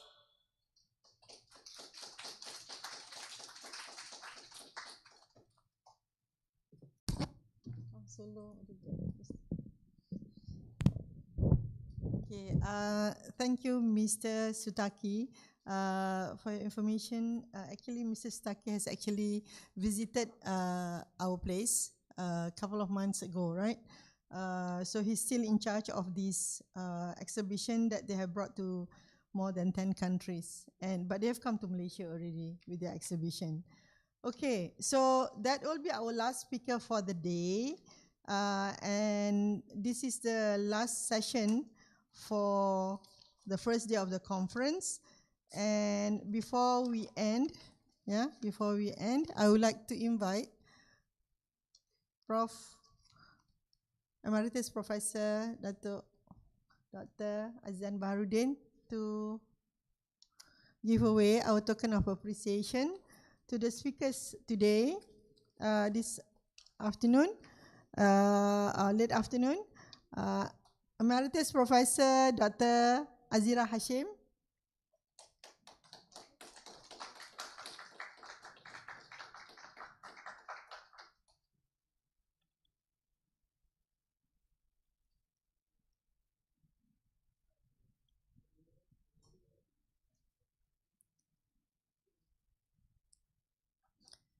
Mr. Fazli Rahmat, filling in for Associate Professor Dr. Zida Fatimah Muhammad.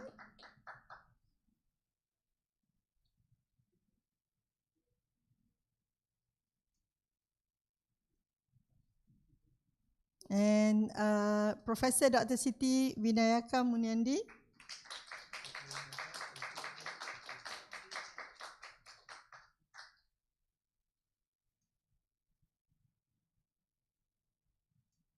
Just like I mentioned earlier on, Prof. Azizan, I am more than willing, I volunteer myself to go to Cairo to give the token of appreciation to Dr. Mona and to Japan to hand in our token of appreciation to Mr. Sutaki. Okay, so ladies and gentlemen, we end the first two sessions with the first two sessions of the conference with lots to ponder. It certainly has been an insightful and informative first day of, how do you pronounce it? ICASAS 2024. We will meet again tomorrow morning, inshallah. Shanas.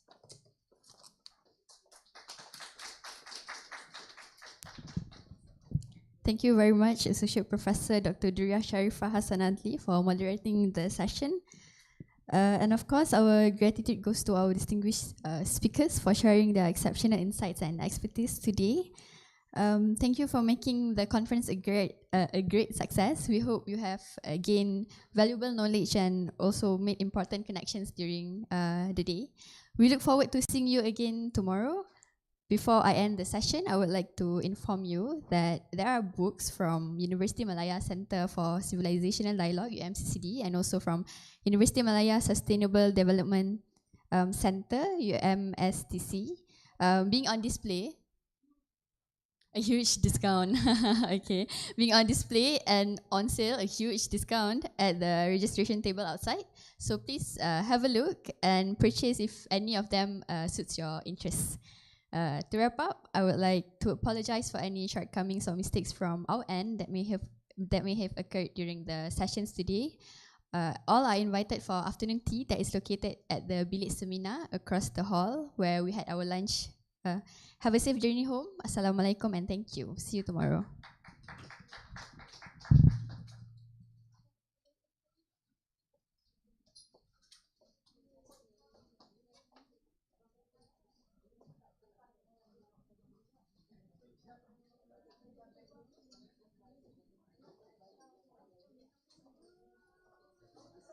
Everyone,